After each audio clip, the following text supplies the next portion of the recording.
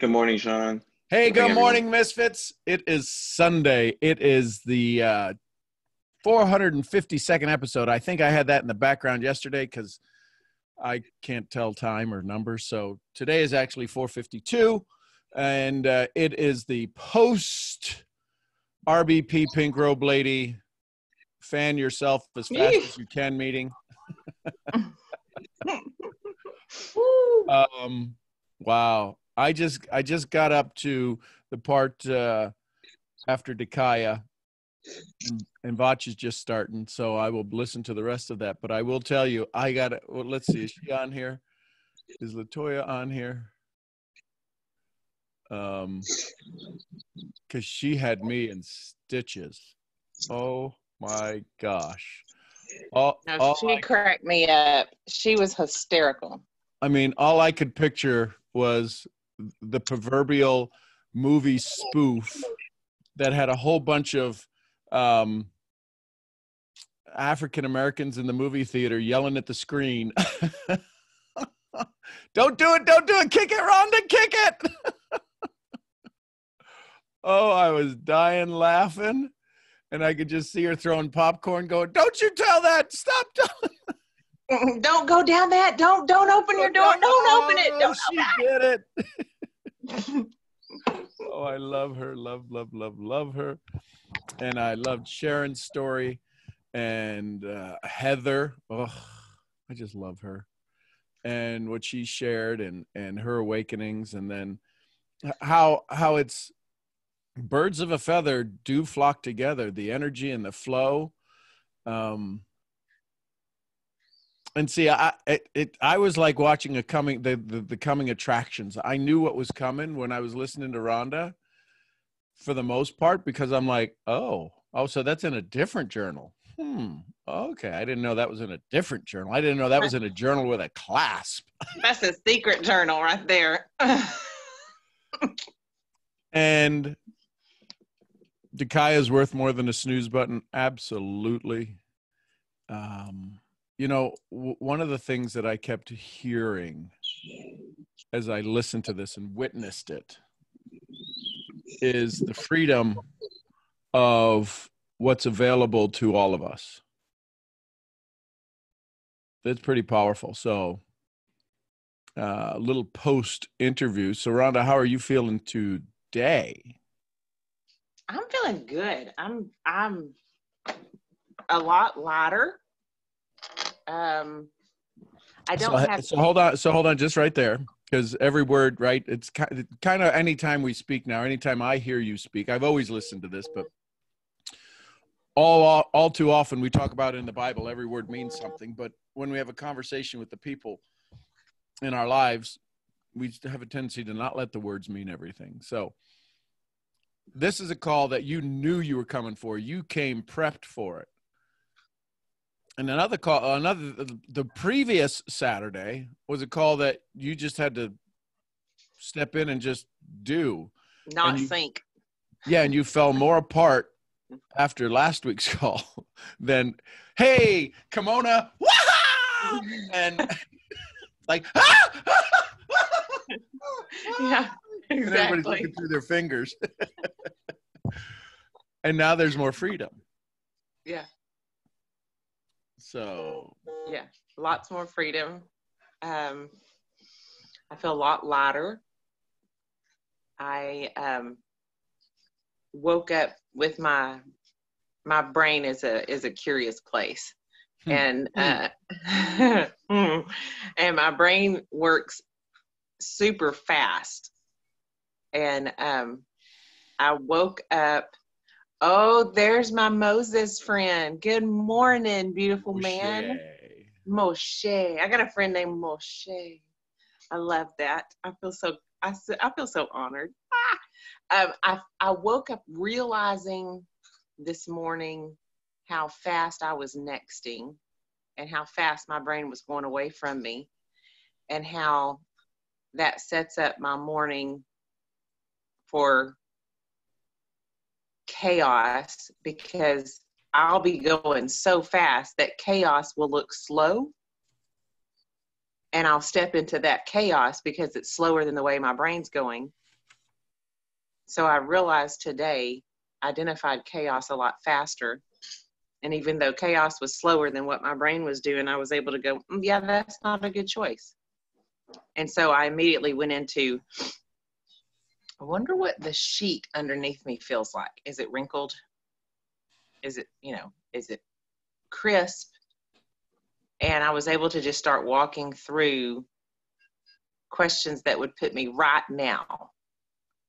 And that's different. That usually takes me like midday to really slow down and do that. And apparently my cat wants to join us today too. What was really, really funny was one of the people that spoke, and they have no clue they did this, no clue.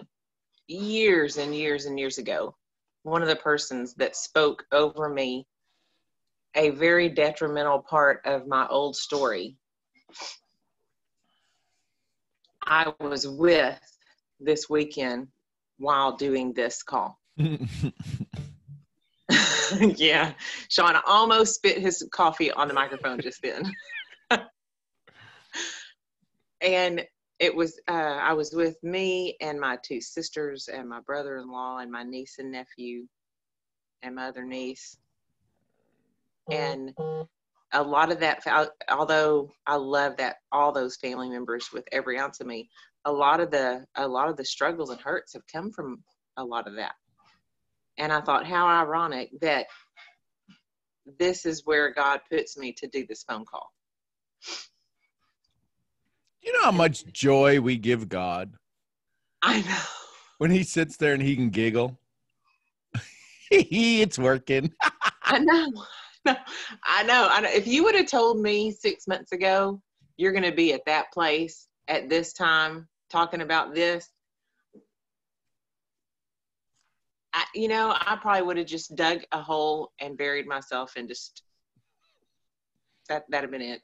So it was crazy. It was crazy. But I feel today, I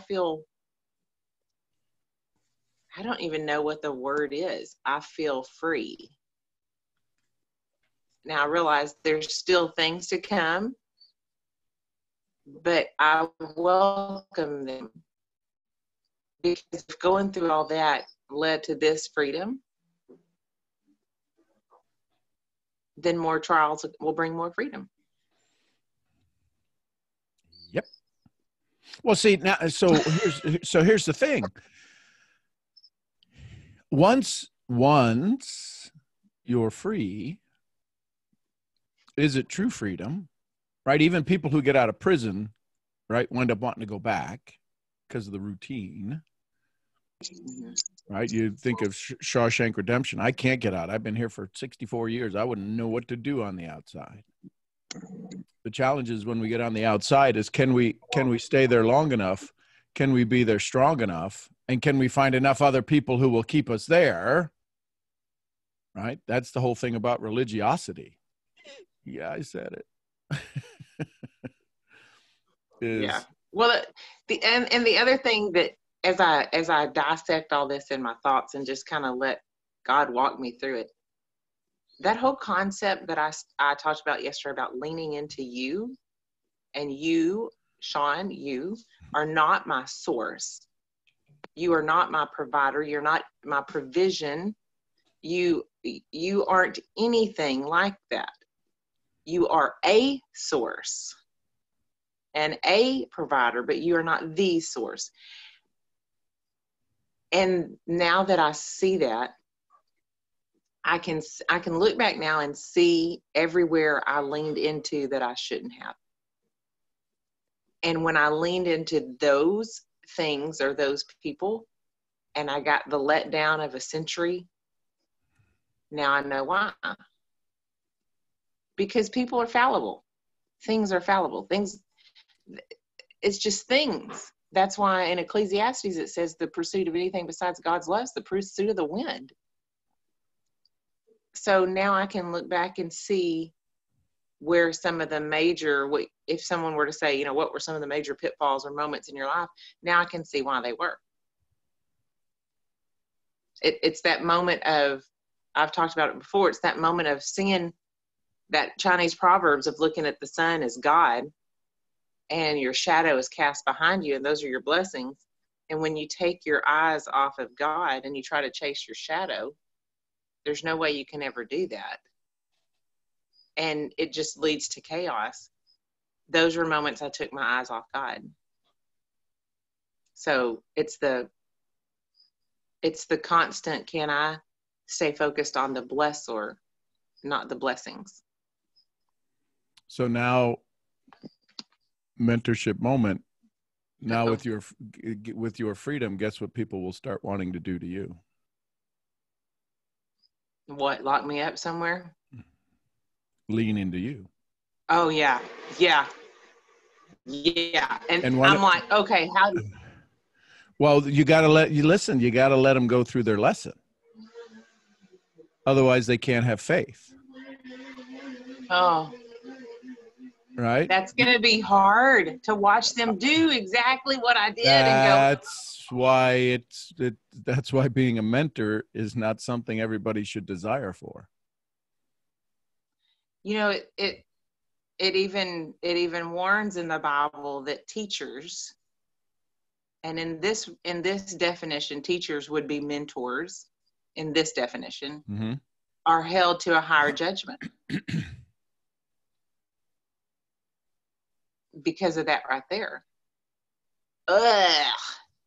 I mean, that's good. I say that in right. a good way. I know, but so nobody warned me about that, because I got to tell you, when you're working on your psychic income, not your monetary income, it is so easy to read your own press. Well, and that's why I like that I had that breakdown. And that's what I spoke about yesterday, that breakdown. No.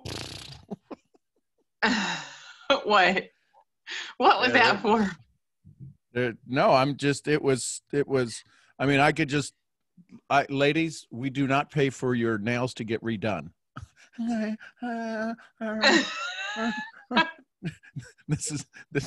We do not have a discount at your local nail salon. I don't care if you got acrylic or otherwise. Oh my God, she's going there.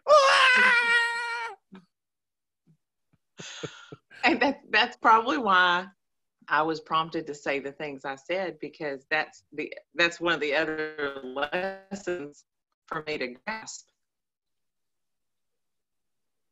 Because you do get tangled quickly on this path in your own press, or lack thereof. So now so that you can have it in your heads up display, the next one is to watch how people lean into you, and to be able to stand there, because they will lean hard, and they can lean all they want. It's just they can't fall into you.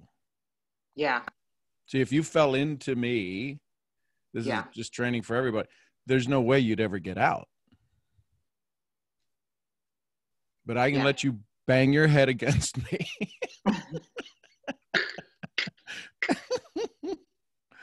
and I get the 911 text, and we got to talk, and you sit there with the stinky fart face directed at me, not wanting it to be, and all of this stuff, and you just sit there and you say, just like a child, just like somebody you love, and go and say, this will pass.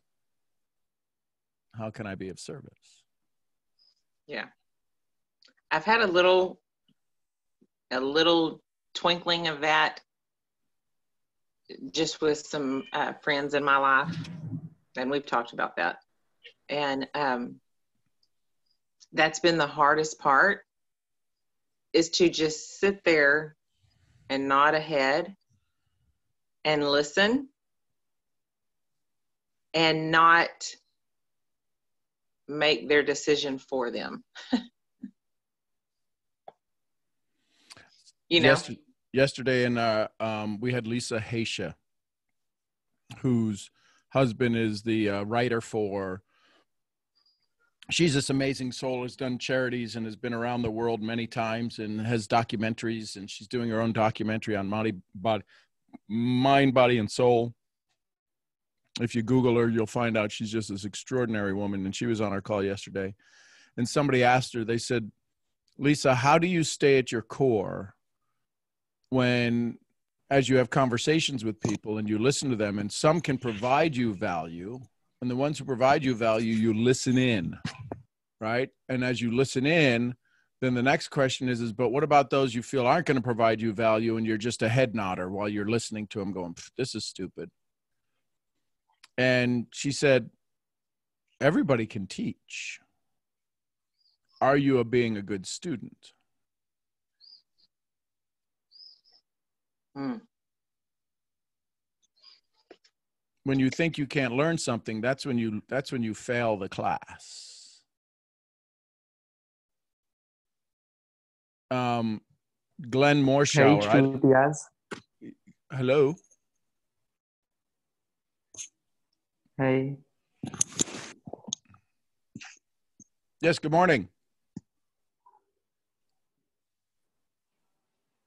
No, it's evening time in India. Okay, great. I'm from India. Did you have a question? It's evening in India. No, I just say hi, all of guys. Okay, great to have you here. What part of India? What part of India? It's mean hey chutiya. Okay, so now none of us know where that is on a map. So give us a town we know. And like, I'm near Mumbai. I'm near. Oh, I'm from Banaras, near. It's in Lucknow. You came in India? I have not, but I plan on getting there. Oh, come in Varanasi. It's a great place to tourism in India. It's a very beautiful place. In fact, the banks of a river is so good in Varanasi. So type it in the chat so that I can Google it and get the map and put it on my dream board, please. Oh, yeah, it's great. Please carry on. Thank you. So the key is Glenn Morshower. I don't know if anybody recognizes that name, Glenn Morshower. He was in Transformers. He was in 2 of the Transformers. He was in 24 with Kiefer Sutherland. And so he spent 2 hours on our call yesterday. Oh my gosh, boy, did he just absolutely give some amazing nuggets. I have like 30 pages of notes. We'll go over those this coming week. But there's something I wanted to share with you from him that kind of related back to this. That's Gary. That's Robert. Robert Helms was amazing. Robert Helms is the real estate guy. So if anybody wants to learn about real estate, Robert Helms, go to realestateguys.com and you'll see Robert Helms. What's the appointment you keep avoiding to keep?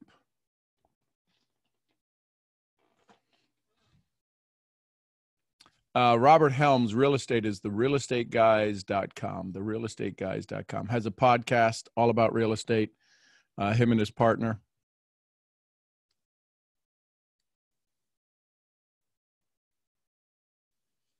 And Glenn Morshower said this. He says, he does actor training. And he teaches starving actors to how to create stuff. He said when he went to California, he didn't go to pursue a career.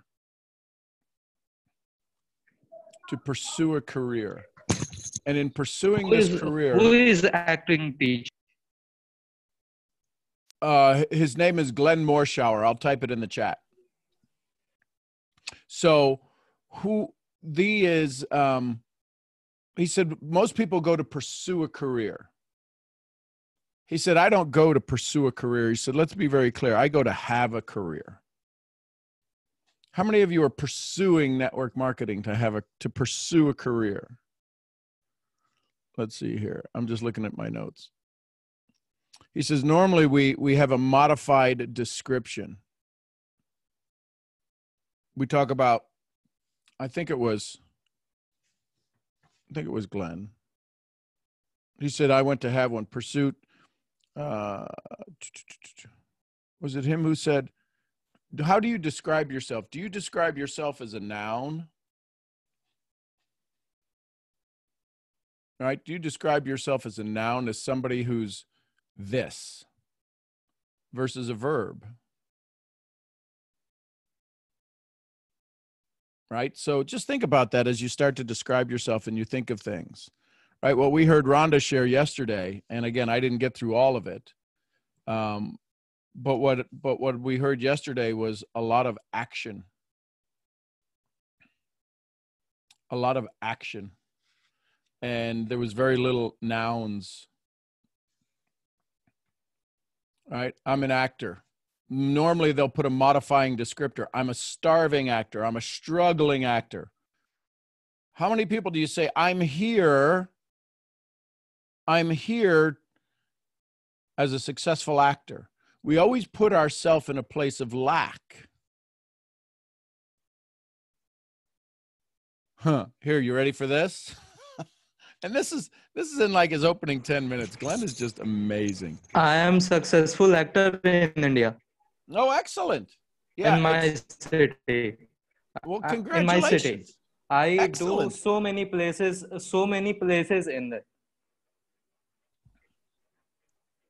I am a professional actor. Excellent. Yeah, so let me type his name in. In few days, become a superstar in Bollywood. Outstanding. So here's what Glenn said about, he would talk about auditions. And in his auditions, he said this, I'm not an audition. Most people go to an audition to impress. This was great. He said, most people go to an audition to impress. But the reality is most people, he says, I don't go to an audition to impress. I go to an audition to express. That's a huge difference. Because when you sit there, when you go into your network marketing business and you want to sit across the table and impress your audience, they don't normally follow you. They can't follow you. It's why you kind of leave and you don't get the act. You don't get the role as playing a sponsor. Yesterday, Rhonda showed up. She did not show up to impress you. The reason we all continue to fall in love with her is because she came to express.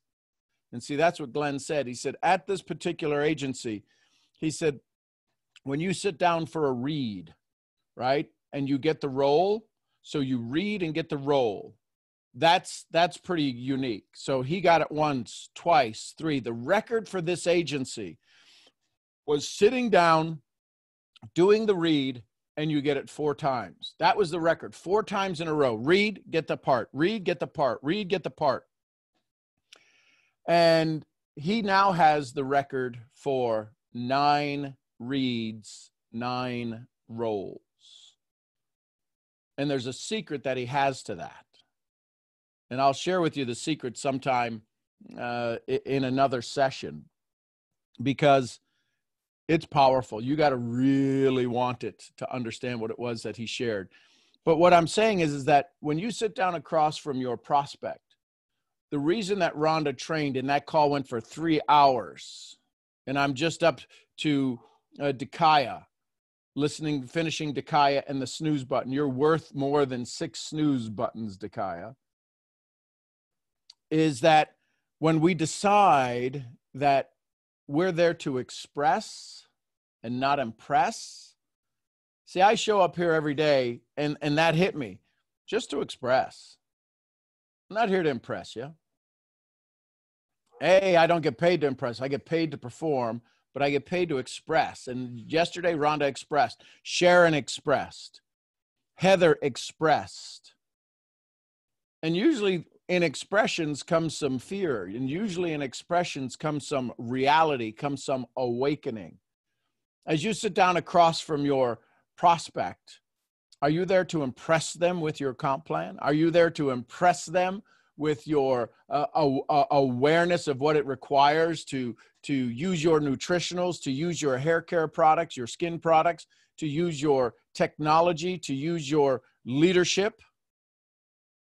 Are you there to express a desire to help them have more, do more, be more?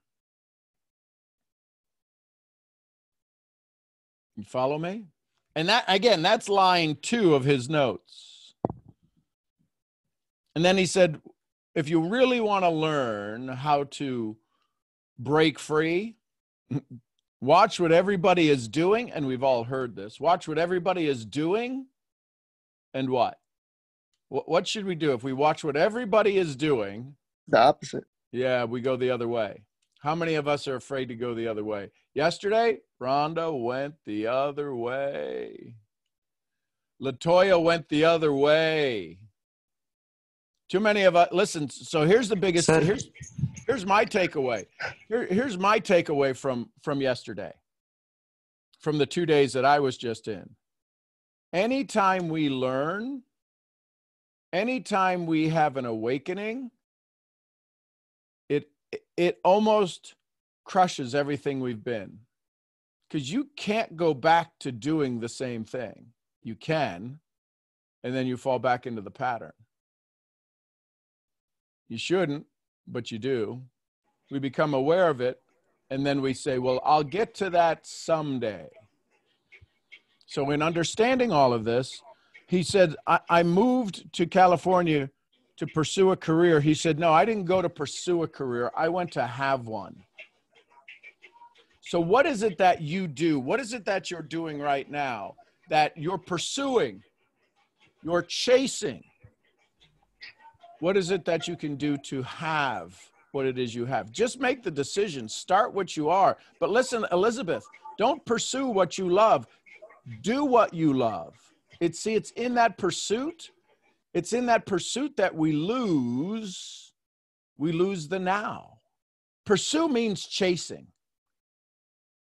You don't have to chase love. You can have it right now.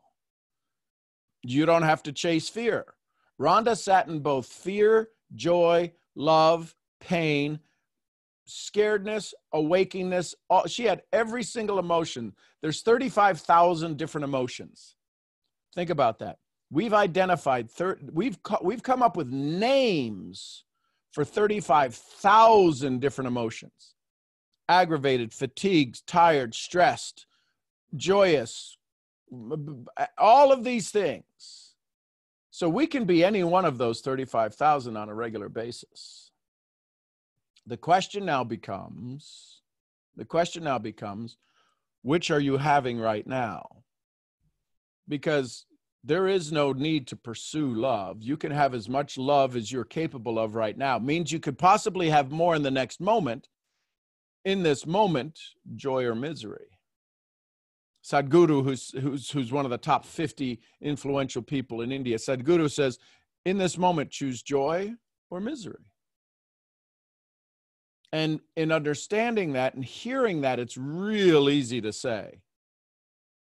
But much like was said earlier, the sun and the moon, choose moonlight or choose sunlight. Well, that's based upon timing. You've got to put yourself in the right place. Joe Dispenza says your personal reality makes up your personality, or your personality makes up your personal reality. If you can see in the dark, when you become aware, you can even see in the dark. So all of that to say, all of this to say, just have what it is you want. Don't pursue your career in network marketing. Don't pursue your career in acting or teaching or whatever it is in education. Go have one. Go be the career in this moment.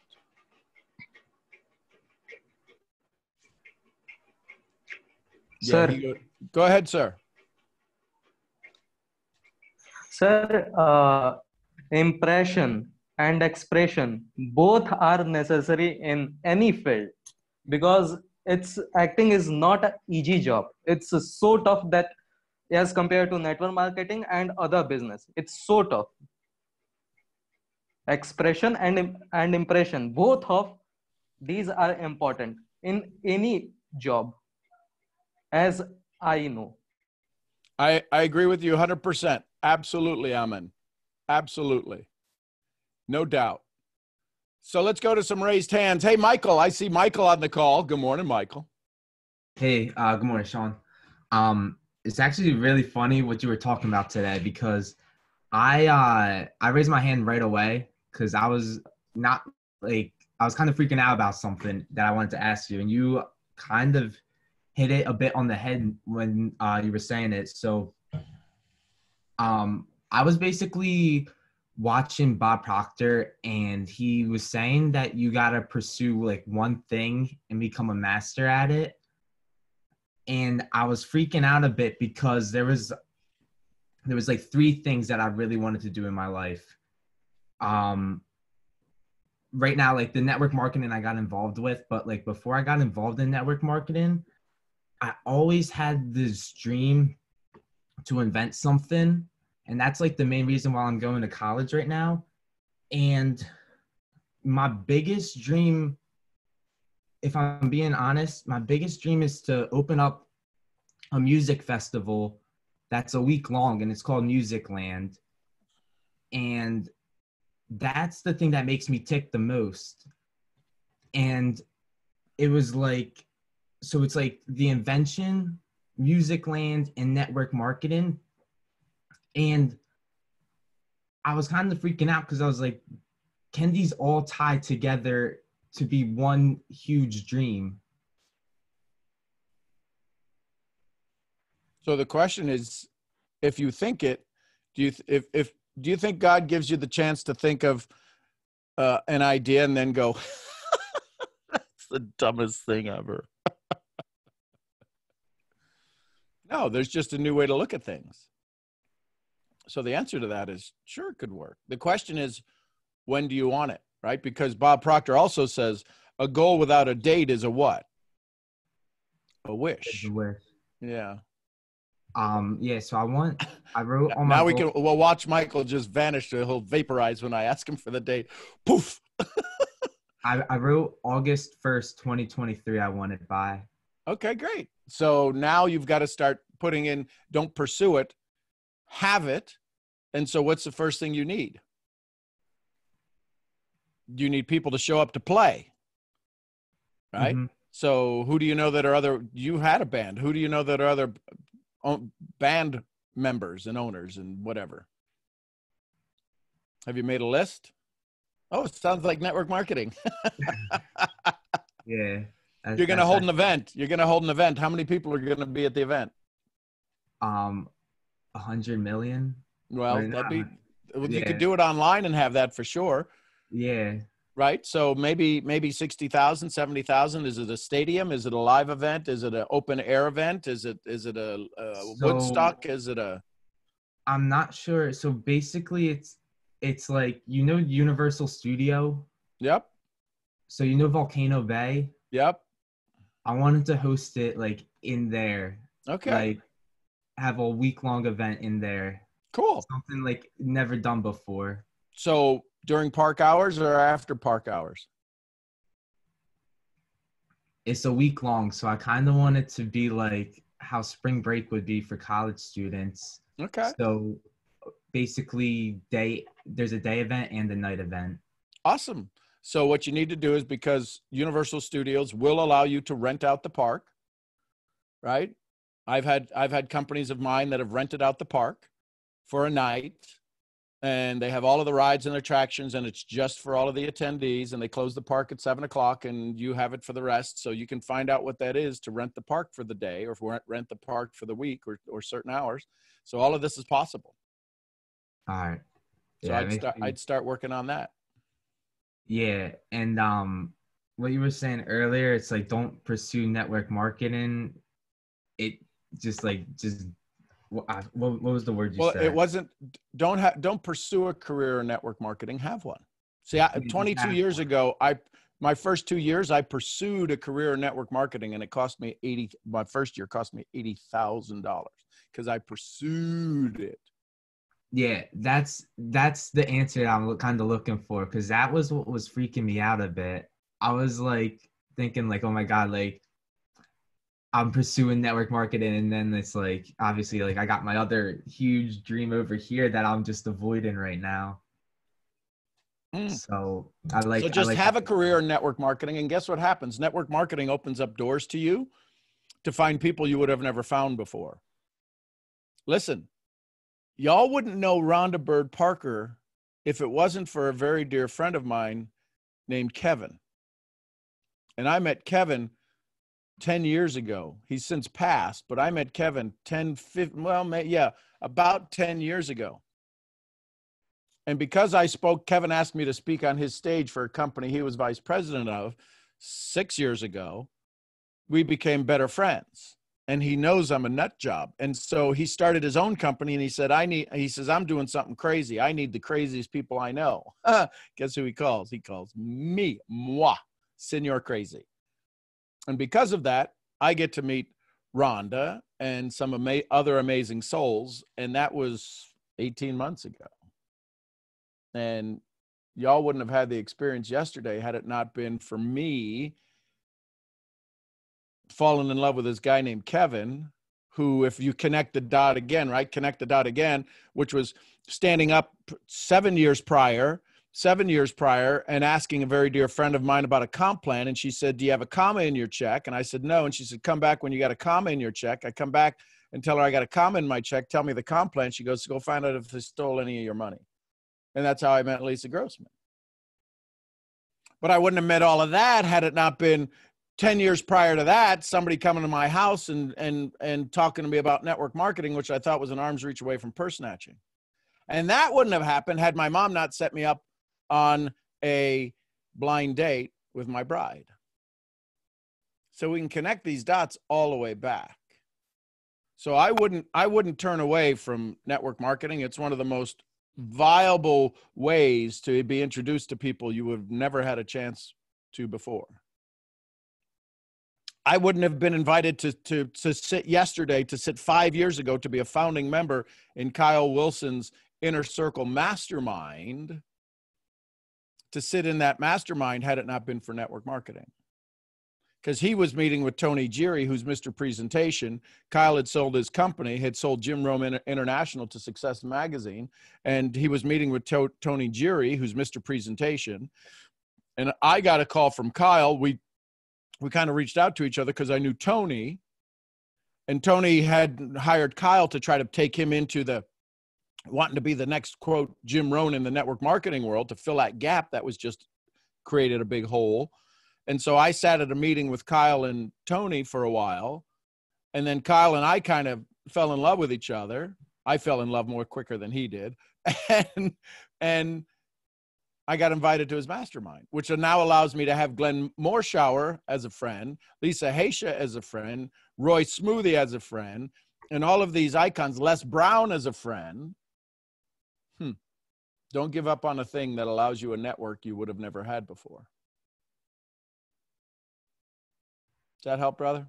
Yeah, that makes me feel a lot better, because I did not want to give this up. No, like, don't. I didn't want to choose between it.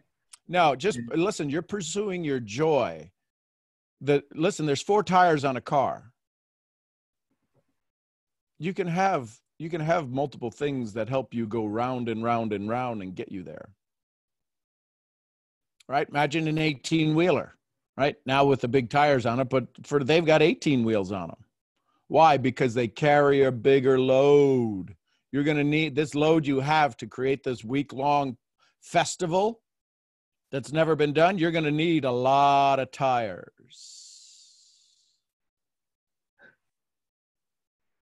Does that help? Yeah. Yeah. Look at that smile on his face. He just had an awakening. Sean. O'Shea! I have something for Michael. I'm open ears. Hey, Michael, do you know how farmers work? How farmers work? Yeah, how do they work? What do they do? before they plant the seed? They get up really early, like crack of dawn, 4 a.m. probably. Yeah. So they do that. What else do they do? He's a city boy. He ain't gonna get it. They till the ground. So basically what I'm trying to tell you, my friend, is if you want to have this goal by 2023, you have to sacrifice, right? You have to get up early and you have to plant as many seeds as possible. That's what Sean is telling you. You're going to need a lot of seeds, right? Because not every seed that you plant is going to grow. So, but you also have to understand that you have to find that good soil, right? You can't just plant those seeds anywhere. You have to plant them into the right people, right? And what Sean is telling you, network marketing will get you to those people because you'll meet people that you've never met before. I've never met you before, but I love your idea. I love the ambition, right? It's something nobody ever has done before. And it's a prime example of what Sean was saying earlier about the gentleman's idea of you're not following what everybody is doing. You want to do the opposite, right? So guess what? You have to find people who want to do the opposite. And usually those people are in network marketing, right? We go against the grain of the 9 to 5, right? We don't feel safe in that environment. So that's my advice to you, is just be a sower of good seeds, right? And yeah, that's all I got to say about that. And here's the thing. And here's the thing, Moshe and Michael. When we say what everybody else is doing, go left. Everybody else is stressed. They're ticked off. They're aggravated. They're frustrated. They've got this. They just don't enjoy life.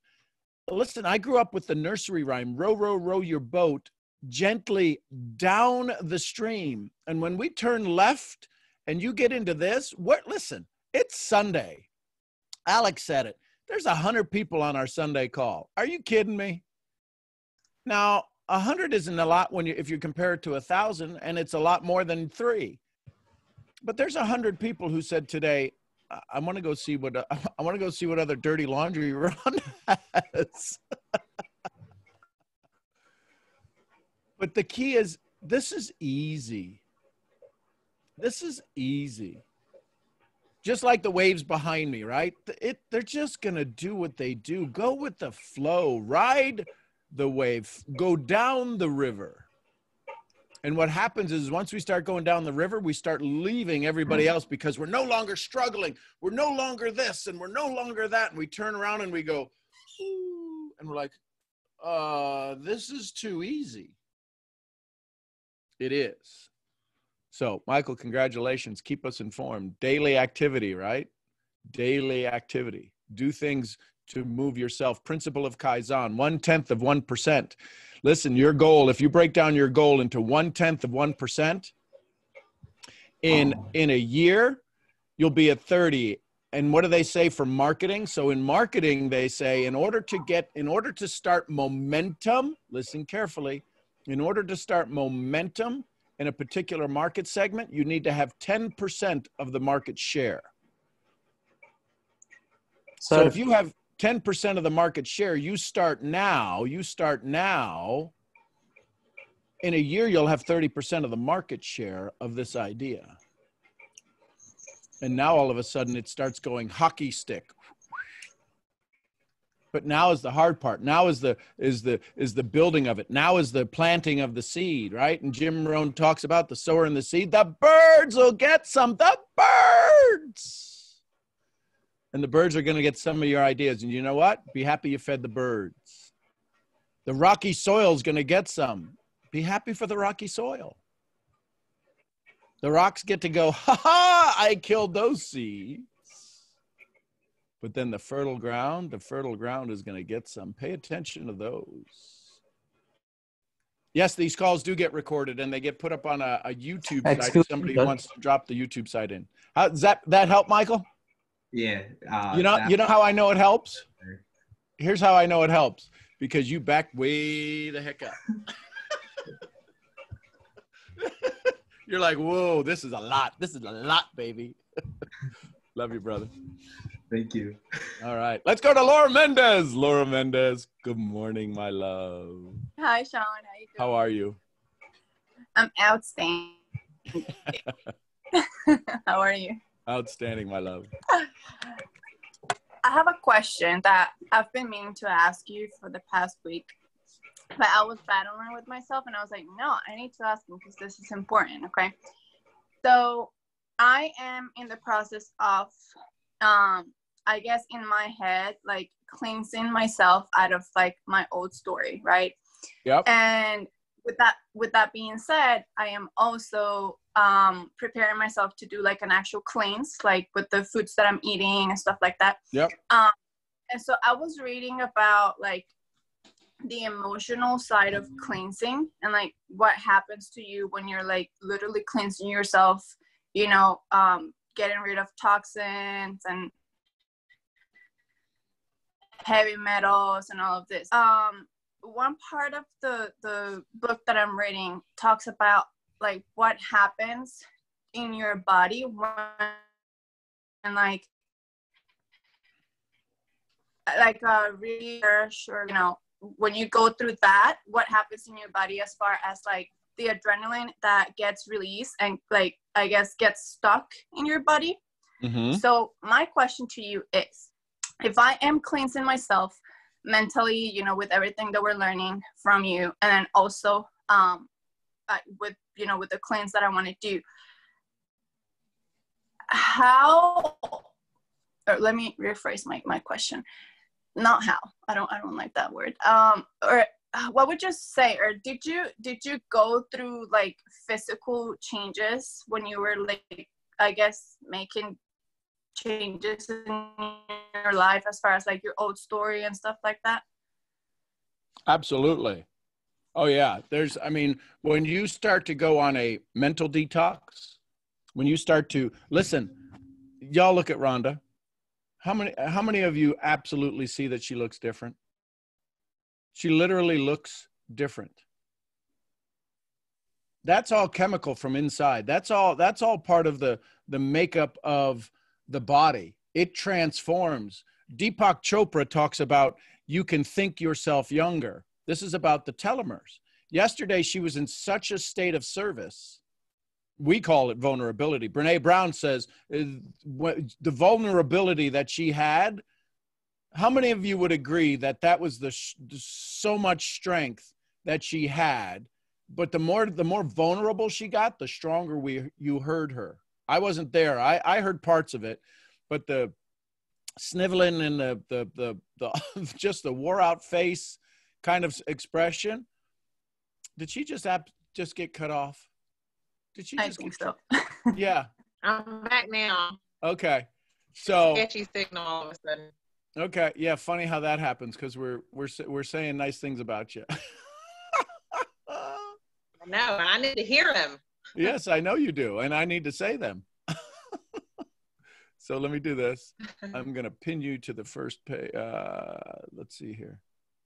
I'm going to make you co-host so I can keep track of you.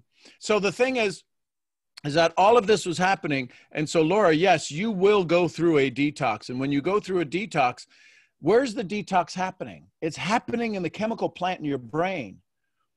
See, when there's this emotion change, your body produces different chemicals. When you're happy, would you say your body feels better, feels different from when you're happy and you're sad? I'm not saying one is better than the other. Yeah, it does. So wait a minute. How can you feel your body? How can your head hurt or your head not hurt? The question is where did the pain go? Where did the pain go when it's not there? The sadness that I see that's inside of you right now, the doubt that I see that resides on your face. How do I know that sadness and doubt resides on your face? As much as you're trying to smile right now, it ain't my Laura smile. That's not even my Laura smile. That's getting closer to my Laura smile. And when I say it's mine, I know the one that I deserve. I know the one that you get to give me. And it ain't here right now. And that's okay. I love you for it. I love you to allow me to see this side of you. But this chemical factory that is being produced inside of you, you are playing the actress of sadness for Laura Mendez. And you have taken on the character. And now the question is who's the director? Have you ever seen anybody who directs their own movies? There's a lot of responsibility when you're also the director and the actor. And now there's a part I direct my short film. So there's a time for you to be both. The question now is, who do you have to go to that helps actors and directors, that helps the people playing this part? And that's why you show up here. You show up here to hear from Rhonda. You show up here to hear from me. But you can't be us. You can be you. And now the choice is in this moment. Exactly, Leo, the producers. In this moment, what would you choose? Joy or misery? Joy. Okay, so now have you known joy before? Yes. Excellent. And if you've known joy before, is this it? No.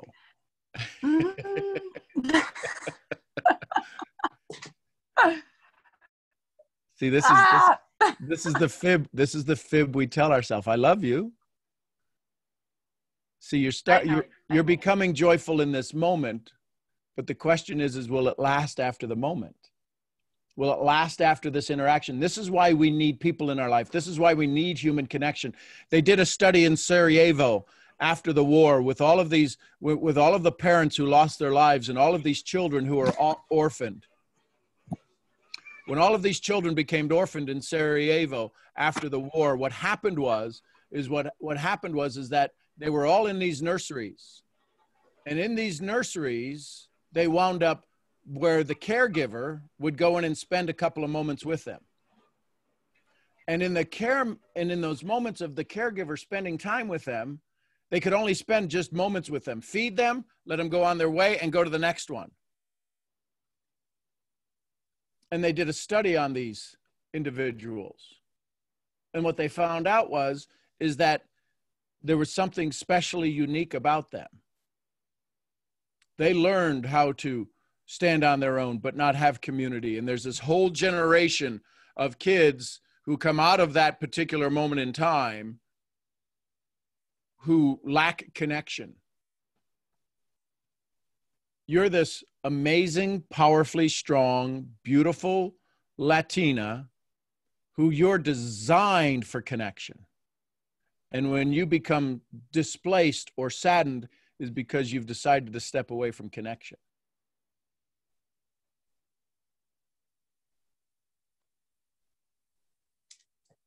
So I would encourage you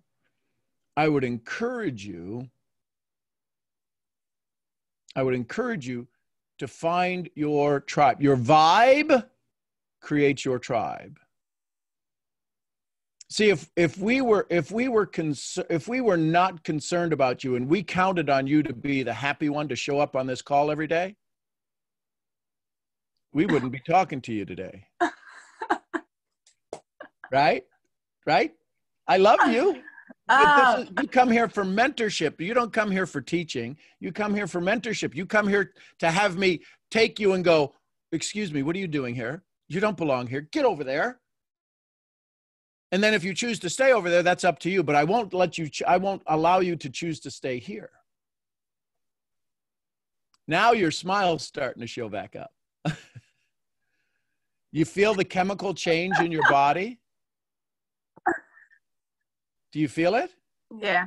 Yeah, your heart's a little lighter. You're breathing a little different. Your back doesn't hurt as much. Yeah.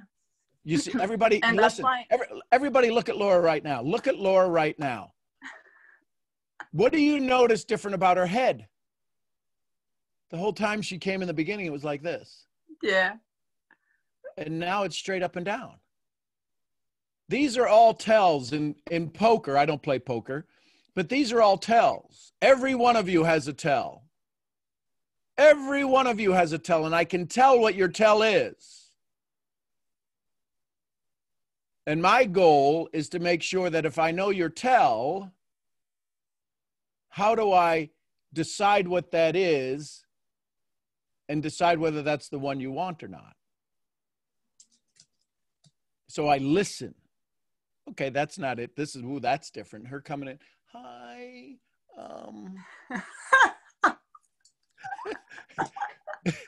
Sean. I listen, but this is mentorship. This is when you're having a conversation with a prospect, this is all about business. This is all about negotiation. That's the business we're in, negotiation. We have to negotiate with somebody to talk them out of their current level of success. Y'all need to write that down, because that is a nugget that will change your business. Our goal is to have a negotiation with somebody to talk them out of their level of success. See, you had success when you came to this call with your pain. Rhonda had success with all of the months and hours she spent on these calls, but she showed up yesterday and she talked herself out of her own level of success. Now, some of us thought it was, oh my God, I can't, it's like a train wreck. I can't look away. But you all sat there and you all sat there and watched this, and you all supported her. And as she was going through this vulnerability, you're like, damn, this girl is strong. Can I let you all in on a little secret? Y'all ain't seen nothing yet. Remember when some of you say, Sean, I'm awakening. Oh my gosh, I feel so alive. And I tell you this, I say, do you know that moment when you're in bed and you're sleeping and you realize you're coming out of consciousness into awake, and you're like, and it might be if you love rain and it's that little rain that's out and you hear that little thunder in the distance, and you're like, oh, what a great day to sleep, and it's cool and the fan is on or the air conditioning's on, and you're just like, oh my God. And you're like, oh, and you're telling me I'm awake. Oh my gosh, I got it. I'm like, you haven't even opened your eyes.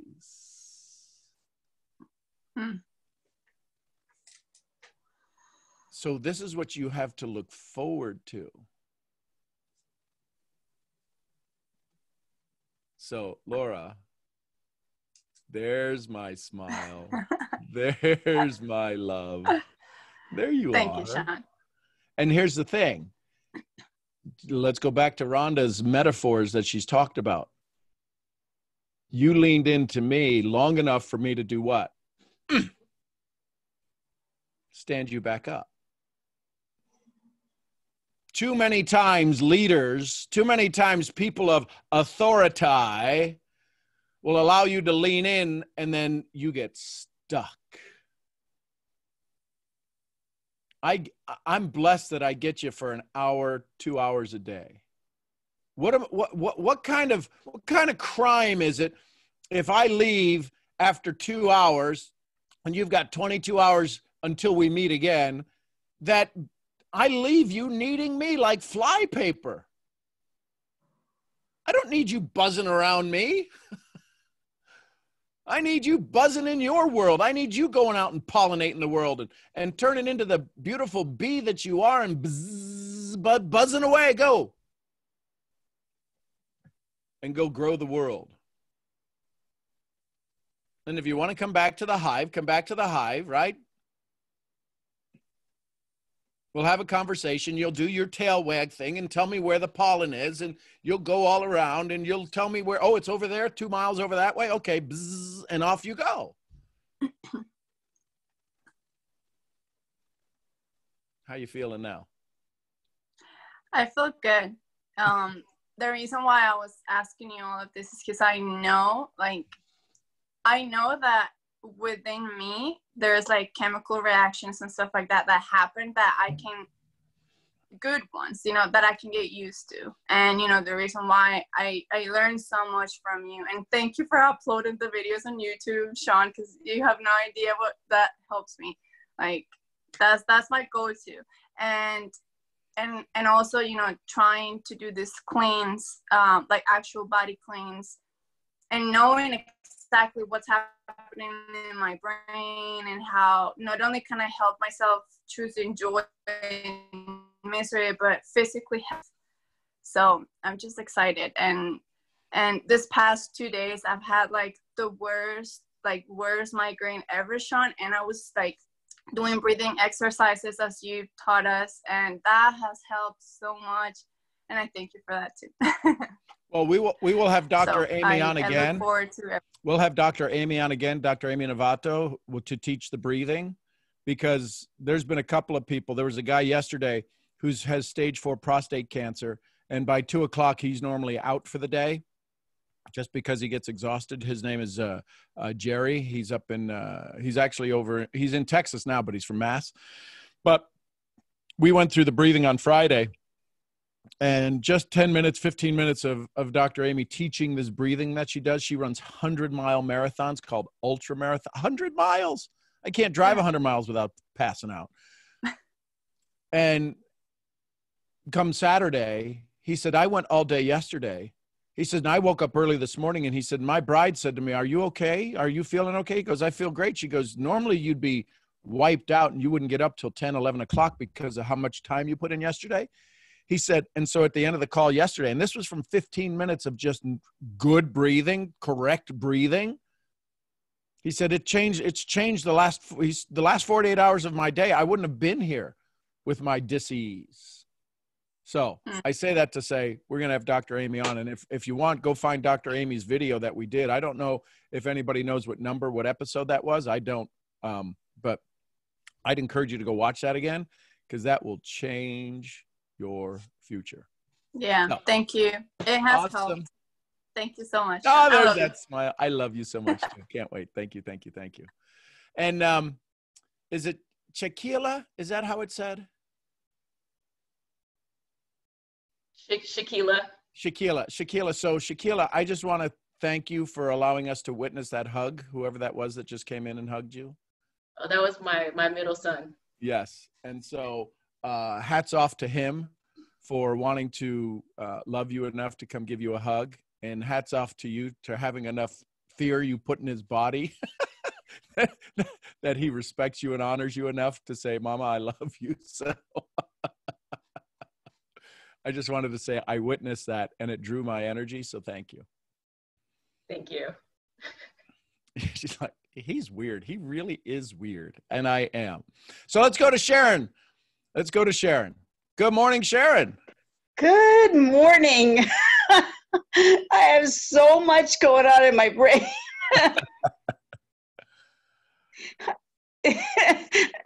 I feel like last night, when I was watching that episode with Ronda and those beautiful people who were lifting her, but also the way both of you lift each of us. I mean, how you just like see the magnificence in people and you help them go from, well, that's, I just did that, to, do you realize how important that was that you did? And it just so touched me. A funny thing happened, though. Funny thing happened on the way to the parade. Because here I was like so filled up, and then Vicky called. And she didn't want to take me out of that beautiful state I was in, and she didn't. But I said to her, she said, well, I just didn't want you to worry about that. And I was like, Vicky, I don't think I'm ever going to worry about anything ever again. That was my response. But then I was, how do I say this? I've been alone all my life. When you were talking about those Serbian kids who had no connection, I could relate to that, because I do network marketing, frankly, to fill me up with a family that when I get old, I've got this family out there that loves me. I have no lie about that. But I also realize that I've never allowed myself, Leo, you're so sweet. I've never allowed myself to feel the loneliness that I feel, because it's too big. I mean, I am, so many people died when I was little that I don't want to love like this. And I'm loving so much that it's just really uncomfortable. It's just really uncomfortable. And I was feeling after last night, for the first time, I was really feeling lonely. And I was like, what is this? I don't like this feeling. Because you guys are in Texas and I'm in Las Vegas. And, I get onto my church and it was like the perfect service. I really felt like I was in the quantum field. Every single fiber of thought and beingness was connected in a way that is like what I know exists. And I'm sitting there listening to this music, and there was a song they played like months ago that I haven't heard in months. I was thinking, boy, I wish they would sing that song, and boom, they sang the song. And and the song is, I'm no longer a slave to fear. I am a child of God. And it's like an affirmation for 5 minutes, and all night long it was running through my head. This morning, it's just there, But I realized that, I've never even had a pet because I knew a pet would die. I don't want to fall in love with something that I know is going to die on me. So here I am, 74 years old.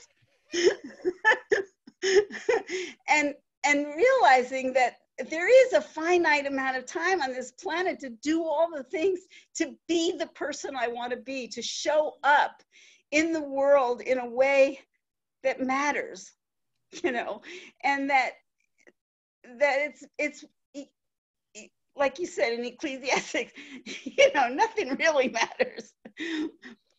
But I can't just, I don't know what to do with this loneliness in my heart right now. I don't know what to do with how to love and not take on the it's just, and I heard Ron, I can't tell you how much I was moved by that whole episode and the poetry, and the whole thing was poetry. And then and Moshe and Elijah, the Bible, it came alive, Anyway, help. So, Sharon, I'm going to say this. Where's RBP? Because you're I'm next. here. Yep. So, I'm here. Sharon, what if the story changes? Right? What if the story changes? And so here's, I'm going to ask you this. Is it okay if the story changes? Cool.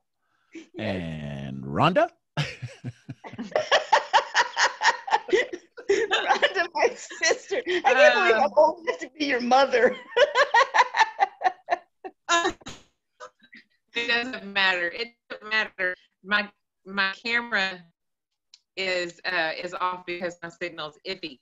Otherwise, I'd be staring at you. I don't want to lose the signal.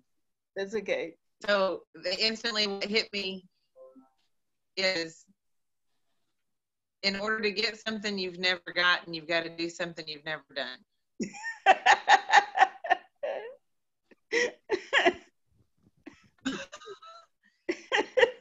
It through so loud.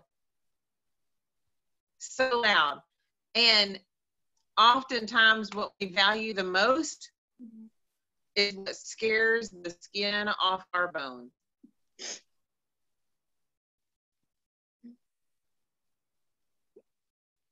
And she's gone. So she'll be back. So we'll just leave it at that. No, so here's the thing. One of the things that's most valuable is the awareness. Right? The fact that you've come aware of this, the fact that this has always been there, the fact that you have this joy of community. And you've had community for a very long time. The question is did you just tiptoe around the edge? And a little bit yes, a little bit no. But the one time you did tiptoe out of the shadows and into the light, it turned out not so good here recently. And so there's that pattern, that design, because somebody was given a noun and they performed another way. So the question then becomes, what's this new noun? Well, I would look to describe things with action words, with verbs, right? And does it continue to allow you to stay in action? Because loneliness is a description, but it's a description, it's a modifier of connection. I have a loneliness connection. Right now, I think, for the most part, the connections that we have are pretty amazing in that they're instant, right? Not in the physical world, but in the digital world, they can be instant. A text in a Facebook chat or a group message or jump on a Zoom. So now it's all of a sudden starting to enjoy it, starting to be able to experience it, right? Because the fear of reaching out no longer exists. Now it comes down to the deserving of it. And you deserve it, right? Because, well, if I'm happy here, do I need to go, and I love you, do I need to go be in pain with my sisters? Is that my offset? Do I have to get pain over there so I can go have joy over here? So now the reality is, Rhonda, your signal back? Can you hear me? Yeah, no. And I love you. Sharon. So here's the key. As you go through these moments, as you go through this awakening, because that's what you're doing right now, you're awakening to the possibility of more. And in that awakening to the possibility of more will come. That's all. More will come. Touchy. It was perfect. So, does that help you? Yes, and no. Yes and no. and then a completely separate thing that happened at the same time is there's this little contest going on, get 75 PV by Sunday and you win something or other. I don't know what. But I'm sitting there going, get anything from anybody just is so far off my radar, and I mean, loving on people, attracting somebody, and maybe yes, maybe no, but it's like, I want to build my business and I want to be in this connect, and the connect is way more important to me than the money and then the dollars of anything, you know what I'm saying? And it's like bridging that. If I could bridge that, I'd be a multimillionaire. If I could really honestly bridge it. Like you don't enroll anybody, you got 30,000 people, and I really get about standing in our own greatness, the way you let people see themselves in a way that, and I talk to my teammates, and they ask me a question, and I tend to give an answer instead of drawing it out of them, and then there's something to go up against. It doesn't help them. I know that, and instead it actually diminishes them. It makes them, oh gosh, I've got to do it like she does it. And they don't have to do it like I do it. Nobody, because I'm not getting 56 people in a month, like some people are. Well, but there's a difference between getting and giving. Yeah. Right. And if you look at their numbers, how many of those people stay? Right. When you hear Angel talk about, you know, of the X number of thousands of people that joined the company in April or in March, 40% of them, 30% of them didn't place another order. So there's no retention. I'm not in the washing machine, putting washing machine and dryer. I'm in the laundry business of press and allow them to wear. Let's just go create the thing so we don't have to keep going through this in and out, in and out, in and out. Because it's one thing to hear enrollment numbers, it's another thing to hear retention numbers. So as you begin to build, it's a little bit different. But we're here to allow people to live their dream every day, not just for 1 month. Is my signal okay? Can you hear me? Yes. Wow. Okay. Sounds like Rhonda's younger sister. So two things real quick. The first thing, Sharon, the way we build is so different from everybody else. And it seems very slow at first, but from experience, building like this is why I have 30 plus people reoccurring every month without me ever having to contact them again, unless they just want to chat. It builds in retention instead of high numbers. But then as it goes, it's like a small snowball at the top of a mountain. And you just push it once and it collects as it goes. But at first it looks like one little tiny snowflake. And it's a little disheartening at first because it appears that everybody else has got these big, huge snowballs and these big, huge organizations and whatever. And really they just got a big, powerful snowblower and they just spreading a lot of snow. The difference is by the time you get one little snowflake and you work on that snowflake and you build it up and you let it go down the mountain at the pace that it's going to, it sticks together. And then whatever gets in its way, it just rolls over it and stays together. A snowblower spreads a lot of snow, but then it just dissipates. A little tiny snowflake cultivated and loved, grabbing a hold of another and another, cultivated in love and another, cultivated, builds this big, huge snowball. And that's when it gets powerful. So quit knocking yourself. I'm just straight up telling you, quit knocking yourself, woman, on that bit, because the love you have in your heart is that snowflake, and you keep picking up these other snowflakes and you keep loving them and it will come. But I know exactly how that feeling can feel because I was the same way and I was looking around and I was like, oh my gosh, all these people, they have all these numbers and oh my, I'm nothing and blah, all that verbal diarrhea you put in your own head and you spew all over yourself. I get that. Totally get that. And that's why you're here on this call and that's why you're with us. And the other thing that hit me, and I typed it in the chat, is the past experience that we're aware of.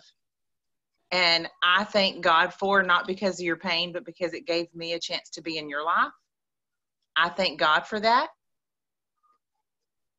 That experience, I want you to sit with that and ask, what was my source in that experience? And you already know the answer. And I already know the answer. And that's why the pain was so great. Because when your source is another human being, the pain is so great whenever they let you down. And that is where your sense of fear and worry comes from. And this is why me and Sean direct you, and this is why God put us together. This is why me and Sean direct you back to the source, not a source. And you're beginning to turn that it's kind of like a hairpin turn, because you're going to turn and you're going to see some familiar scenery after you turn, but you're going to look at it on the other side. and you're going to see where the hurt came from, and you're going to see the hurt you endured, but you're going to see yourself in a different lane, on a different track, and you're going to be able to use that. And you said it. You said this. You'll be able to speak from that old story without living in it. And this is the chippy away of everything that's not Sharon. This is the chipping away of everything that doesn't serve you, so you can be seen, but you can speak from those chips that have been chipped away. Does that make sense? It does make sense. I think part of what's, you know, this thing about loving, it's like, who was it? It was Ram Dass said, it's really easy to sit on the mountaintop and love everybody and then get back into your family. And what happened? Yeah, well, and you know what? I learned, it's funny that you're talking about this, because as I was sitting with my sisters yesterday, and I gave that, and they didn't, by no means, they didn't listen to that phone call at all. They didn't. I was up in a whole nother room, but they were present. Oh, I don't understand that. I'm sorry. Okay. I got it. It's funny that you're talking about sisters and family, because this is what I learned yesterday as I was talking to y'all and exposing myself. That sounds funny. Exposing everything about myself. I learned that for years, my source, although I said I loved God, and I did, I loved him, and I still do, by all means. He is the source. He is my only source. But I replaced him, and I made an idol out of my family. Mm. And when you make an idol out of anything other than the source, that's exactly what it is. It's a vacant idol. Although there's love there, and there's the appearance of security and eternal love, it's not, just because we're human. I'll let you down. You'll let me down. Sean will let us both down. We'll let Sean down. That's just happened. That happens. And that's called grace, to let somebody back in. That's grace and mercy.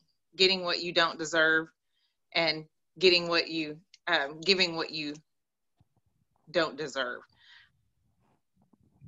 And once I figured that out, and this is where you are, and you're right there.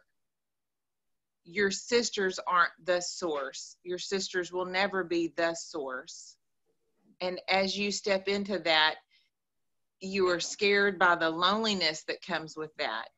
And that's the fear of the old story. And that's the fear that you're replacing a source that you once used for everything with the source. As you change to the source and you let go of all that, at first you feel stripped and exposed, but instantly you're clothed in love and grace and mercy and dignity, and it covers everything about you. And that's when you begin to step in a whole nother level of greatness that God made you with. Does that make sense? It does make sense. And I had a hit when you were talking that I have defined my ability to love by whether or not they received it, and they can only receive what they can receive, and they don't, you know, I can't give them enough to change anything, and all I can do is know in my heart where I'm coming from and give them the best of what I can give them, and not expect anything in return. And if I can see them, if it's like who cares if I love, if nobody, it's like it's all inside me. That's the loneliness. It's like, don't you get how much I love you? Well, and you know, and this is another concept, and it's new in my brain, and Sean can help me with this new concept since walking through everything here the past couple weeks. This new concept is, and y'all walk with me on this, this might stir up some conversation, so hang on, Sean. I don't have to give anybody anything. I don't have to be a giver of anything. I can just be love. Yes. And I that's can, what you are. You I can just, are love. thank you. Thank you. I thank you for speaking that over me, Sharon, and constantly remind me that I can be kindness. I can be grace. I can extend grace and mercy. I don't have to give anything. I can be a place for that.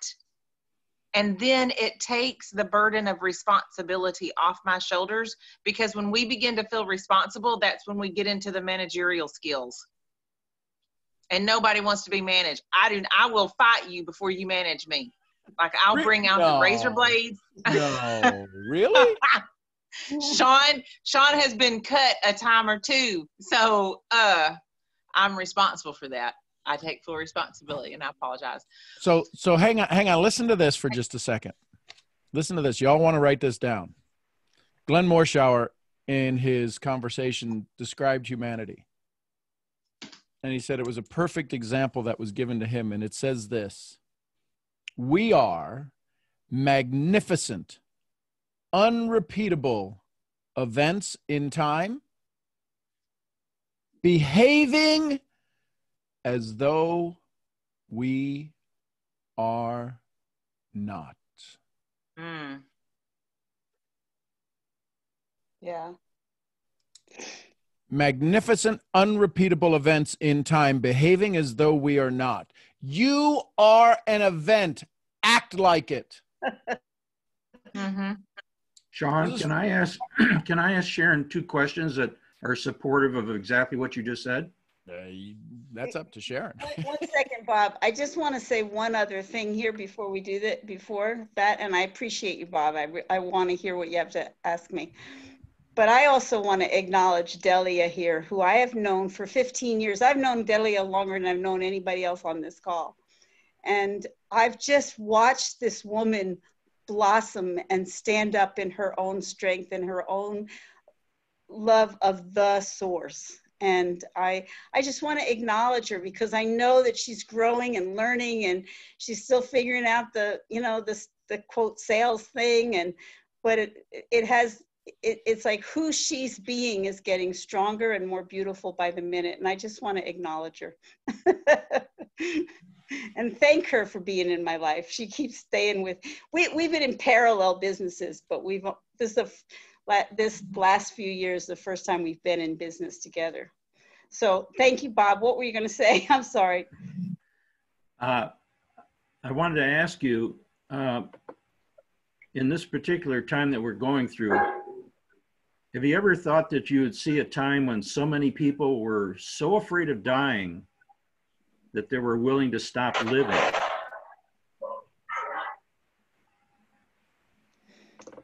I think it's just brought it to the fore. I think that's the way people live their lives, frankly, but they just are more aware of it now, but in a way. And then I want to ask you, do you know what happens after 6 tequila shots? I start crying. Nobody knows.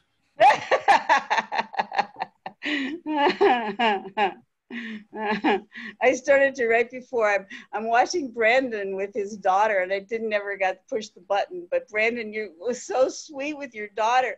I mean, I'm just like, I want to hug you all. Anyway, No, I'm really curious. What did you make out of those 2 questions?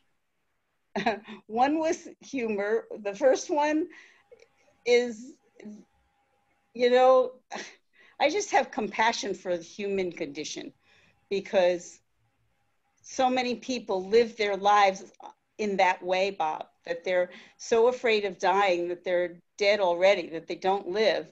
And with this virus, it brought it to the front, it brought it to their face, and now they get to choose, okay, am I going to stay in that space? And the same old, 95.5, it's going to, a lot of people are going to just keep on doing that. And what about you? I'm not afraid of dying at all. I'm not even afraid of other people dying anymore. I'm afraid of not loving. I'm afraid of not living. And not That's the point. That's the point. That's the point. And the other question makes the point that when you start to live, you don't know what's going to happen. And it's scary as hell.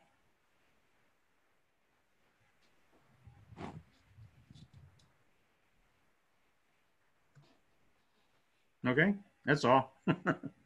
Thank you for listening. Awesome, Well, Bob. you know, the other thing about that, Bob, is that on the one hand, I have absolutely no idea about anything, but as I feel the connection, as I feel the quantum field running through me, to me, from me, that I know that every word that is spoken, whether it's here or in Timbuktu, is relevant, that everything is relevant and nothing matters at the same time.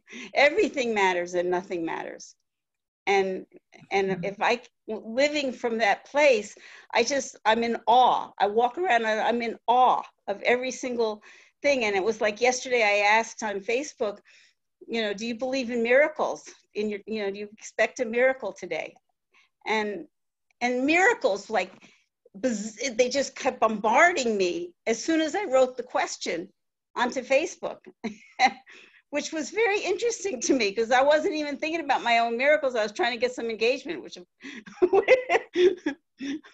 I got. So anyway, I feel better. I don't know what happened, but I feel better. Hey, Sean, is it okay if I share a quick quote? Sure. So this goes in unison with what Rhonda was saying. I wrote this quote maybe like about a month ago, and it says, "Always vibrate, and at an elevated frequency, so powerful it perpetuates beautiful intrinsic patterns that capture the most powerful electromagnetic field in a human." I have a question for you. What is the most powerful electromagnetic field in a human? Love. Love, right? Your heart. Yeah. So as long as you are being love, right? As long as you be that love, everybody will draw to you like a magnet, right? And those who don't want to draw to you as a magnet, praise God, right? That's a gift too, because you don't need that in your life. So just praise God that you are that electromagnetic field, right? And that's why you're in this community, because we're all that love, right? You look at the people in the chat, they just show you love. We're all perfect strangers, right? And we all show each other love. And that's why, like, the first day I jumped on the call, I had to talk because Sean is all love too, right? And we love everybody here for that. So thank you for sharing your story. Yay. Sean, can I help Sharon? I don't know if you can help her, but you can share. Okay, well, I can't, because I can't help her. Jessica. I just wanted to say that when she talked about having a pet and making sure she didn't get a pet that died, I just wanted to tell you that I have a tortoise and he's not gonna, he likes to be on his own all the time. And I just want to be with him. He's lonely and I want to spend time with him. But I tried to have a connection with him, but he doesn't care about me. So don't ever think you're lonely, because we have you and we have your love every day. And that means more than anything else. At 74 years young. Wow. Thank Okay, you. bye. Thank you, Jessica. Who'd have thought? Who'd have Welcome. thought a tortoise would have been the solution to all? Thank you, Jessica. Hey, Leo, where are you, Leo? I know you got some dance stuff coming up. I wanted to go to you real quick. Hey, good morning, everybody. How are you? I'm having breakfast with my lovely lady, Liddy. So made us some oatmeal and coffee. But I just want to say, first of all, the call yesterday with all you powerful, powerful human beings. I have to say, when I first got on the call, I was a little sleepy. And then hearing what the topic of conversation was woke me up. And to be a part of that conversation was truly amazing. Rhonda, just want to give my thanks and acknowledgement to you for holding that call. I love you, Leo. I love you, my sexy man. Woo, I love you. I love you. I love you too. Love you too. And Leo, I'm going to let you keep going, but I just dropped the link for yesterday's meeting in the chat. So y'all can go put that on another tab and get ready to watch it if you want. Oh, yes. I'm going to rewatch that one for sure. But yeah, the poise, the elegance, and the vulnerability that was. Were you on the same call as me? Because all I saw was snot and tears for a long time. Stop it right now. Stop. That's where the strength is. That's where the strength is. Well, yeah, but at this elegance and poise, I'm like, what call were you on? It was elegant. It was elegant. It wasn't elegance. It was elegant. It was just FYI. I guess the poise was the allowing yes. for all of us to receive. That's the poise, that stand that Rhonda held for all of our greatness. And that's where all the tears came out, because we're like, oh my God, this is so great. But yeah, and one of the things that have been in my meditation this week, Sean, is something that I've been wanting to ask you, but I'm looking to put the question together, and I'm just going to ask it. I don't know if it'll make sense, but we talk about our addiction to approval a lot, and a lot of that came up for me this week. What it means to be addicted to approval, right? To be able to receive that. The one thing that hit me in my meditation, and I was talking about it with Liddy actually this week, and I was like, I'm going to ask Sean and also Rhonda in the community, is where do we draw the line between being addicted to approval and also being a people pleaser? I know they're like one and the same, but how do we go into our world, right? With just the conversation we had with Sharon about love and being open to receiving that. And then at the same time, being on that thin line of being, I guess, for lack of better words, extra to please people. And that people pleasing comes back and maybe hits us in the face. I guess, yeah, I don't know if that's the how I can ask that question, but what is that thin line between a standing for people and then also being a people pleaser? Well, here's the sad news. There is no line. They're the same. Because here's the reality. If you suck at dancing and people come to you to learn, do you think people will be coming to you to learn? They've got a choice. They can go to Leo and they watch your video, and they come to me and they watch my video. Why are you laughing? Why are you laughing? Why is everybody laughing? Wait a minute. So they see your video and they show up to you. They see my video and they go, well, this guy's a lot cheaper. Let me go see what he has to offer. What would be the reason they would stay with me if I suck at dancing? Maybe your great personality.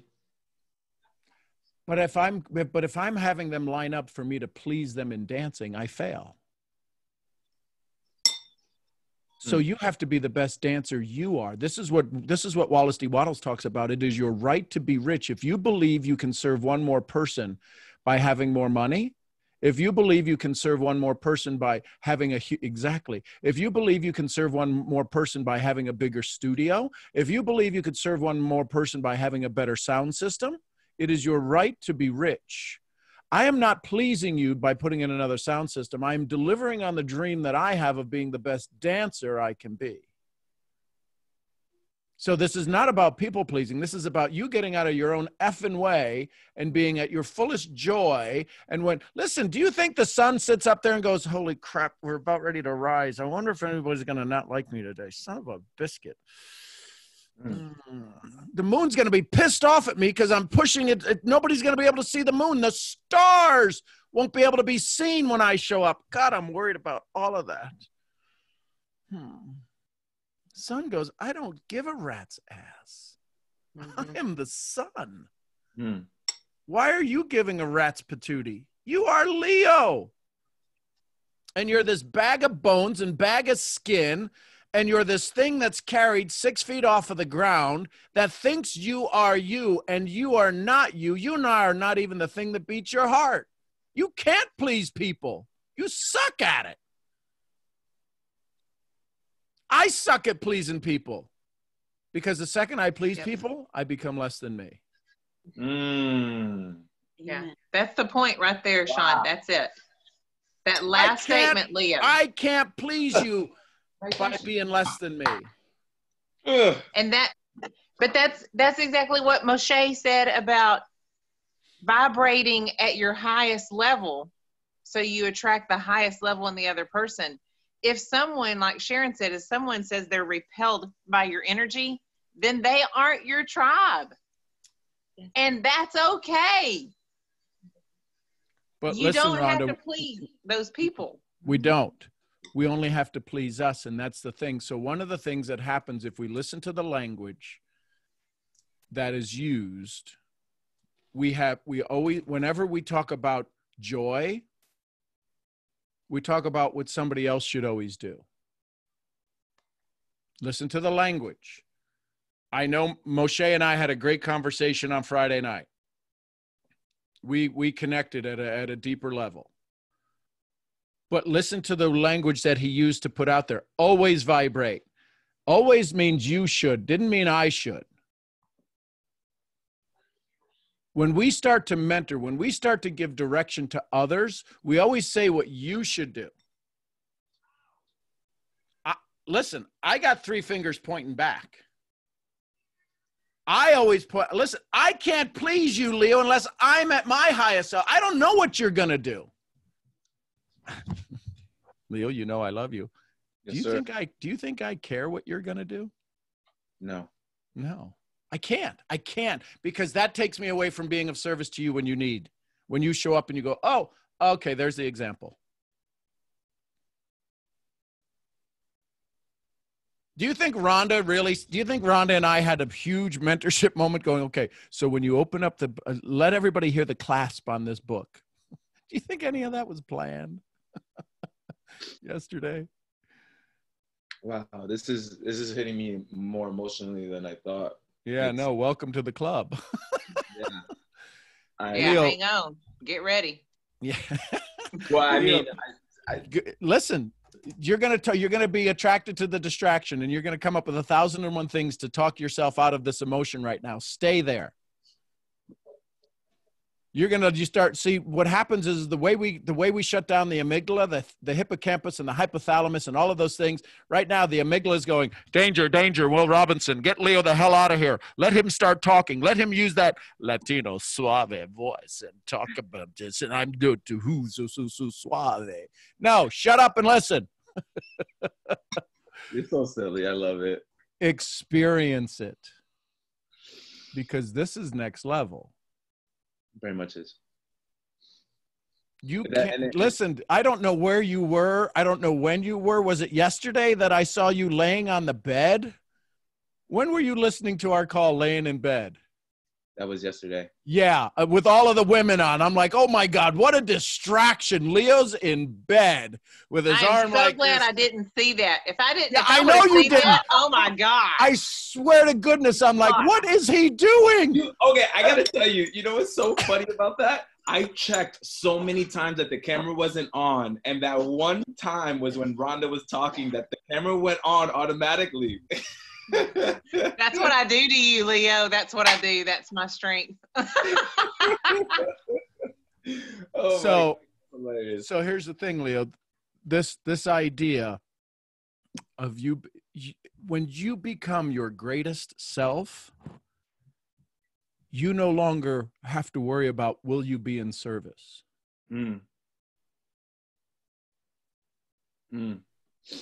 Have you've flown a plane when it's rainy, when you're taking off at the airport and they get at 30,000 feet and all of a sudden you break through and there's the sun? Yeah. What's everybody pissed off for that's down below 30,000 foot level complaining about the rain? The sun is out. But because it's a temporary joy, they don't see the sun. My bride and I went to the phone store to get our new phones, and we walked home in the rain. Walked home in the rain. Really? Really? You know what? I laughed. I laughed because I could hear the stories from people driving by. We had our sprint bag. Carrying, and we're walking home in the rain, and she's got her kerchief, her bandana over her top of her head that we would wearing, right? Our masks, our bandanas, and mine's around my neck. And you know what I was hearing? Those poor sons of bitches don't own a car, but they got their $600 cell phones. What kind of lack life do they live? They're walking home to their apartment, right? These are the stories running in my head as people are driving by and everybody was kind enough. Nobody splashed us. They would move over to the other lane, right? But driving by, watching us walk home in the rain, could you imagine the stories of pity? Oh, those poor people. They don't even own an umbrella. Michelle wanted to go into Kroger and say, we're going to buy an umbrella. I go, no, we're walking home in the rain. You can go buy one. I'm walking home in the rain. But I heard the stories, and nobody was saying, you know what? I want to walk in the rain. Go walk in the rain, Leo. I will. What do you do? Just go be you. Don't worry about being me or a dance instructor. Stop being the noun.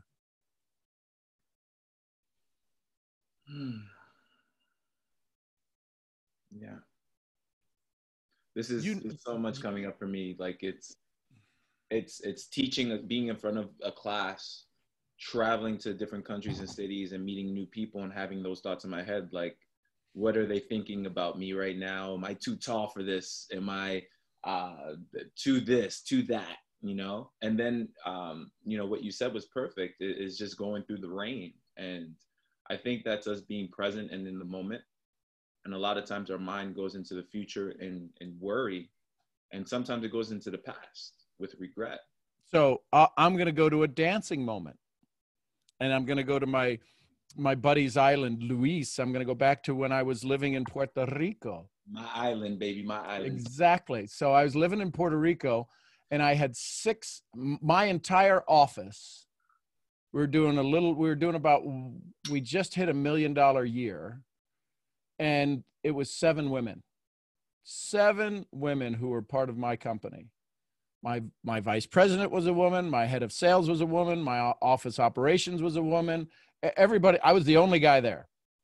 Well, in Puerto Rico, when you go to Alto de Cabro, right, in Old San Juan, Viejo San Juan, by the island, right? And so I would go there, and it's like this. Now in Puerto Rico, you're not allowed to have guns, but every judge was there, every policeman was there, and when somebody was stupid, 20 guns would get pulled, and they'd get their ass checked pretty quick. But I living in the island, and then they would start to teach me dance and salsa, and they're like, oh my God, you're like dancing with a 2x4. You stay in one square, un cuadrado. That's what they told me. Don't you do anybody ever see Hitch? Yeah. And when Hitch is teaching him how to dance and he's doing this? Yeah. That was me. Until I learned how to dance in the square. And then when we would go up into El Junque, and we'd go to the little guaguas and the little panaderias and reposterias that night that would turn into these dance halls with the medalla, right? And the Captain Morgan. Mm-hmm. Because it's Puerto Rico, I'm a little bit taller than everyone. Yeah. I would be dancing, and all of a sudden, abuelas would be taking and grabbing me and putting me with their granddaughters and say, baila con él. And all of a sudden, I'm dancing. I'm the exotic. I'm the white guy exotic snake in Puerto Rico. I would give my right arm to see those videos. Oh Yeah. my gosh, I would give my right arm to see. And trust me, I got good. You I know, bet when you did. yeah, oh, my hips used to hurt in the beginning. It's like, how is my hips hurting? They said, oh, you're doing it right. Did your hips hurt? Yes, my hips hurt. Oh, you're doing it right. You ready for tonight? That's why they say the hips don't lie. That's right. Exactly. So I say all of that to say, just go be your hips. Go do it. And what's going to happen is, Leo, you're like, but this is me being bragging. It's why it never hurts for you to say, what did you like most about this? You know what's so beautiful, Sean, is that all my students already know that those two questions come up every class now. Every class. Ask Liddy. You can ask Liddy. Liddy goes, oh, babe, you asked the questions again today. And my partner yesterday goes, because she calls me Bud. She goes, Bud, what is the two questions that you always ask again? And for her to ask the class. So just letting you know, Sean, your impact is being felt. You know, of course, not only just through myself and our students, but everyone on this call. And you know, being a part of this community, I feel so privileged and so grateful and so honored, because I get to learn from every single one of you how I can go into my own world and be able to relate to the people around me. And you know, as a teacher, as a professional network marketer, as just a spiritual being having this human experience, I think we're all connected and we all go through the same thing. That's what makes us relatable.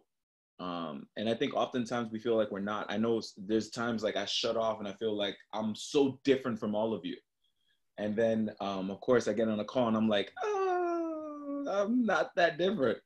And that's the most beautiful thing, is that we can learn from each other. And I take you on, you know, Sean, I do take you on, Ronda, I take you on with me and everyone here throughout my day. So it's beautiful as a dancer, because one of the things that you said that I wrote down that hit me because of how I feel as a dancer is about expressing. Don't impress, but express. And that's how I feel. You know, a lot of the younger generation is looking to do the more impressing part in the dance. What's the difference between first place and second place in a dance contest? Who expresses the most? It's so true. It's so true. So true. So somebody tried to impress. They tried to get all of the right stuff. They worried about their attire more than they worried about their expression. Yeah. Yeah. So you're in it. That's what this business is about. When you hear Ronda and Sharon or anybody who gets people on calls with me, and they're like, they just, and you heard, you heard Ronda going, Sean this and Sean that and blah, blah, blah. Well, I could say the same thing. Well, Ronda this and Ronda that, and everybody wants Ronda. Everybody wants Sharon. It's when we get over it, which it's still a regular, a daily decision. It matters not. My daddy always said this: any job can get done if it doesn't matter who gets the credit. The farmer, you heard Moshe say, the farmer, plant the seeds, do the this, do the weeding. You know what? The farmer ain't got nothing in 18 hours if the sun goes away. 18 hours, the planet's almost dead. It is on its way to being dead. The sun doesn't come out for 18 hours.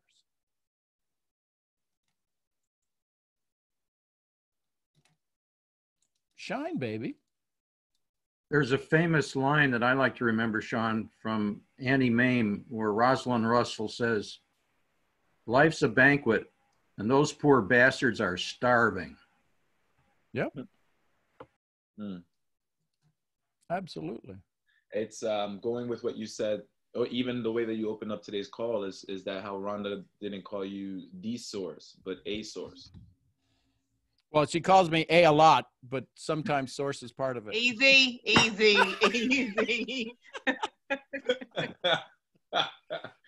I love you guys, man. I love you so much. Wow. Does that help, Leo?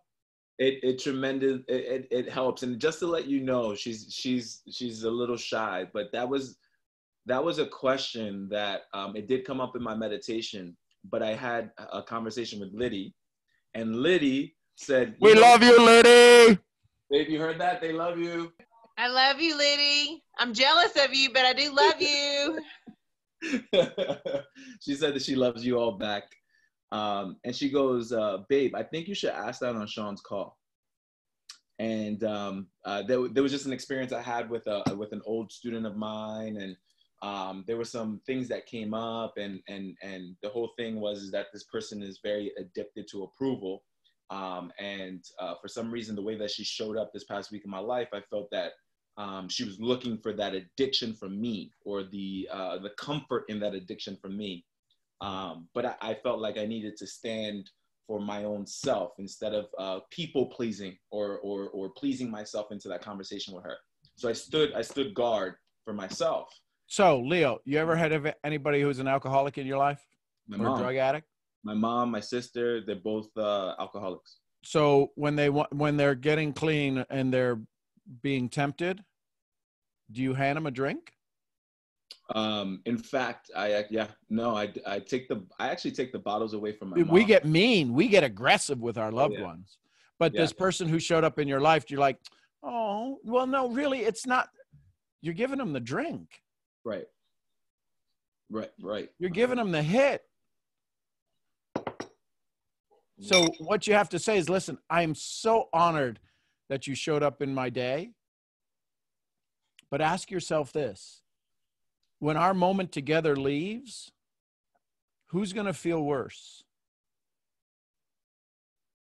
Can I stand in this moment with you so that you feel better when we part ways? What can I do to allow you to stand in this moment and enjoy our company, not need our company?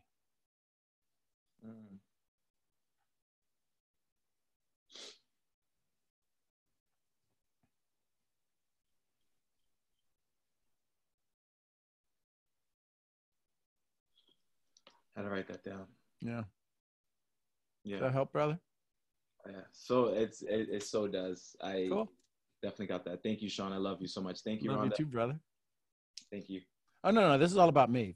I love you. No, it's not. No. Be quiet, Sean. I love you, Leo. Oh my God, you guys are amazing. I love you both. Yeah. I love you too, brother. I love you too, man. Thank you, Moshe. I love you. I love you too. Yeah, we all love you, Leo. Love you. Oh, for the love of gosh. That's what's up, Leo. Oh, That's for the what's love up. of Leo. I love you, man. We love you, Leo. Love you. Grace and Dancing with the Stars. Hold on. And your lady as well. We love Come her. on, Leo. Come on. I love Come dancing on. with you, Misfit. Hey. Woo, come on, Leo. He gonna be dancing all day. We keep blowing his head up. He gonna dance. Yeah, all exactly. day. We just helped Happy his feet addiction all to day. approval. Lady, get in here quick. He ready to bust a move right now. He moving around like should I bust a move right now? The spin. I think we should all get up and dance. How about that? Let's all Everybody get up and dance. Let's go. Here we go, everybody. Ding, ding, ding, ding, ding, ding, ding, ding, ding, ding, ding, ding. I two-step though. I think that counts. It's my kind of Sunday, man. This is my kind of Sunday. I love you all very much. Thank you guys for being here, for myself and for everyone in this community. It's so important. Love you all. Love you too, brother. Let's go to Melissa. Melissa, good morning.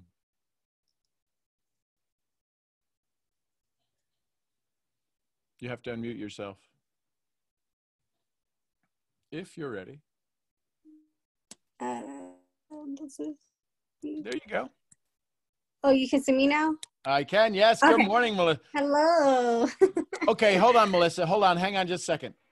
Okay. Did somebody put a requirement out to join my call that you have to have this amazing head of hair, except Leo, that you can absolutely, just to be this beautiful soul, you've got to have this hair. And if you don't have the hair, you got to have a smile like Bakumi?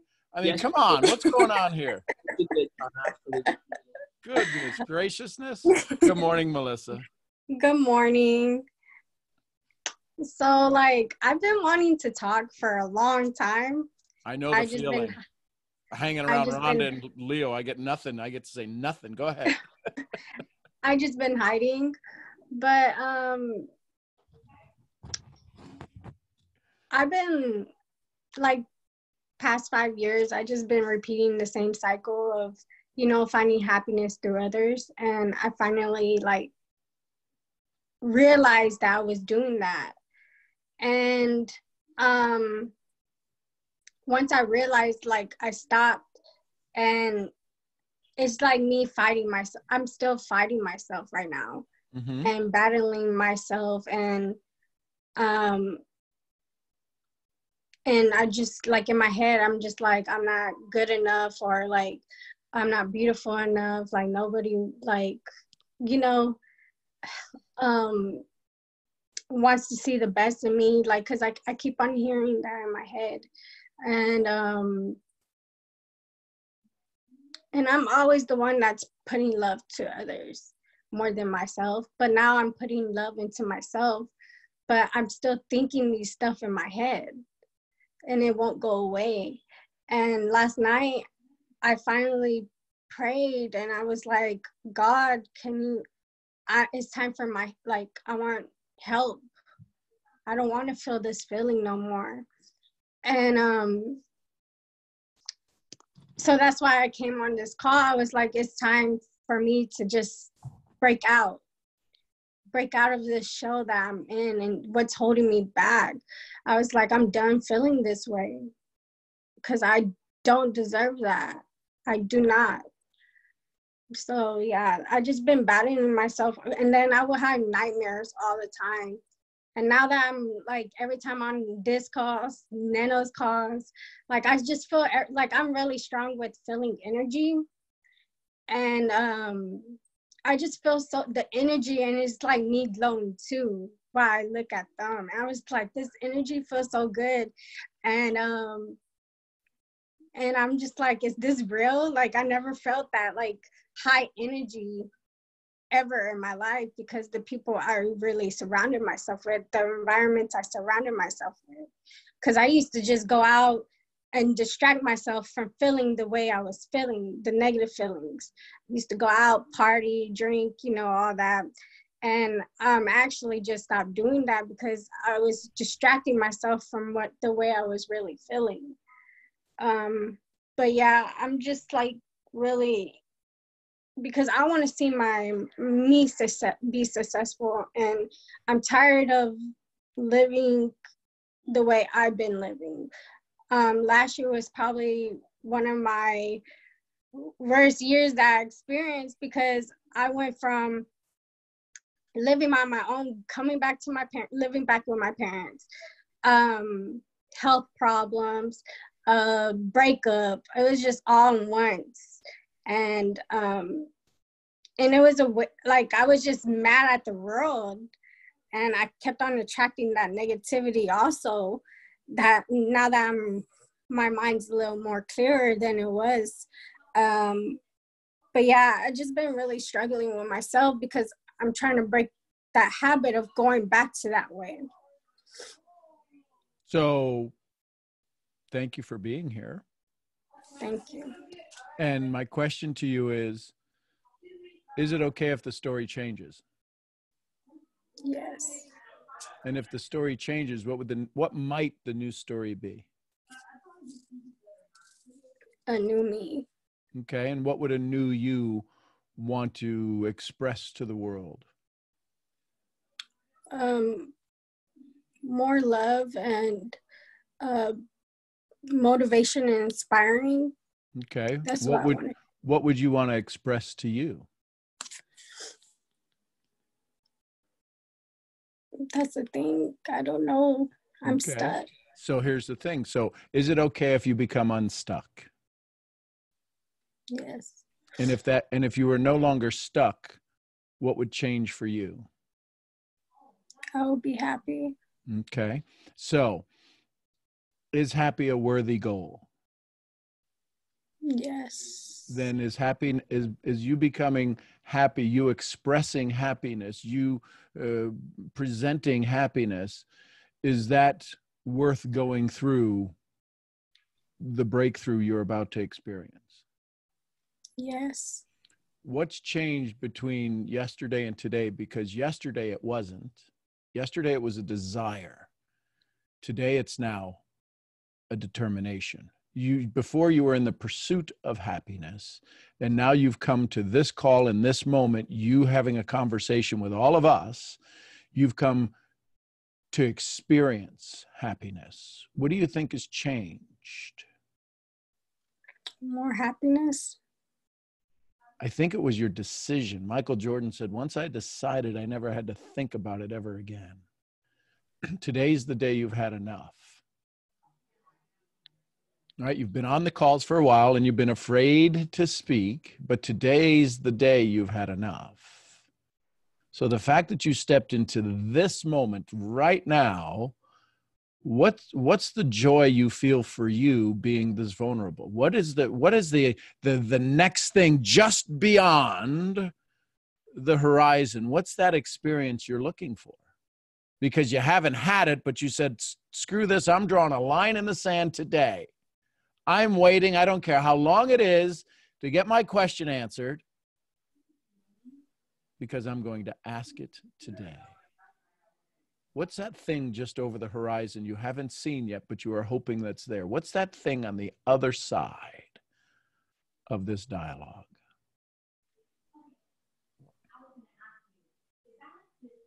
Me pushing through. Yeah, and if you push through, what are you pushing through to? The hurt. Pushing through the hurt. What's on the other side of the hurt?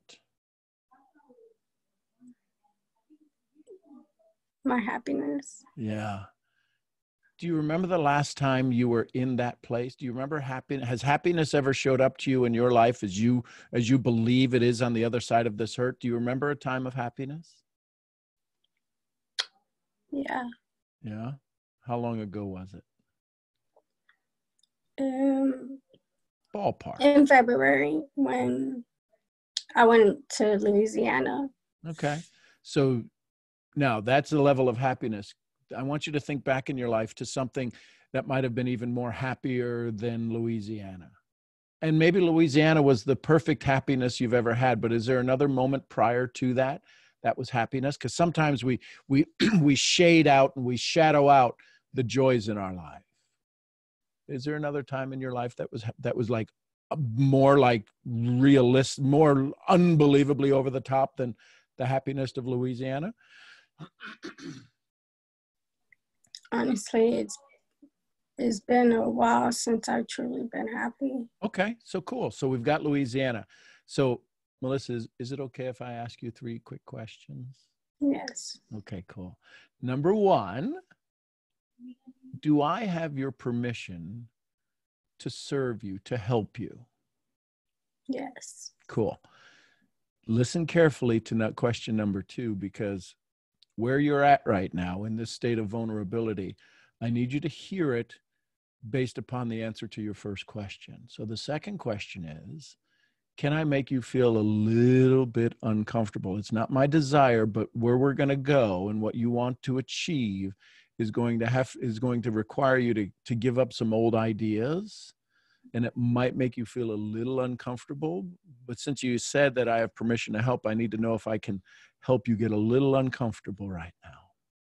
Yes. Okay, cool. Question number 3, I'm glad you answered question 2 right. Question number 3 is it okay if I take you out of that uncomfortable position, that uncomfortable place before we leave our conversation today?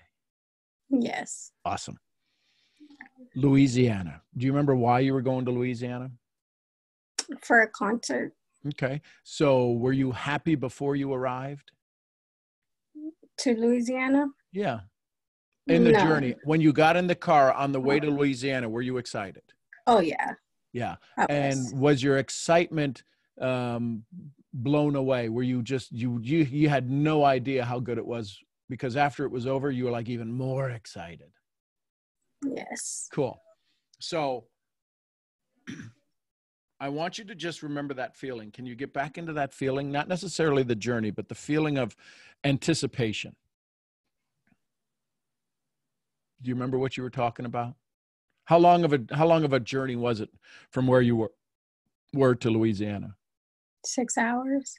So even before you got in the car, loading the car up, did you have to put anything in the car? Did you overnight down in Louisiana? Overnight? No, Meaning, it was in the morning. Okay, but did you stay in Louisiana, or did you just drive down and drive back? Oh, I stayed there for the weekend. Okay, so you had to put some bags in the car, right? Mm-hmm. And before you put bags in the car, you had to pack the bags. And before you had to pack the bags, you had to know that you were going to the concert. You follow me? You see how we're connecting these dots? Mm-hmm. You got everything in the car and you're like, okay. And then you said goodbye to some folks and you told them, we're leaving out. We're starting our 6-hour journey. All right. So as you started the 6-hour journey and you started heading down to Louisiana, did you see some road signs on the way that told you you were on the right roads? How'd you know which roads to be on? Did you I just know GPS. Yep. So you had GPS. Yeah. So GPS stands for what? Global Positioning Satellites. Can I ask you right now, maybe your GPS for you is a little off? And here's what I mean by your GPS. Your GPS is always working perfectly for you. Listen to my heart. God positions you safely. Your GPS puts you here right now. The question is are you going to keep hearing the 500 feet ahead, do a U-turn? 500 feet ahead, we're going in circles here. Is it okay? Do you trust me enough to guide you to the right place? Cool. Yes. I want you to go back to that person who was driving in the car. My best friend. Okay. And you trusted her to drive. Yes. And do you remember something that was wildly more funny in the conversation than on your journey down? Was there something that you guys just still laugh about? Do you remember when blah, blah, blah, a bug hit the windshield or something? I don't know. Do you remember something funny from the car ride? Yeah. Yeah. Yeah. Look at the smile. See, there we go. So now we're getting back to happiness. And so that was from February, right? Yes. Have you thought about that since February? That moment that you just laughed at, has that come across your mind since February? Actually, no. No, it hasn't. And I could pretty much guarantee you that. Why? Because you're not in a state of joy. You've had joy. So I want you to think about that. I want you to get back into that moment. I want you to think about what happened just before. I want you to think about what happened. And how long did you laugh about that moment? Was it something that you laughed for like the rest of the ride, or? Yeah. Yeah. See the smile on your face? See, your body is producing the chemicals. It's bringing that memory back. So is it okay if we have that memory with us right now? Yes. Cool. Here's what I want you to do. I want you to freeze frame that moment in the car where you guys are absolutely like they're, you know, in the videos where somebody's going to do a voiceover and you're watching the movie and they freeze it and everybody's right, laughing. I want you to freeze frame that moment. Can you do that for me? How many of you were in the car? Just me and her. Okay, cool. Was there a back seat? Yes. Cool. Here's what I want you to do. I want you to close your eyes for just a second. And you're safe. You're in charge. I'm not hypnotizing you to do anything. We're just going to have a conversation. I want you to go back to that car ride. Tell me what time of day it was. Was it daylight? Was it night? Was it morning, dark? What time do you think it was when this moment happened? It was about morning around 7:30 a.m. So 7:30 a.m. So were you on a highway? Were you on a side road? Where were you at? Were you just driving on like a 2-lane highway, a 4-lane highway? On a 2-lane. 2 lanes. Were there other cars going by at the time? Just a little bit. Not a lot of people were out. Okay. What was the environment? Was it you driving through houses? I mean, and or was it industrial? Just trees. Just yeah, trees. So just trees. Do you remember what kind of trees? Were they pine trees or just like regular leafy trees, or? Just regular leafy trees. Okay, cool. So you were there sitting in that moment. You're in the passenger seat. She's in the driver's seat. And did you guys ever like lock eyes when you were laughing about this moment, or she was being a good driver and looking forward? She was being a good driver. Okay, good. So I want you to freeze frame that moment now. And I want you right now, you, Melissa, that's sitting with us now, I want you to go sit in the back seat. The car is safe. Nobody's driving. Nothing's moving, but you're going to be able to witness the scenario. And I want you to go sit in the back seat. Can you see yourself sitting there looking at you and your best friend driving? Right? Do you see the joy on your face? What would you say about this girl, Melissa, at that moment? What would you say about her? If you were to describe to me, you're the observer, you're the reporter that's sitting in the back seat, and you're going to tell me about Melissa and who's this other girl that's in the car? What's her first name? Dara. Dara. You're going to tell me a little bit about Melissa and Dara, but let's go to Dara first. Tell me about Dara. You see her in this joyous moment, laughing with one of her dearest friends. How would you describe her? What words would you use to describe Dara? Loving. Loving. Is she goofy? She's goofy. She's goofy. Is she smart? She is. She is smart. Is she caring? Very. Yeah, very, because she's driving. Whose car was it? Was it her car or your car?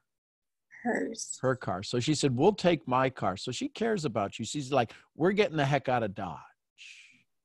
Now, has she ever been to this concert before? She's seen the same rapper, but that was also here in Houston, but she wanted to go see him again. So okay. Had you seen him again? Had you seen him before? I never seen him before. So do you think she was excited taking you to some place that she's been before that made her excited? So she wanted you to experience something. So Dara's pretty cool soul, right? Mm-hmm. Would it be fair to say cool souls hang around other cool souls? Now, I want you to look over at this amazing other soul in the passenger seat, Melissa. And I want you in that moment of that laughter, that high enthusiastic, that high energy moment, I want you to describe this girl, Melissa, that you see sitting there. What would you say about her? She's silly and goofy. Yeah, she's goofy. And she's feeling goofy. Would you say she's a good judge of character? Yes. Yeah, because she's got a pretty good friend named Dara. Would you say that she deserves respect and honor? Yes. Because Dara thinks and honors her to take her to a place she's never been before and says, don't worry, I got you. So if Dara thinks that, who you said's pretty smart and pretty courageous, would you say Melissa's courageous, going someplace she's never been before? Yes. Yeah.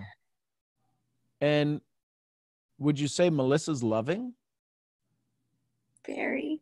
Yeah, because she's with her best friend having a moment that'll last a lifetime. Do you think Dara loves Melissa based upon what you're witnessing? Yes. Yes. So is it okay for Melissa to be loved? Yes. Yeah. And like most of us, is it possible that Melissa might forget that she's valuable? Yeah. So here's what I want you to do. Now that we know all of this about Melissa, we're just going to unfreeze Melissa sitting in the car. And she's going to kind of look around going, well, wait a minute. Why are we not moving? Why are we not this? So she unfreezes. Can you see her like being a little bit bewildered? Like, what's going on here? And then she sees you, the one from now, 5 months later, she sees you sitting in the back seat and goes, what are you doing here? Can you hear her say that to you? And I need you to ask her, hey, Melissa, can I borrow this joy? Can I remember this joy on May 17th? And what would Melissa from February say to you? Yes. And why is she willing to give it to you again? Because she deserves it. Yes. And if Melissa gives you her laughter from February, does it take away from her February joy? No. And now I'm going to ask for Dira to unfreeze. And Dira turns around. And what is Dira? Is it Dira? Is that how you say her name? Yeah. What does Dira say to Melissa CC sitting in the back? I heard this. Ah, are you from the future? She's this inquisitive soul. She's like, how cool is this? Right? She's saying that, isn't it? She's just that kind of crazy. She's like, she's really into it. And she's asking you, tell me about the future. Tell me what it's like. Oh my gosh. And what does Dira say to you?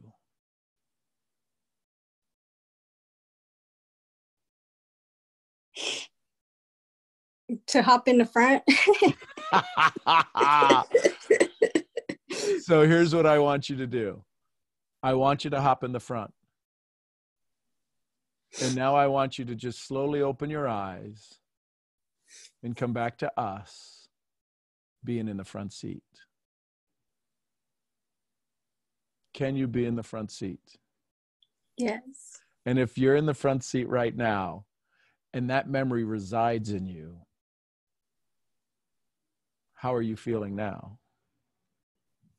Happy.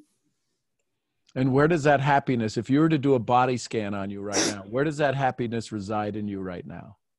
My heart. Yes. And where was the pain before? It was in your heart, but now the privacy is absolutely showing up. The joy is showing up, and it's no longer a private story. You just shared it with us. You and Dira and Melissa just brought us all smiles, and you had a memory to change your present. So is it okay if your heart feels a little bit happier right now?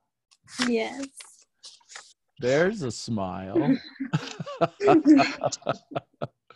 Is it okay if you live in this moment with a little bit more joy? Yes. And do you have Dira's phone number in your phone? I do. So when we take a break or when the call is over, can you call Dira and remind her of the story, and you guys laugh again and go, listen, I don't know if your ears were burning, but this chucklehead from Dallas, this guy, this I don't know, this he's old enough to be my, oh, dare I say, my grandfather.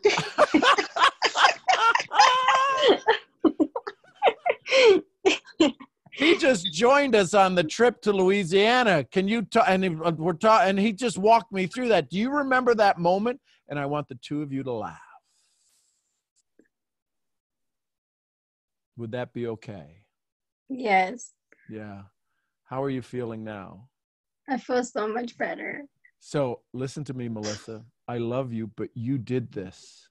I love you, and you did this. You let me, right? You let me make you feel a little uncomfortable, but have I kept my agreement to you and taken you out of that uncomfortable place?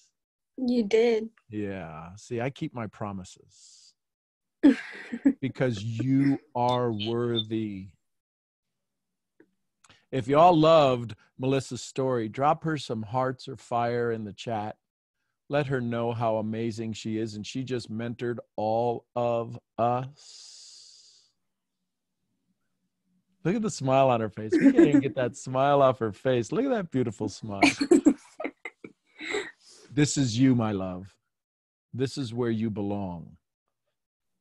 This is what you deserve on a daily basis. This is how you breathe in faith and courage and exhale fear and doubt. You did this. You listen, I didn't teach you anything. I helped you remember something you already had. Can you go back to that February story at any moment? Yes. Yes. And I would encourage you. And I would encourage you to come up with a key word for that story. You guys maybe have a name for it. Maybe it was somebody you were talking about, or something you were talking about, or a sound one of you made, or something. But this way here, whenever you're feeling a little bit lonely and down, you just text Dira, and all of a sudden, it instantly all comes back. Would that be cool? Yeah. Yeah. You're amazing. Thank you. Thank you for teaching us. No problem. I love it. I love it, love it, love it, love it, love it. See, that's prospecting. I didn't need to teach her a comp plan. I didn't teach her about how great my upline is or how many houses they own or Lamborghinis they have. We just sat with her and helped her remember something that she wanted to remember, that her old story said, you can't remember that. No, you don't need to remember that. And it was right there. You watched her witness her own joy.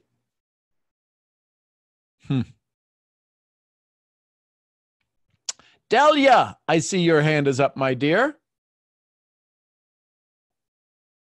We're going to Miami. Yes. Good morning, Delia. Good morning. Prospecting in a loving way. Thank you for sharing that. Edifying others. Do I have to learn? My question, Sean. How are you today, Sean? Outstanding. Why with a yes? Okay. My question goes back to when Sharon shared about love. Right. And it's something that I've been working on because I realize that not everybody gives us the love that we crave. So in my family of origin, love was expressed other than acceptance. Mm-hmm. Is this why we crave approval to, what is it? Addiction to approval? Yep. Okay. So go ahead. My basic needs were met all my life. I knew that I had loving parents. I don't know what was missing, that I was so insecure. I'm still insecure at times. I'm getting stronger. I'm loving myself, but at times this is my doubt. Do I really know what love is? Even though people find me loving. That is a tough one. So here's how this addiction to approval all starts. So when everybody goes, what does that really mean? When we were little, before we could speak, our parents could communicate with us. And they had to learn our language. Because we did not fall prey to their wisdom, we were in control. You wanted to eat, you cried. It didn't matter if they spanked you or didn't feed you, you cried until they fed you. You pooped your pants, you cried. Different kind of cry, but then they changed your pants and they wanted to make you happy because they were wanting to make you happy so that they could be happy. And then something insidious happens. The roles reversed. Soon as we understood language, it became our desire to make them happy. And we've been in that prison ever since. Mm. When we are little and we make them laugh, and they laugh, and we laugh, and they laugh. And then when we cry or we break something, we get hit. And we're like, that's probably not good. When we knock the stuff, when we take the green beans and we knock it off and we get smacked for doing that. Wait a minute, I didn't know that was a bad thing. Why am I getting hit?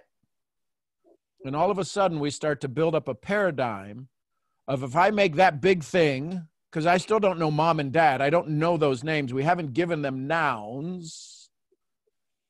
If I make that big thing who can influence me, who can force pain upon me, we didn't even know pain. But at some point, we design a pattern that says, I knock beans off, I get my way, or I get my ass beat. And we start to step in line. And then we are in a constant challenge of authority. We're constantly testing our boundaries. Stop it, stop it, stop it. And we don't stop it. We get spanked. Or we do stop it. Now, you know when we stop it is when we touch the hot stove and they go, oh, ay, pobrecito, ay, por favor. Haha, told you, you won't do that again, right? Dad will say, you won't do that again, stupid.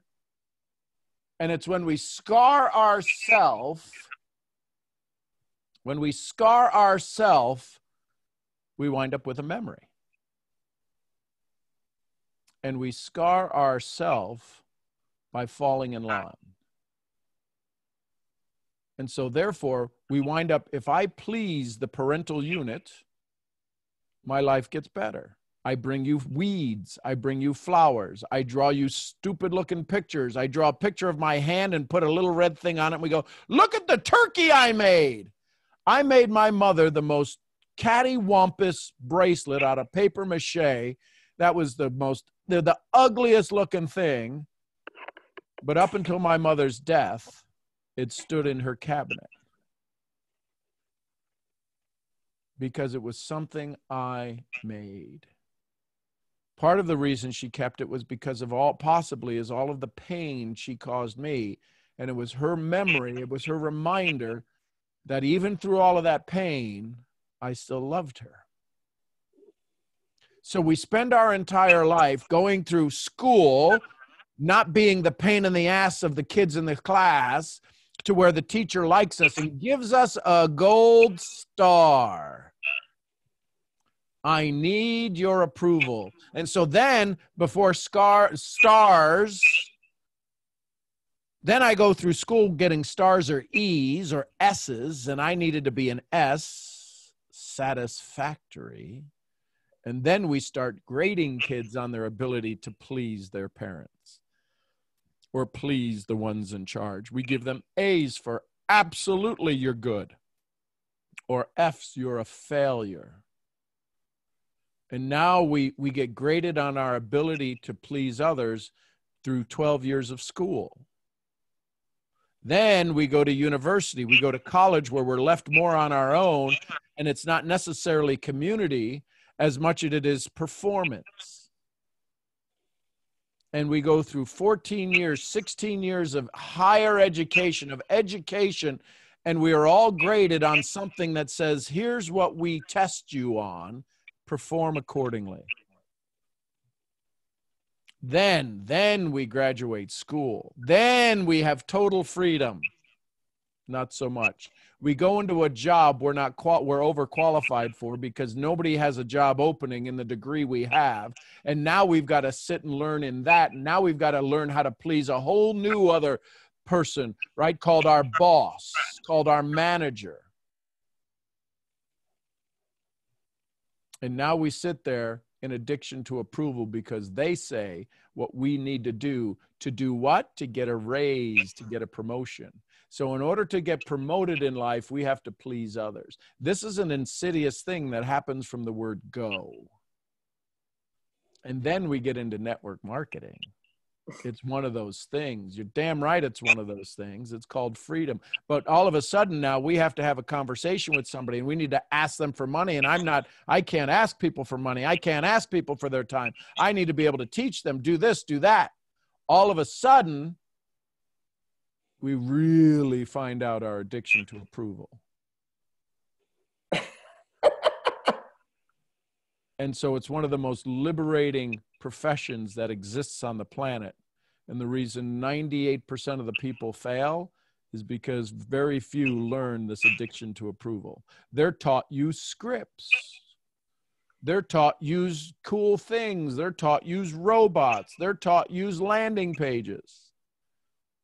What if we just said to somebody, hey, listen, we may not know each other, but I appreciate you. I was looking at your Facebook page and I absolutely love the smile I see on your face. Thanks for making the world a better place. Acknowledging them. And now all of a sudden they go, what do you do? I get paid by a company that lets me go find people on Facebook who have cool looking smiles. How do you do that? Very well. Why do you ask? And that laugh right there, Delia, is what I've been waiting months to hear. That is your joy. not this 2-degreed professor and teacher and school marm and wife. I need to hear the little 5-year-old Delia who laughs like that. Thank you, Sean. See, that sound was said without pain. Enjoy. Exactly. Because when your brain kicks in, your words become very robotic and you want to, I need to understand this and you need to understand. But when you are your Cuban sexy mama, ay caramba. Dios mío. See, Gracias. that is your freedom. Thank you. Everybody knows you're crazy. Everybody knows I'm crazy. We don't need to prove it. So just go have some fun. Oye, your Cuban Latina mama aquí, abuela aquí. And that's it. All they want is your joy. Nobody, listen, we've been doing this 452 times. Nobody wants my knowledge. They don't. They want the vibration. They want our joy. That's all. They want our joy. Thank you so much. God bless you. God bless you, Delia. And that just happened. How cool is that? Let's go to LaToya. Oh, LaToya, you were so funny yesterday. You had me screaming. You had me screaming, laughing. Oh, my God. Don't go there. Don't go there. Kick it, Rhonda. Kick it, Rhonda. I'm like, oh, my gosh. I was dying laughing. I love the beach in the background. I love that you're on the beach this time. Yeah, baby. I love the beach. I love the water. I could be in the water for like hours and hours and hours. Yes. But I want to tell you this, Sean. I thank you for, you know what, just enlightening me. You know, I made a decision to choose joy, right? And then you know what's so cool about it? When you have fun with it, the universe will attract more things for you to have fun in. And I'm so happy for this community. So, because you all are part of that fun, you know, the laughs and the giggles. And I know, like, the other 95% of the world population, they're probably like, oh my God, these people are so crazy. I mean, what's going on? But when you have your paradigm shift, you just choose joy, you learn to just have fun. And since I've been having fun, I've just been like, at a lot of things, man. It's just, wow. Like, you hear my children laugh in the background. They're playing. But yeah, it's just, everything's all in full color now. And I just want to thank you all for just, you know what, people may look at it as a small community, but I learned that with many like minds come together, it just creates something huge in a positive light. And I just thank you all. And I'm so grateful for each and every one of you all, for the cries and for the enlightenment, and Rhonda sharing her, you know, bit of her journal. I'm telling you right now, Rhonda, like, how do you feel now after you share part of your journal? I mean, that's like mind blowing. It's funny you asked that, LaToya, because I just pulled my journal back out. And I know, listen. No, well, I might. Listen, here's what's crazy, and I don't know if y'all can see it, but there's a picture of like a old typewriter. Yeah. Look at the word right above it. Can you see it? Oh. It says impressions.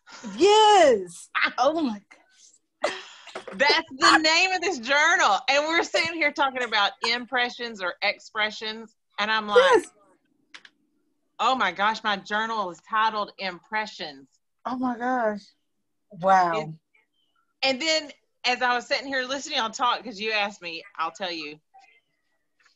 Here's the next thing. And God, why do I share this stuff with y'all? Why do I let y'all into this journal? Anyway. Kick it, Rhonda. Kick it, Rhonda. Don't you dare. Yeah. Kick it, Rhonda. Throw it in the trash. Stomp it out.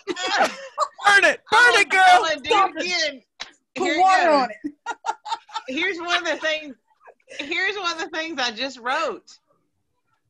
I just wrote this down. I said, stayed at home again from church. It's still kind of strange at my church. I sit on Sean's calls for hours and no one wants to leave because we're getting so much freedom. I'm still a bit confused about this whole church bit. And the Holy Spirit's doing work on me because people want to leave church in an hour, but we never want to leave these calls. No. So I'm in this conundrum of, all my life, church is the place for freedom. And I say that, trust me, all my life I've been in church. Yes. But then I find this, and I find true freedom mentally and spiritually, and I can't leave. And I wrote that down in my in that journal because I've been working through this a lot with Sean lately. Sean and I have a lot of spiritual conversations. So now I'm like, well, I just wrote down in a journal called Impression. Wow. Mind blown. Wow.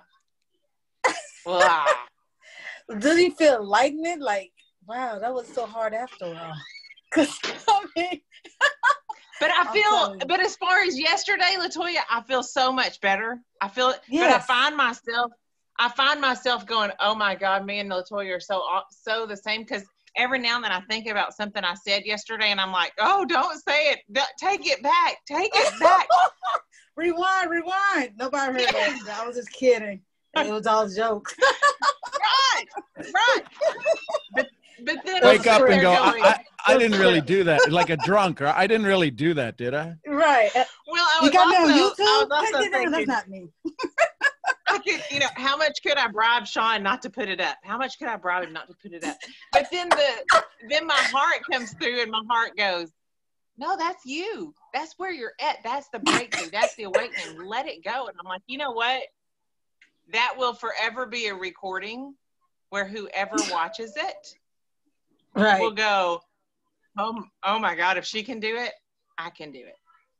Yeah, that opened me up too. I was like, oh my God, she could read her journal. That was like the personal. That was like close we got to you. I'm like, oh my God, it felt like it was suspense in the movie. Like, don't do it. Don't say that part. Oh my God, she asked that question. I can't believe she asked that question. Oh my God, I hope nobody look at her different from her. You don't let me come out this road that you're talking about it.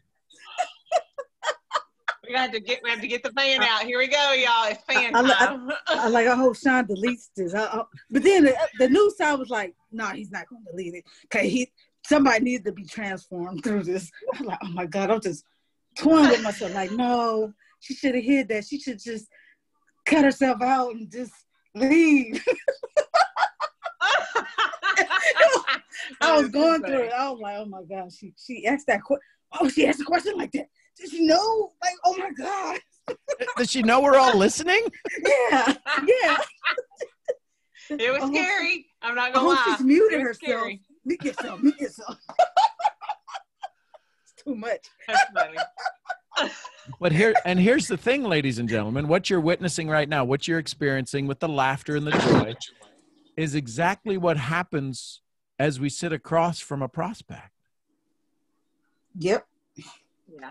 In every sense of the word. Oh my God, I hope they don't ask me that. Oh, why am I answering that? Do you make as much money as you want? No. Oh my God, I can't believe I just answered that. I'm going to go mute myself. It's like in the gut. Like, ugh. Yeah. Do you have enough time freedom? No, I don't have enough time freedom. What did I just say? Oh my God. I'd go back to reading Ronda's journal. No. Oh my goodness. Right. Oh my gosh. So this is why one of two things has to happen. We either have to put in the time to get them to reveal that. Listen, Brene Brown said it best. Nobody has the right to hear your story unless you give them permission. And that's what Rhonda gave us yesterday, was permission to hear her story. Now, what we do with it is up to us. But boy, and what Latoya is going through is what she's saying is that I don't want that permission. I don't want that. No, because that means now I got to give it to somebody. Damn, I ain't doing that. Right? Don't you do that. Don't you show up like that, Rhonda, because that means I'm a strong woman. I'm going to have to show up like that. No, I can't. I can't. I'm going to turn off the TV and you can't turn away. That was a lot of courage. Yeah. That's an I would awful be like, I can't find my journal, y'all. I'm gonna just make up something. I remember this time. My dog ate my journal. Well, Photoshop it. I'm afraid Latoya is just going to bust into like particles and glitter's going to fly everywhere. That's what I'm afraid of. Wonder dust. Wonder dust. Like there go the glitter in the sky. Y'all hear what's happening? That just wonderful, absolute, amen. just Yes, absolute joy. And thank you so much for bringing the joy out of us. We're very heady inside, but thank you. Moshe, are you trying to tell us something, Moshe? Yeah, he's gonna give us a quote. No, Latoya, I love you. I like you. Literally make me want to talk too, because your energy is infectious. And this also has a little bit to do with what Rhonda was saying. So, yeah, just last night I had a friend that was going through, like, basically like these suicidal thoughts, right? And so she texted me and told me, I love you and please pray for me, right? And so I told her, I always pray for you. I pray for everybody that is good in their heart and that wants to be good, right? And so she said, I asked her if she was okay, and she said no, that she didn't want to live anymore, right? Oh, wow. So this call is the pure definition of wanting to live, right? Everybody in here wants to live, right? Because their spirit within wants to live. Now, that call, that moment yesterday was a miracle, right? That was happening to her, right? And that's what's happening here right now too. And like, it's just like, I just want to talk about it because it's just a beautiful thing.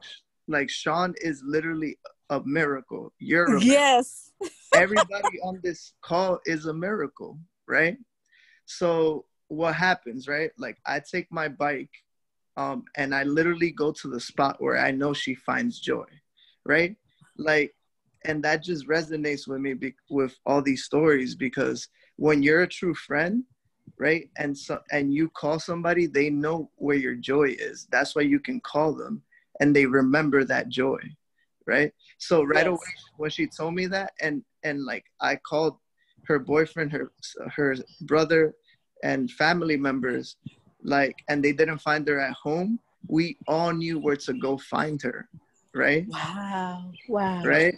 So what Sean was saying about God positioning you exactly where you need to be, that's how it works, right? Like, I just told Rhonda right now, the reason why she feels like she doesn't need to go to the church is because we are the church. We are the temple. That's why you stay here, because God wants you to be of service here right now, right? You bring the church with you because you're the tabernacle. The tabernacle is within you, right? So moving forward, right, like, I'm riding my bike. I go to the first spot that I know that she usually goes. She's not there. I find her boyfriend there, right? So I meet I'm one of the two now, right? After that, we're walking back. Now we meet up with her brother and one of her best friends. So now we're 4, right? And then after that, she sends us a picture of where she's at. So I go back to the place in my bike. I go down the stairs running, right, looking for her, and she's not there. So I run down these stairs that are like, 40 feet high, running with my bike, and I'm out of breath. I haven't drank water, but I don't care because I know my water is from God, right? Wow. So I don't even care about my health right now, because I know that she needs the energy more than we need it right now, right?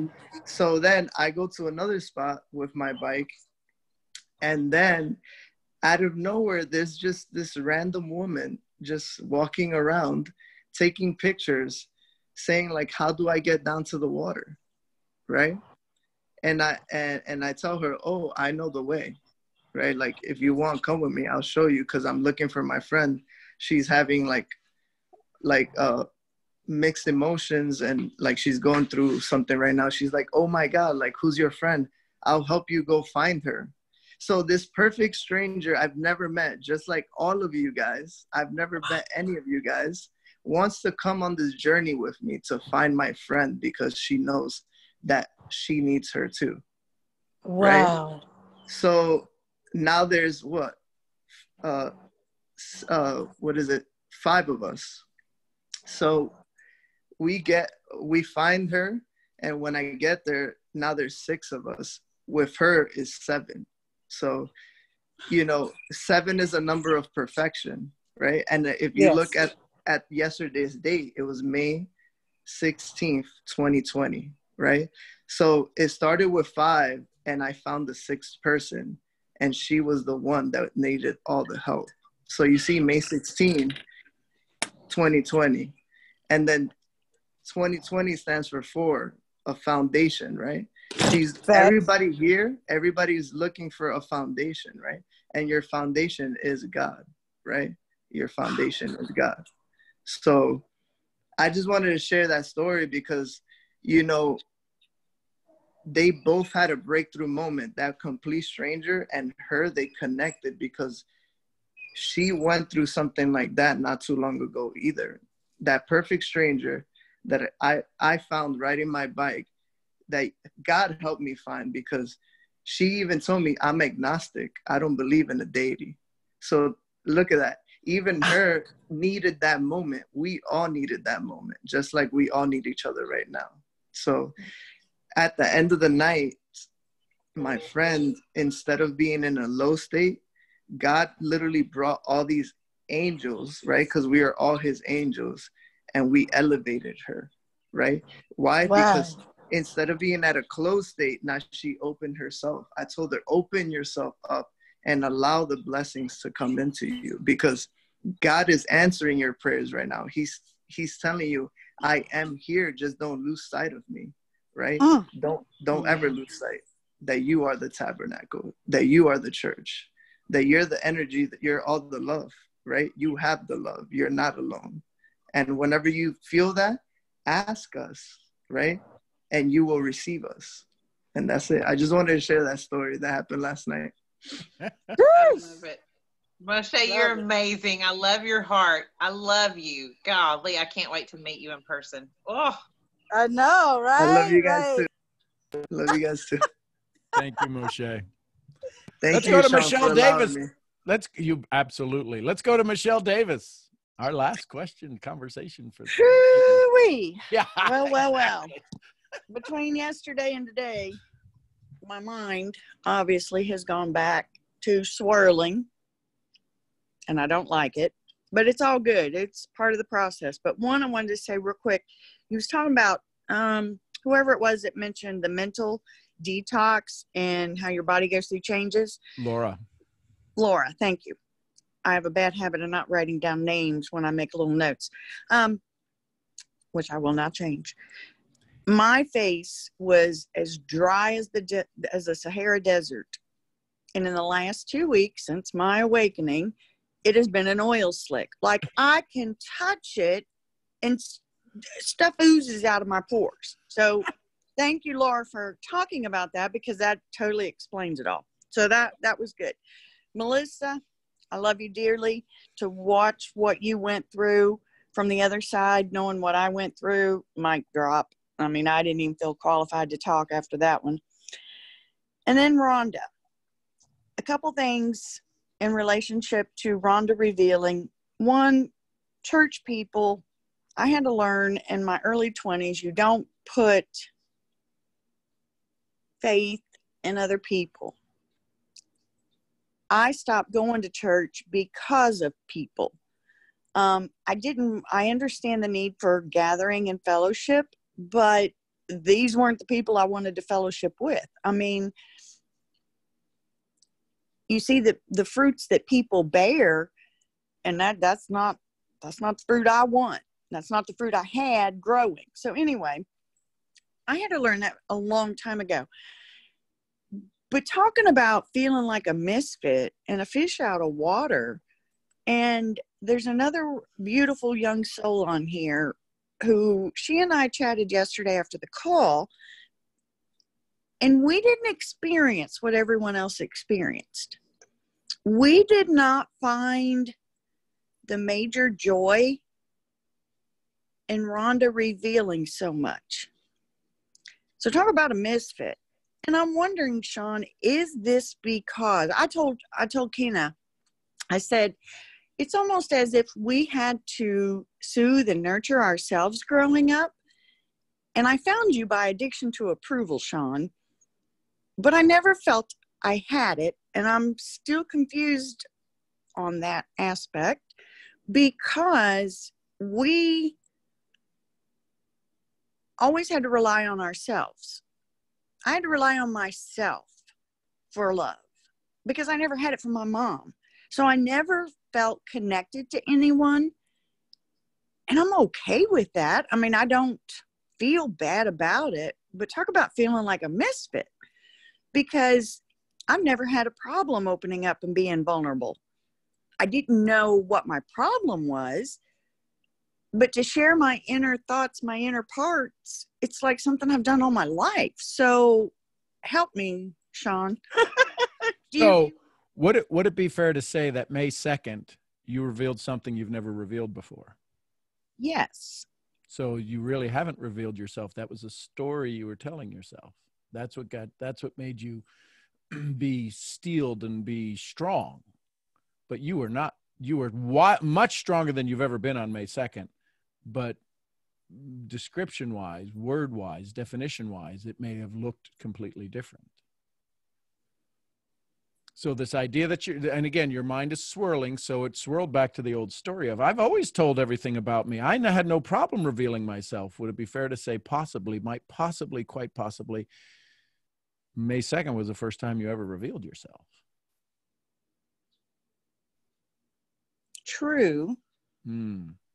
So the old story showed up and said, well, May 2nd wasn't really a big thing, but because now with seeing other people revealing, it's like, well, that's silly. I've been able to do that my whole life. That's a story. Okay. Well, I knew when my mind started swirling that an old story was popping up. Right. I mean, I identified that very quickly. And so give yourself a huge round of applause for saying that, because it could have been easily just as easy. Remember how you quieted down for about a month after Brittany? Yes. And May 2nd, you're like, today's the day, screw it. I listen, I don't care what it's going to take. I'm not going with this any farther. And so May 2nd to today is how many days? 14. We're on 14 or 15. How many days does it take to form a habit is what we're told, just in a very basic understanding. 21. And I knew I was going to have problems around the 14th, 15th day because look what happened. Yeah. I mean, I was looking for, and that's the thing that bothered me, I think, too, is because I was kind of looking for something to creep back up, because it always happens. I mean, I've seen it in my team. Days 14 and 15 of consistency, they drop off. I mean, I know I've seen the pattern. So, Rhonda, it's Michelle's fault, not mine, for you to have to do that thing yesterday, because Michelle was looking for day 14. Yeah, exactly. Thank you, Michelle. Exactly. Thank you. Exactly. But it bothers me that I didn't get to experience the joy that everyone else did. And that's okay. So here's the thing, but before you would have never thought you missed something. True. See, that's a huge breakthrough. I can't understand how is LaToya happy about this, and how are they laughing about this? It wasn't stupid, but I don't know if it brought any value to you. But it did, because it caused you to have this dialogue right now. Exactly. I mean, I identified very quickly and early on in Rhonda talking that I'm not getting this. And that was early on, like 10 minutes in, 15 minutes in? Oh, at least 5-10 minutes in. I'm like. So 5 minutes in, were you on for the whole call? Yes. What kept you there? Ask that question, because 5 minutes in, you're this strong woman. We have yet to meet in the physical realm, but we circling in your energy. I get this idea that if somebody just didn't sit well with you in 5 minutes, you were Audi 5000 out of here. What part of you kept you on a call for 2 hours and 20 minutes that you're like, this is the dumbest thing I've ever seen? And not that you said that, but for all, I don't know why everybody's so enthralled with this. I just don't get it. But ask and yourself. I was staying on because I wanted to get it. Like right. I wanted to identify what is making me different at this moment. Right. And so the part of it is the same thing that kept you on that call is the same thing that sat you in tears through our conversation that seemed like a blink of an eye, but it was a fairly long dialogue of freedom. And so this is day 14, right? All of this is popping up. All of this is absolutely predictable. I knew it based upon where you're at in this dialogue, and even in the tone of your voice. Those of us that have heard you, your voice is back to May 1st. Yeah, frustration. Yeah. But why be frustrated? You got to witness something that was somebody else's journey, not yours. Part of you thought maybe, this just downloaded, that you're going to have to go through telling everybody your story like that. And the answer to that is no, you won't if you don't want to. Rhonda went through this because of a conversation her and I had on Wednesday, and the leaning in, and I'm like, stop. And something that had been around in her back for years, all of a sudden was gone in an hour. This is just remember. So here's the good news, Michelle. What took you, in essence, a month from Brittany's release going, I'm free, this is done, it's it. And then all of a sudden that tornado started. And May 2nd comes along. And here's the great news. It's not a month, it's 14 days. So you're getting good at this. You're cutting everything in half of just expressing where you're at. That's powerful. Be in joy of that. I guess and I get that, and I will. What I took away from Rhonda yesterday was that she realized she put so much into you, like you were her source. Right. And I guess the part for me that I identified with is I've never, or I didn't think I did, put that much look and thought into someone else, because I never had it growing up. So it's like it's a different life for me, so to speak. Does that make sense? So here's the question. Like, I don't understand how somebody could put someone else on a pedestal in that manner. Does that make sense? Sure. Absolutely. Okay. So the question then becomes, what if that's the new experience you're supposed to experience? That would be vulnerability. Not saying you should. But what if you did find something that was your source rather than you? You've had to depend so much on you. That feeling, that the story of going back to Melissa and Dira, of her relying on each other for joy. Since February, she hasn't counted on that. But in a very short order, we brought back joy to her life with a memory that worked. For 52 years, you've steeled yourself in a very safe way, in a very protective way that's gotten you to this point, congratulations, that has allowed you to not have to count on anybody. What would happen if you did? That's what I was going to ask you. So are you saying I need to look for opportunities or just allow myself to lean on people like that? Well, I mean, because that's totally Greek. That's totally Greek for me. I get it. And that's why this conversation. So would it be fair to say at some point, at some small little tilt, there's a little lean towards us, this community, towards me right now, without ever the desire to lean in. But it's in this lean, it's in this vulnerability towards me leaning into you leaning into me, us leaning towards each other in this dialogue, because it's not a monologue. It's, I'm not here to tell you what to fix. We're having a dialogue that says, I'm going here. Great. From there, we'll have this conversation. Great. From there, we'll have this conversation. And we'll keep moving the dots, but in this dialogue of back and forth, not monologues that bump into each other, we're kind of leaning into each other. Would it be fair to say on May 2nd, you leaned way into us? I did. And do you feel now that you're no longer leaning, but we help stand you back up? Yes, in a differently, for sure. Absolutely. So now the question is that vulnerability of leaning had to come at a great cost. And the great cost is the old story. Yes. Is this the defensive mechanism to keep you from ever experiencing that great cost again?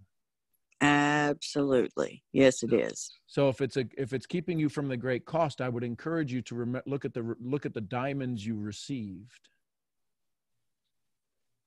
And sometimes if I can spend $5,000 to make $1 million, I'll go rob $5,000 and then I'll pay them back. And that's part of what happened is your story got robbed on May 2nd of the old story. And in an hour's time, you wound up with an acre of diamonds. And 14 days later, you're stepping over those diamonds going, yeah, but look I can't even see. I got to go buy frickin' sunglasses now. This is ridiculous. Because of the way the light's shining on them. Go pick up your diamonds. You made them. They're yours. That May 2nd is your day forever. Why do I know May 2nd? I don't remember May 2nd. I only remember it because you said May 2nd is the day that changed a lot for me. So that resides in my memory now. But I couldn't tell you the day. I couldn't tell you the time. I could tell you it was after lunch. But I can't tell you. I couldn't have told you the day unless you reminded me. That was your day. It'll always be your day. And now here 14 days later, it's like, ugh.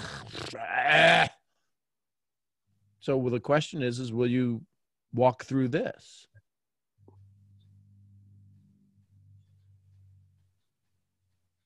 And the answer is yes. But why am I feeling so much pain at the moment? It's the old story, getting pissed off. Okay. And you just got to love it. And I love that. Imagine if you listen, you would if you didn't do May 2nd, you wouldn't have this right now. Be in joy of this right now. And that is the truth. I mean, that's for sure. I wouldn't feel this at this moment, which was different than even 2 days ago. And this lack that you're feeling is not lack. It's the story not being fed. It's the parasitic story that has nothing to feed on. So it'll find anything, even stuff it doesn't like, to start eating. Okay. And this is how who was it that the evolution of life, the scientist, I can't think of his name, but this is how things morph.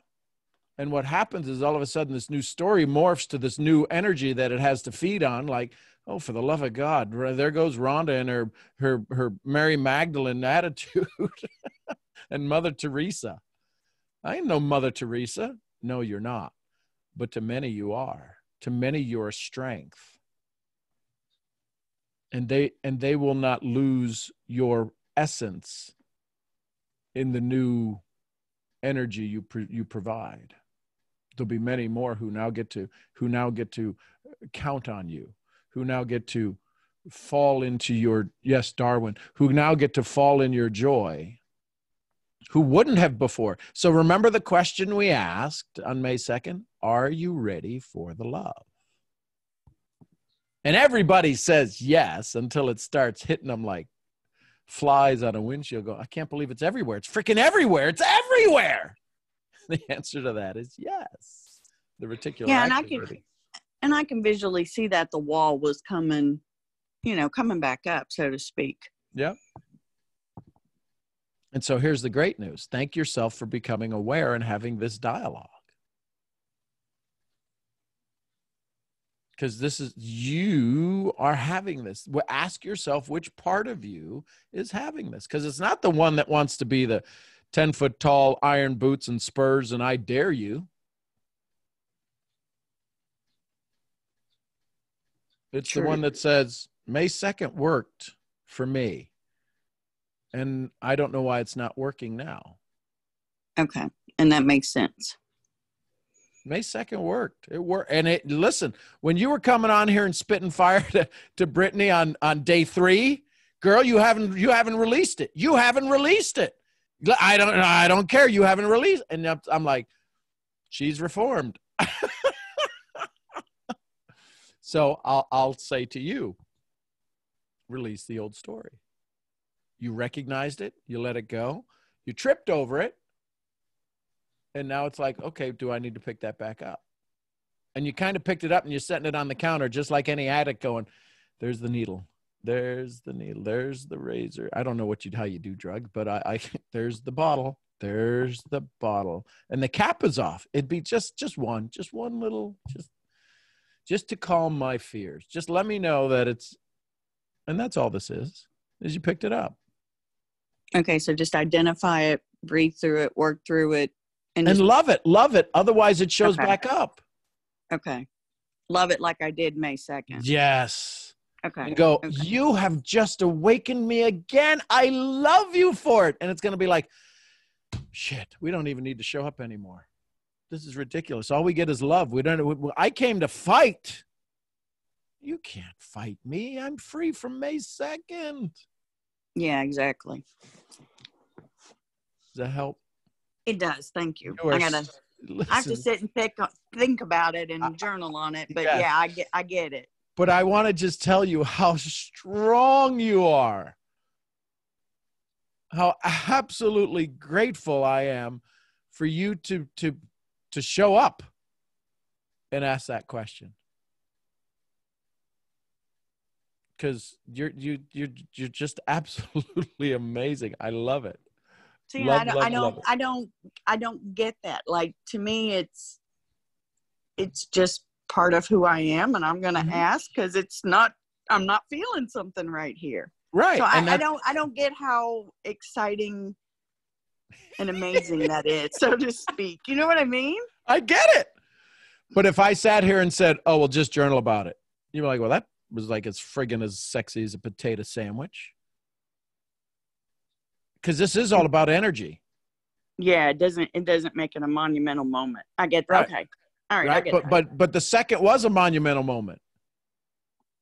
And the second was 100% you. Not 98% you and 2% me. It was 100% you. And what the old story is looking now is to put, I don't want to say blame, to put ownership someplace else. Okay. Right? We put it in Ronda telling her story yesterday. I don't get that. I don't know how that works, and I don't know how that'll ever work for me. You were putting ownership in her story. True. Very, very true. Yes. I did. Yeah. Put it I back definitely in. did. And I recognize that. Yes. And that's why I was like, I'm lost. You know, I almost felt lost. I felt like a fish out of water. Talk about a misfit. I felt it. Yep. Okay. That makes sense. Well, I appreciate you as always. I love you. You're so awesome. I appreciate you. It's so cool.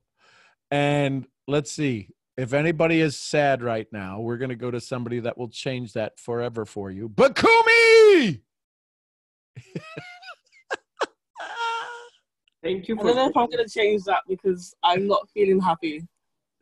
Well, Bakumi will bring you happiness. I will bring you happiness.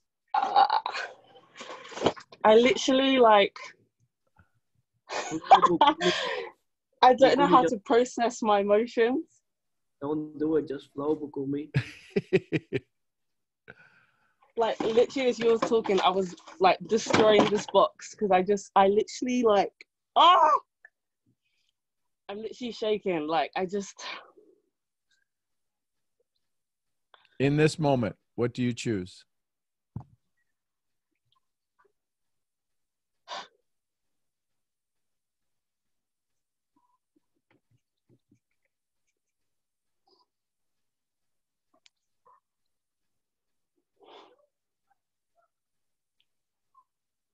I love you, Bakumi. And it pains me to know your frustration and see your frustration and everything that you're processing right now. It hurts. It hurts a pain that I've never felt before.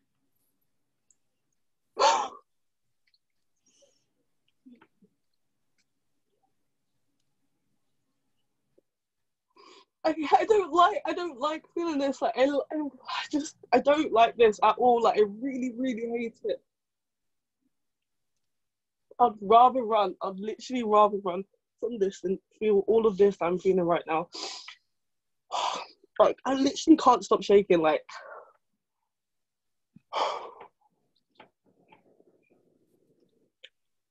Bakumi, vibrating. Bakumi, you're sitting in this moment. Pay attention to your environment. Just look around you real quick. Just look around. Open your eyes.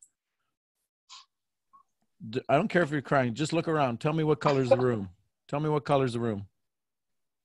It's white and colors over there. What are you sitting on? My bed. Well, how does it feel? Hard or soft? Soft. What are you wearing? I don't even know. Like half a jumper, a t-shirt, and joggers. What's between? What's that thing that's got a straw in it between your legs that's shaking and we see the white top on it? It's my water bottle. And what's in it? Water. What's the chemical nature of water? What's it made up of? It's a H2O. H2O, right? So do you see what's just happened, that we've activated your prefrontal cortex? I think so. You've stopped shaking. Because you left the moment. What happens is when you leave the present, you go to the past or the future and you can't understand the moment that's existing and you miss it. So right now you're back with us for just a second. You're back with us for just a second. I need you to tell me what does the fabric feel like? Just rub your hand down your shoulder, one of your hands down your shoulder. Tell me what the fabric feels like. It's rough. It's a little rough. And the is that a wrought iron footboard? What's that to your left? Or your right? That one. What do I see? I see lines or something. Oh yeah, what is that your hand's on? What's this called? Headstand. Okay, so that's your head. Okay, so cool. What temperature is that? Does it feel cold? Does it feel hot? It's like cold. It's like cold. Like cold. It's like cold.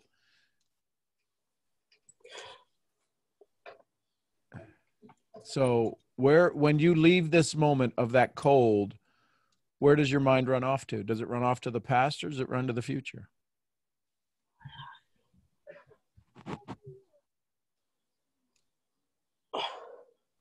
Or is it just doing its best to avoid the now?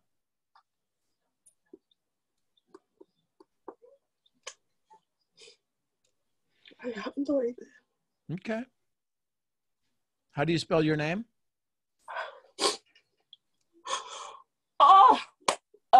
It's B-U. Yeah. Oh wait, my full name is O-L-U-W-A B-U-K-U N-M-I. Okay.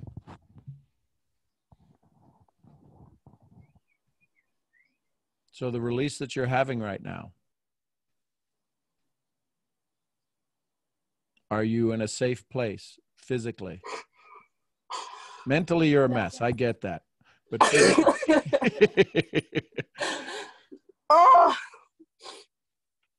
is it okay if you have this new story? The story that's washing away right now, is it okay for you to have a new story? Yeah. Okay. So if you have a news story, who's crying? Is it the news story getting excited, or is it the old story realizing it has no more power? I feel like it's the old story. Sure. And if the old story went away, it doesn't mean it's dead. Is it okay if the old story still hangs out, but it just is losing its authority? Yeah. Because the one that we see jamming and smiling and goofing off in the background, and whenever you see somebody do something amazing, your whole body like goes into, I don't know, it has like convulsions. And we all become joyful because of it. Is it okay if you have the joy for yourself? That's all I want. I know that's all you want, but is it okay if you have it? Yes, So say, I have it. I have it. I know you do. You always have. Can I give you some more?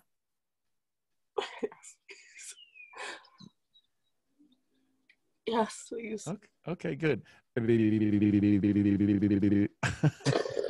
That's my scientific giving. I got one more. I got one more, Sean. Can I give it to her? Yes. Bukumi. I hate that so much. So Bukumi, the old story is afraid you won't remember it. You can't forget it. It's just what we do forget is that we're the one in charge. And it's afraid. It's doing its best to protect you right now. It's doing its best to protect you right now, because if you let go of this, it has no idea you are stepping into the frontier. And in the frontier, it gets messy. But if you got enough other frontier dwellers, it doesn't have to be messy, does it? It can be confusing. It can be scary.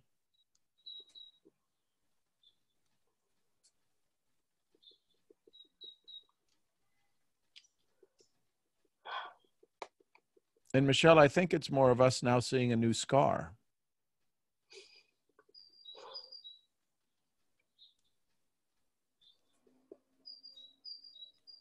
Bukumi,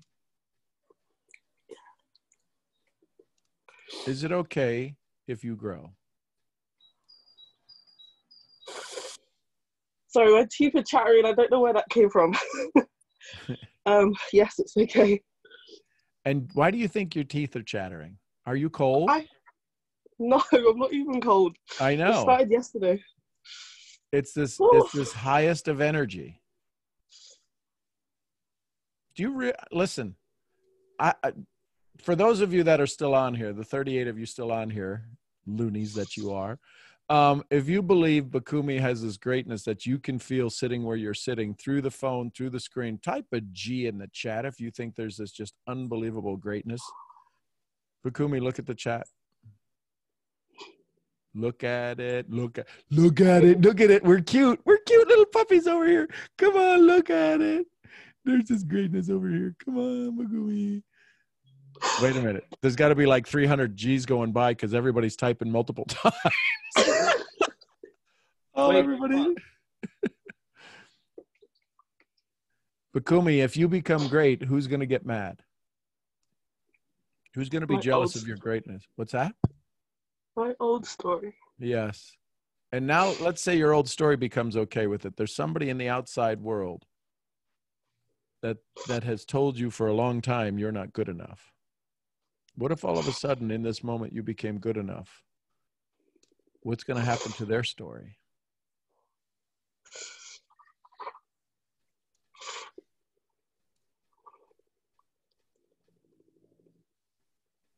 Oh my God, I hate my teeth. Oh. Look at that. Your body can't even keep you from this joy. Oh. Embrace it. Bukumi, do you know your phone number? Yeah. What is it? I'm just gonna give everyone my phone number. No, so don't give it to me. Do you know your street address? Blah, blah, blah. Do you know your street address? Just the numbers of your street. What? Like my DA161RL, like my postcode. There you go. There you go. What's your favorite number? I don't have a favorite number. Okay, make it up. Give me one now. 3. 3. So how many ways can you get to 3? Give me some addition to get to 3. 1 plus 2 is 3. Yep. Yep. 1 plus 1 plus 1 is 3. Yep. Oh my God. 5 minus 2 is 3. 10 minus 7 is 3. Yep. How many? How do you draw 3? Draw 3 in the air. Yep. Oh. How many friends do you think I have? Thousands. No, 3. Oh, sorry.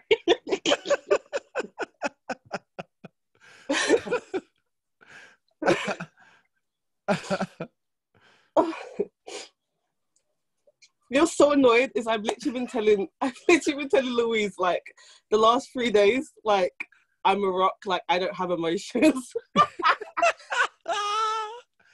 Yeah. Oh. So what would be the word you would describe yourself right now?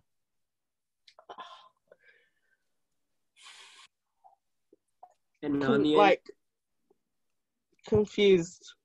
Okay. So what confused, would Go ahead. Confused, but in a good confused. Okay, so let's come up with another word. So what's a good word for good confused?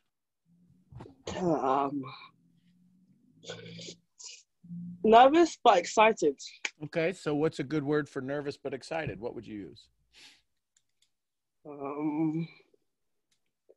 Discombobulated. Okay, so what would be the opposite of discombobulated?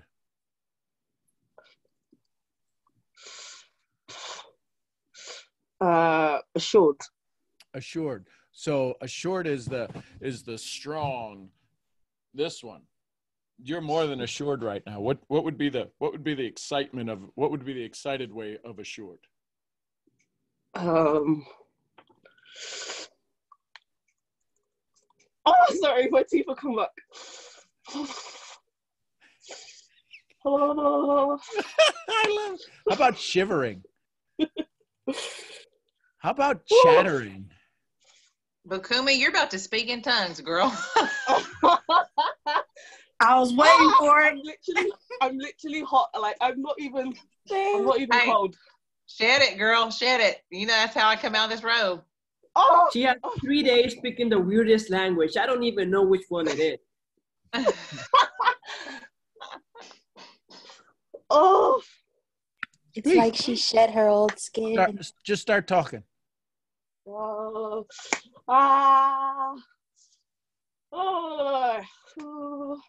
love it. She is ready to bust. Girl, you're gonna have me out here doing cartwheels. Get it? She's a volcano about to explode, erupt. Truth. I see it. Bring it, girl. Come on, girl. Get up and move around. Move your body. Move your body. It out. I've been waiting for her to scream. There you go. Do it again. Louder. I didn't hear it. Oh my god. Girl, you better celebrate that thing. Let's go. Oh my god. Ah!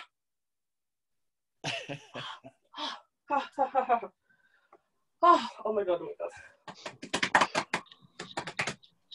There's a little bit left in there. You're not finished. Don't hold it back.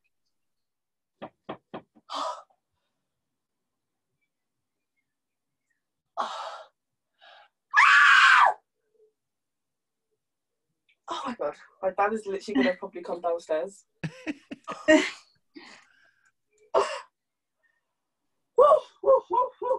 Oh my god. I wouldn't be surprised you do a backflip like right now.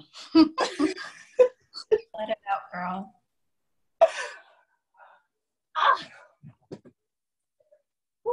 Oh my god. Holy, holy, Holy Spirit.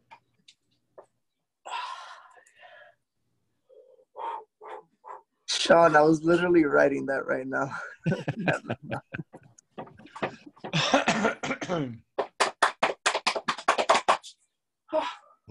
Shout it. There it is. Let it flow through you. I feel crazy. I feel so crazy. That's elevation, boo. That's not crazy. Yes, it is. You're in a realm that you've never been in before.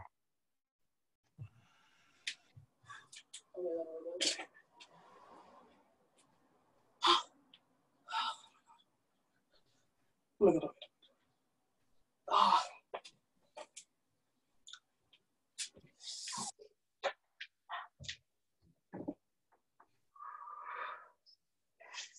If there's an example of breaking our generational curse, this is it right here, guys. This is Sean led, like this is what Sean lives for right here. This is what we all live for. I love it. Growth is beautiful. Yes. In the right community too, she's doing it now. Hey, Bakumi. Oh. It's good to see you. I wasn't sure where you had gone.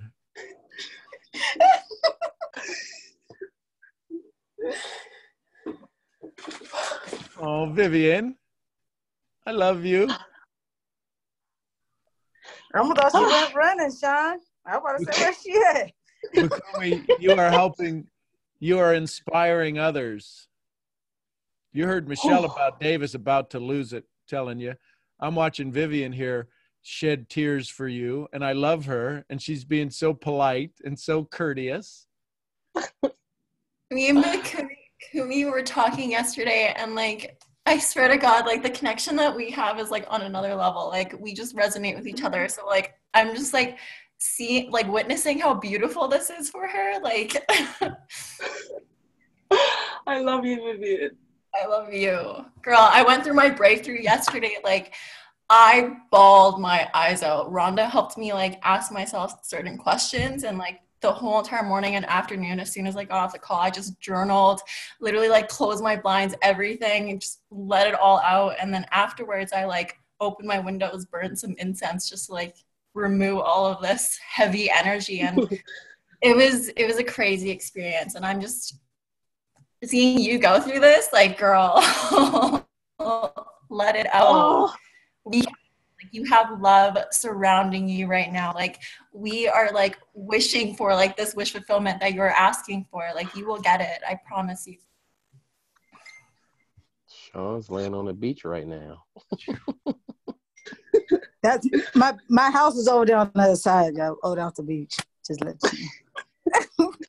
Vivian, thank you for sharing that. Michelle, go ahead. Thank you. Yes, so and much. I apologize for interrupting, but obviously God's timing is perfect because I needed to not just see that, but experience that, because it took me back to 2 weeks and 1 day ago, which I didn't have prior to you releasing. So I appreciate and love you, girl. I needed that. If for no one else, that was for me. Thank you, Michelle. I love you. And Michelle, this is us being self-full, not selfish, because we all got to experience it. But yes, it was for you, but use it to be self-full and not an old story of selfish. Gotcha. Because you needed this. You asked for this, and you asked for Rhonda to do what she did yesterday so we could have this, and we can connect all of the dots. We live in this moment in time that's a vertical line of connectedness, vertical line, and we continue to all move forward. But at some point, all of the dots connect. All of the dots connect. The challenge is that we wind up with blinders on, and we never look up, and we never look down. We're constantly looking this way in comparison. And when we look up, Heavenly Father. And when we look down, somebody's looking up to us to give them some courage. And Bakumi, all she is doing, she is not looking at the camera. She is only looking up. And guess where you happen to be, Michelle? On top, because you already broke free. And you're getting to look down to her and say, I got you. I'm here with you.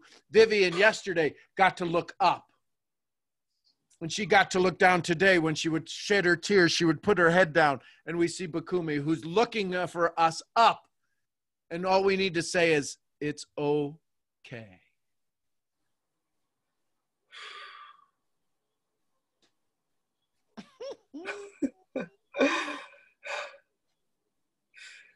This is what life is like.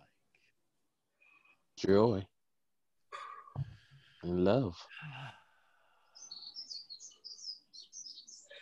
I guess I have emotions now. Okay. Oh. Sending you hugs. Hey, Surprise, they're here. The birds are singing the tune. They saying welcome.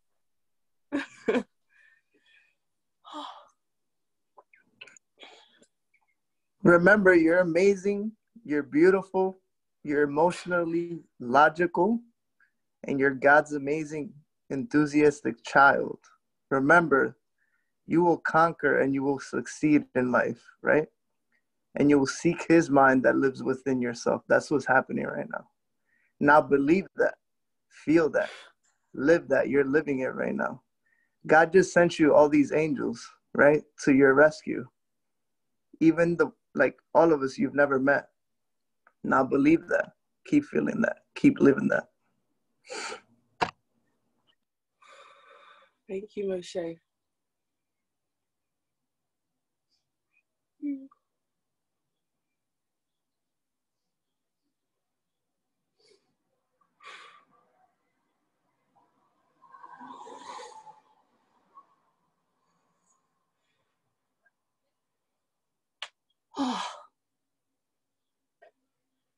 And now?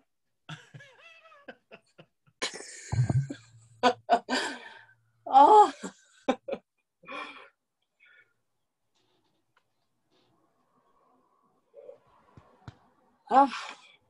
Y'all, this is an army going back and plucking the one that's ready to step out into freedom. This is what that looks like. This is us as an army together in love, going and plucking back the one that raises their hand that says, I'm ready, please come get me.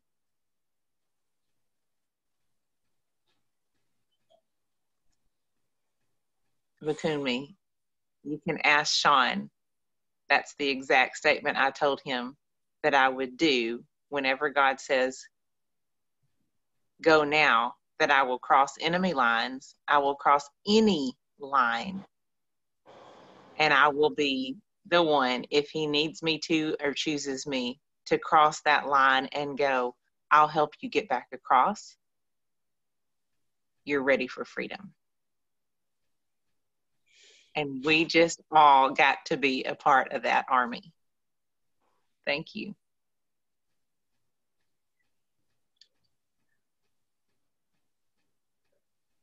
I don't know about y'all, but I can hear every one of our souls erupt in the biggest, largest, like Braveheart scream ever.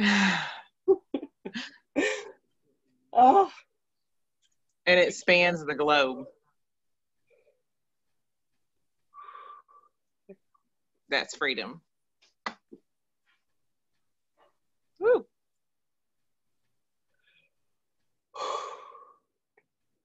Oh my God.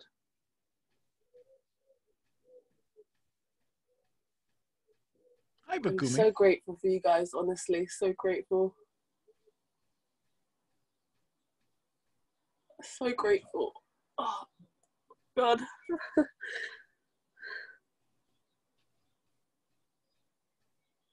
Speak that out. Speak that thanksgiving out. It says you enter his gates with thanksgiving and his courts with praise. You're doing both. Say it out loud. You're in the presence of the highest. Psalms You're in his 100. high presence.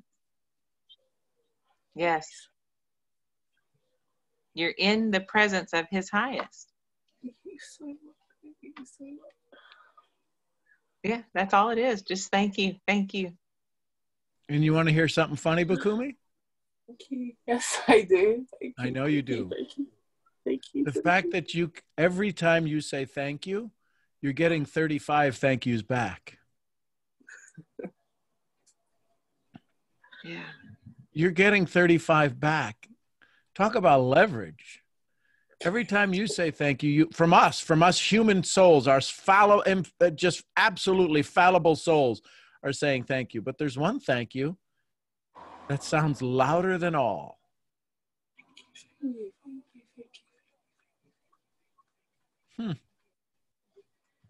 Thank you, thank you, thank you. I love you, love you, love you, love you, love you. Thank you, thank you, thank you, thank you, thank you.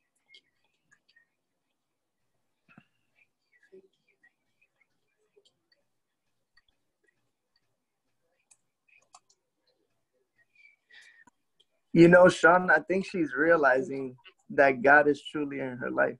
Mm-hmm. You know, Well, and I haven't seen her look any way other than up. yeah, exactly. And honestly, after my friend had her situation last night, when I got home, I broke down too, because I realized that God is really using us to help other people break through. And it's such a blessing. I feel like that's what she's realizing as well. That, you know, that God is really in your presence, that we're all made in his image, and we're stepping into that reward. You know, on Friday, Sean and I really did have a deep moment where he told me, you don't build God up, right? You have to build yourself, right? And that's what you're doing right now. You just stepped up to the foundation that your spirit has been looking for all this time. And now you're standing on that foundation, and your body is not even sure how to stand on it yet, but you know it's there, right? Now you know it's there. So accept it, and accept that you will be doing the same for others, you know, and just love that, live in that, feel it all the time. That's why I said always vibrate at your highest, right? Because you bring the reward. And we always need that reassurance, because even Friday, I needed that reassurance. And that's what we're here to ask for. If not, we wouldn't be here for each other. And that place that Moshe is just described, Bukunmi, that is not a physical location. That's a supernatural location. And that's why it feels so different to be where you are, because it's a supernatural place. So that's what gives it the, I don't understand. But sit in that supernatural glory. That's his glory. That's God's glory. That's Shekinah glory. That is indescribable, amazing. There's no human words to describe it. That's why your body can't handle it, because the spirit that's within you knows that location, but your body doesn't. And that's okay. Yes, it is. Sit in Amen. that joy, Bukunmi. Sit in that joy and let us witness you. Hey, Kina. Is it Kina? Am I saying it right? Kena? Yeah, that's right. Hey, I Kina. feel like if I don't talk, Michelle's gonna kill me. Like, I'm deeply afraid. I'm just kidding. But I don't know. Like, I just feel like I felt nothing. Like when Bukunmi spoke, like I felt joy at the end. But I don't know. Michelle says that it's maybe my old story coming back, but I don't know how. I don't know what I feel. I just don't know. Sure. Is it okay if you feel something? Yeah. Okay. What would you like to feel? Connection. Okay. And what would you want to be connected to? The story that you guys have, like, okay. With Ronda, I didn't feel anything. My dog, my bad. But yeah, like yesterday when Ronda was having her like breakthrough, I didn't really feel anything then, but I stayed on the call to, like Michelle said, to like, so like to understand why I wasn't feeling anything. Mm-hmm. So, do you think what part of you wanted to stay on the call for Michelle? I don't know, because like I feel a connection with Michelle, so I'm like, okay, like I've been talking to her and she feels how I feel, so I stayed on the call so that maybe we could understand why we felt different. Okay, so would you say there's a connection? Yeah. So what made you tell me that there was no connection? Which part of you? I don't know. Like, I don't know. Well, the old story that has gone through your life saying you're not connected to anyone. But yet, do you know Michelle? Have you known Michelle for years? No. No. So all of a sudden, in a very short order, probably since May 2nd, you've connected. Right. So how did that story come about? How is it possible that you have no connection? You tell me I want a connection, but you have this incredible connection with this human being, this amazing soul who has fallen in absolute like, possibly love with you. How did that connection happen? I guess because of our story. Sure. So would it be fair to say that you're connected? Yeah. And has it been a bad connection or a good connection with Michelle? A good connection. So you're allowed to have good connections.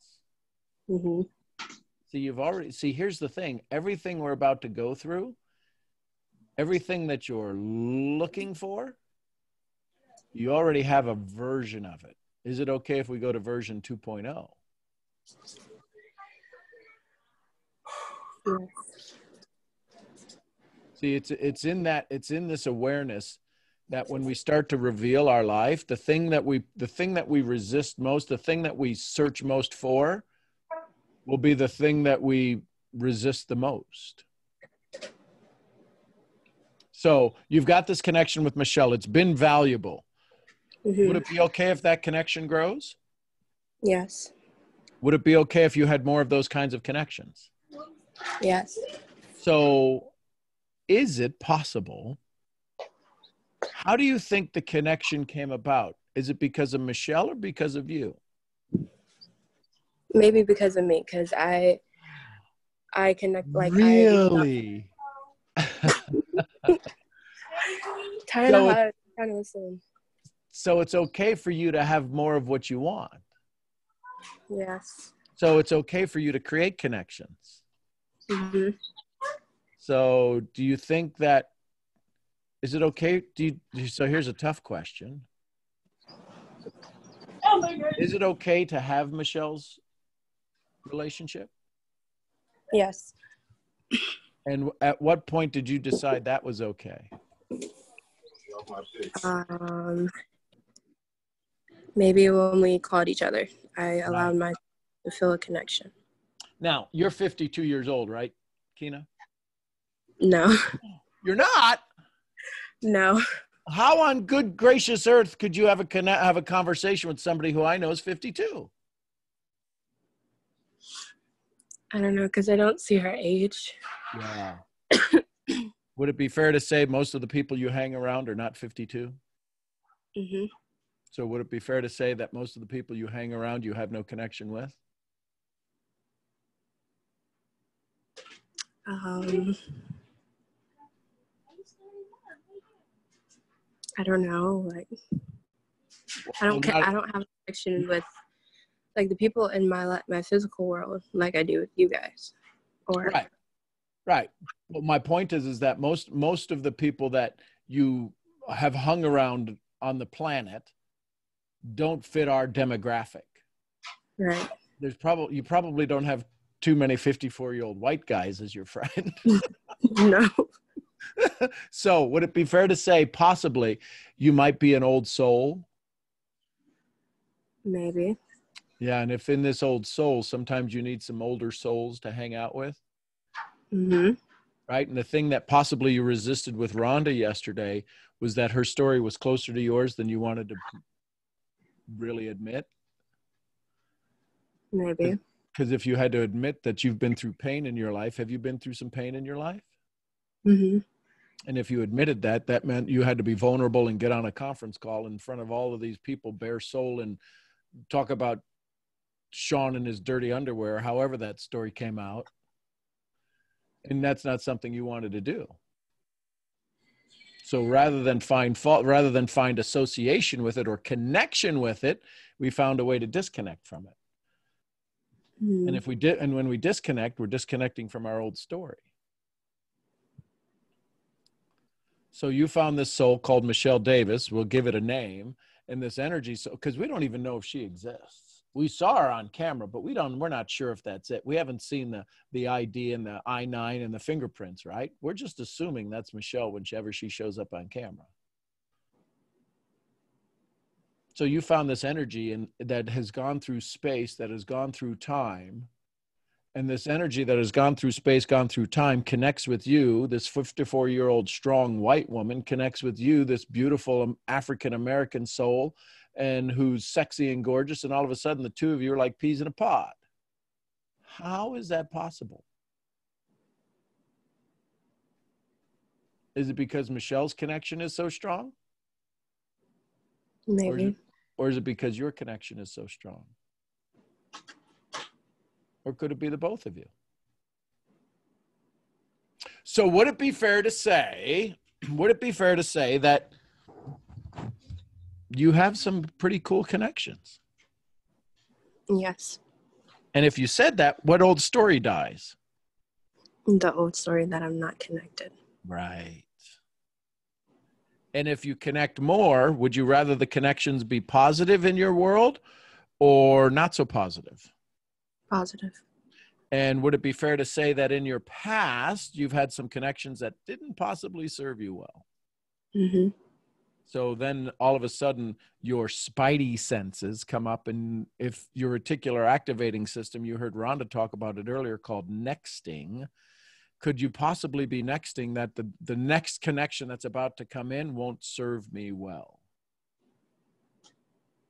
Would it be fair to say possibly that you're like most of us, that you want connections, but you only want, you desire connections that serve us well? Would that be fair? Mm-hmm. And has the connection with Michelle served you well so far? Yes. And would it be okay if that connection continues? Mm-hmm. Do you need any more connections than that one right now? I don't think so. So if Michelle continues that and you continue that and we continue this, would it be okay for you to say, I've got 33 connections of angels around that I have no idea how they're going to show up in my life, but it's okay to have a community of angels after 4 hours here to serve you and stand with you?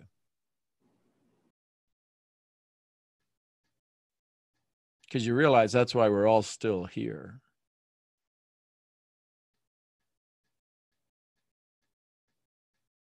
Just say, y'all are here for me.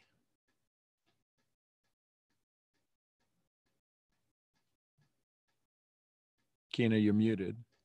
And maybe there's something going on in your Oh, my bad. I didn't mean to. That's okay. Just say, y'all are here for me. Y'all are here for me.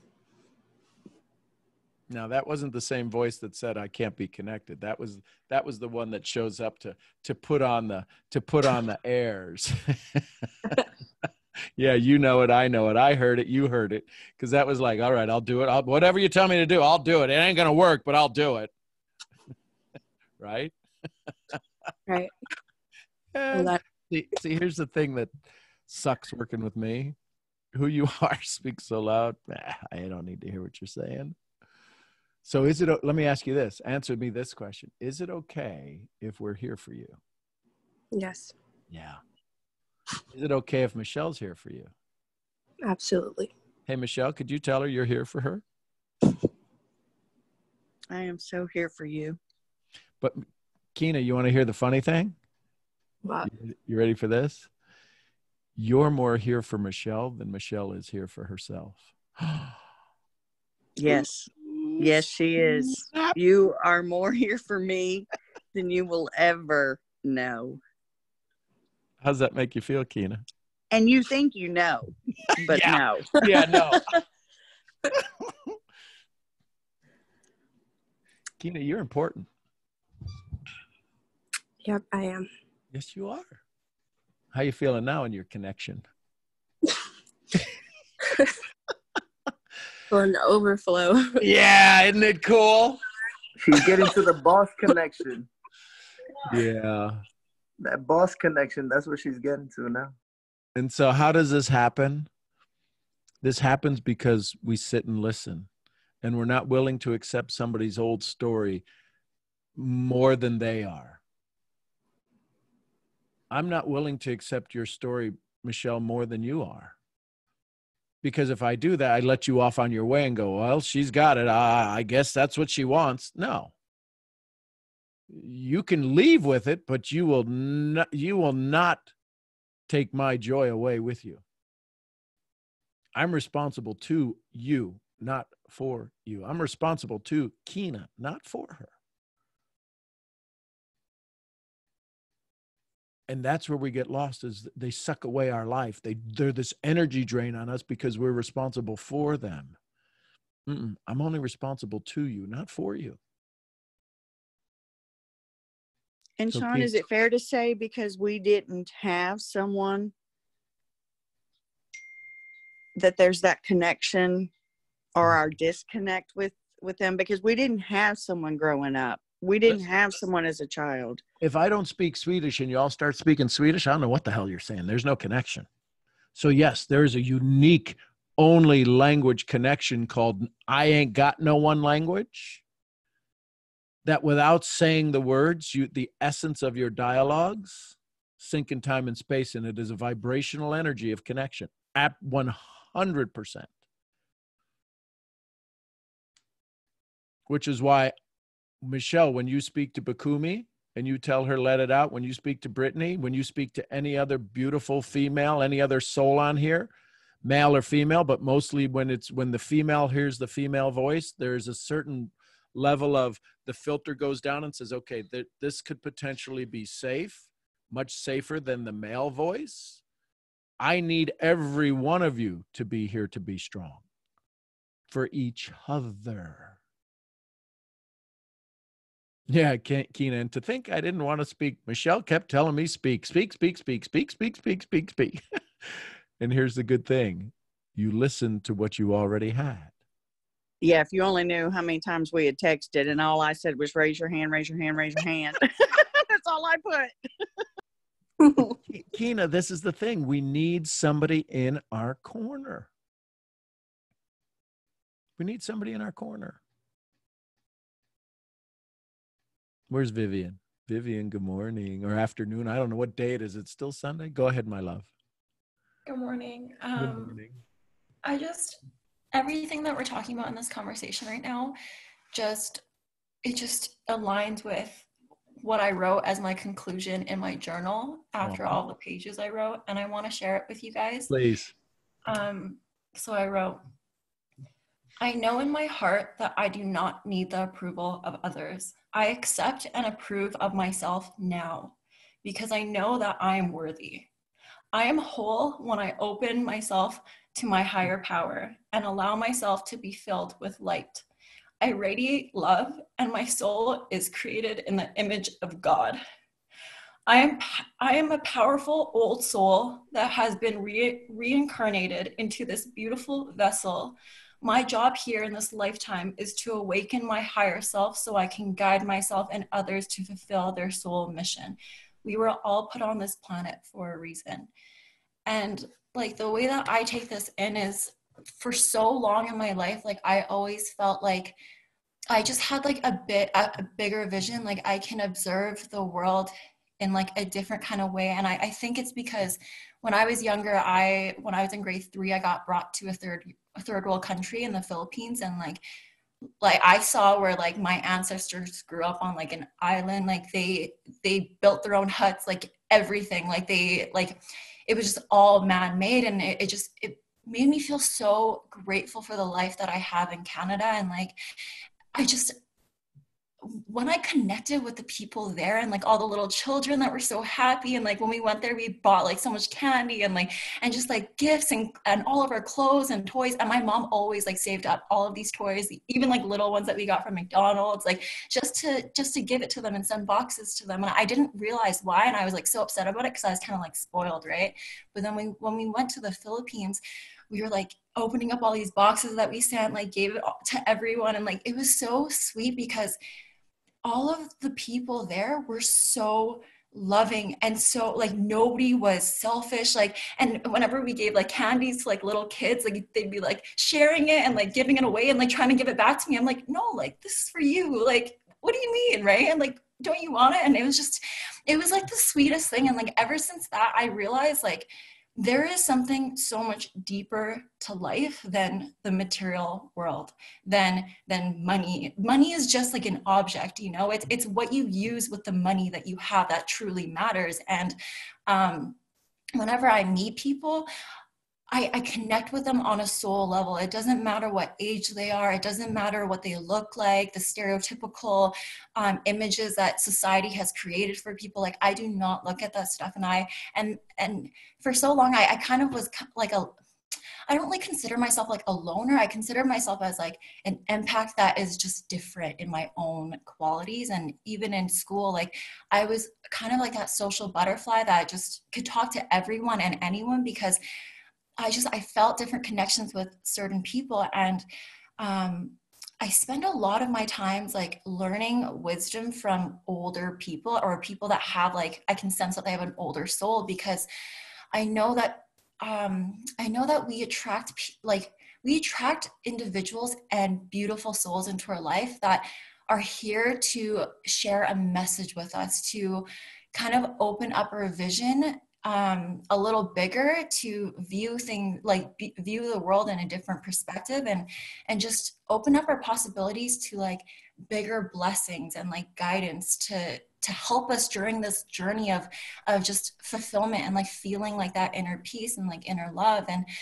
I'm just so grateful for the community that we have here too, because it's so different from like the normal, you know. It's so different from like society standards and like the way that the system raised us. And like even what you're saying, how like we get graded in life, and like we're always like even when we're outside of school, like we step onto like this world where we feel like we're free now, but we're not. And like when like just becoming a people pleaser, and that's just, it's so sad, because it confines how valuable and how like just intricate like us human beings truly are. And I think people don't step into the spiritual realm, because it's so like, there's just so many bad like words, but oh, that's voodoo, that's crazy, like that person like is like, what are they talking about, you know? And it's just, but when you truly like become like open to it, and I know that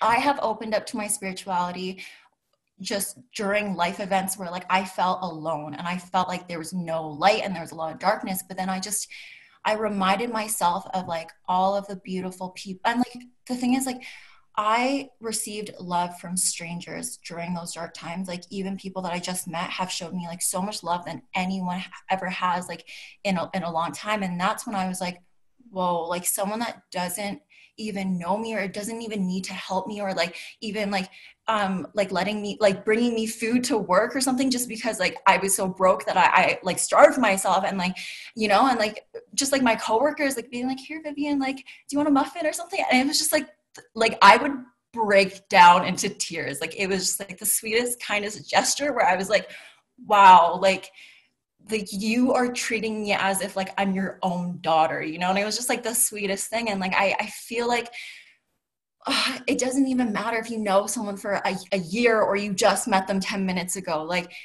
when you have love, and when you radiate like so much just like positivity, and wanting to just accept yourself and accept everyone around you, like, and just without all the judgment, you know, like I find that that's when we receive our best gifts, and like when we realize there's something so much bigger than life. And wow, like I'm so nervous like talking to you guys, but like that literally just came to me like. Well, Vivian, you're this beautiful soul who gave us a gift today, and I want you to know that. So thank you. Thank you so much. I love you guys. Love you too. How cool is this? Let's go. Where's Shammy? Hey, Shammy. Hey. Hey. There's 1 second.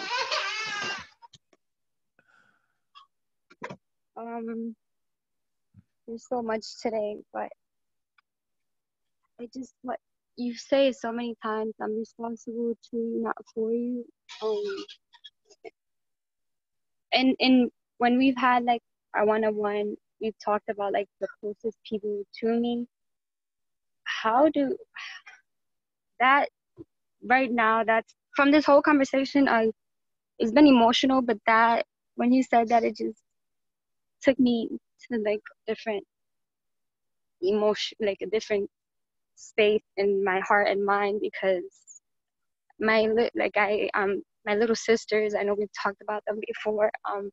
How can I be that? How can I be responsible to them but not for them, now that we're all grown and I've always been responsible for them since forever. So, Shammy, in our dialogues and in our conversations, how many times have I ever told you something to do? Never. But if I was responsible for you, wouldn't I tell you what to do? Yeah. Your babies, you're responsible for them. You are telling them what to do, what to eat, what to wear, when to work, what to do. The challenge is that when you've taken on that responsibility for your little sisters, you've become the warden. Not too many wardens get upset when they free their prisoners unless they're not ready. Unless they know they're going to do harm. They've done their time, but now they're going to go out and, what do they say? 70%, 60%, 80% of prisoners wind up back because that's the only pattern they know. What I would encourage you might be is to try something to give them some homework. You know how when Rhonda has a conversation with you, she might give you some homework, go check this out or go look at that and kind of report back. So if that's the case, what could be some homework you might give your little sisters to start seeing if they're ready to do the hard work? So just think about that and say, okay, well, I need to do this. Well, what would be two things you could do to get to that solution, right? To get to that result.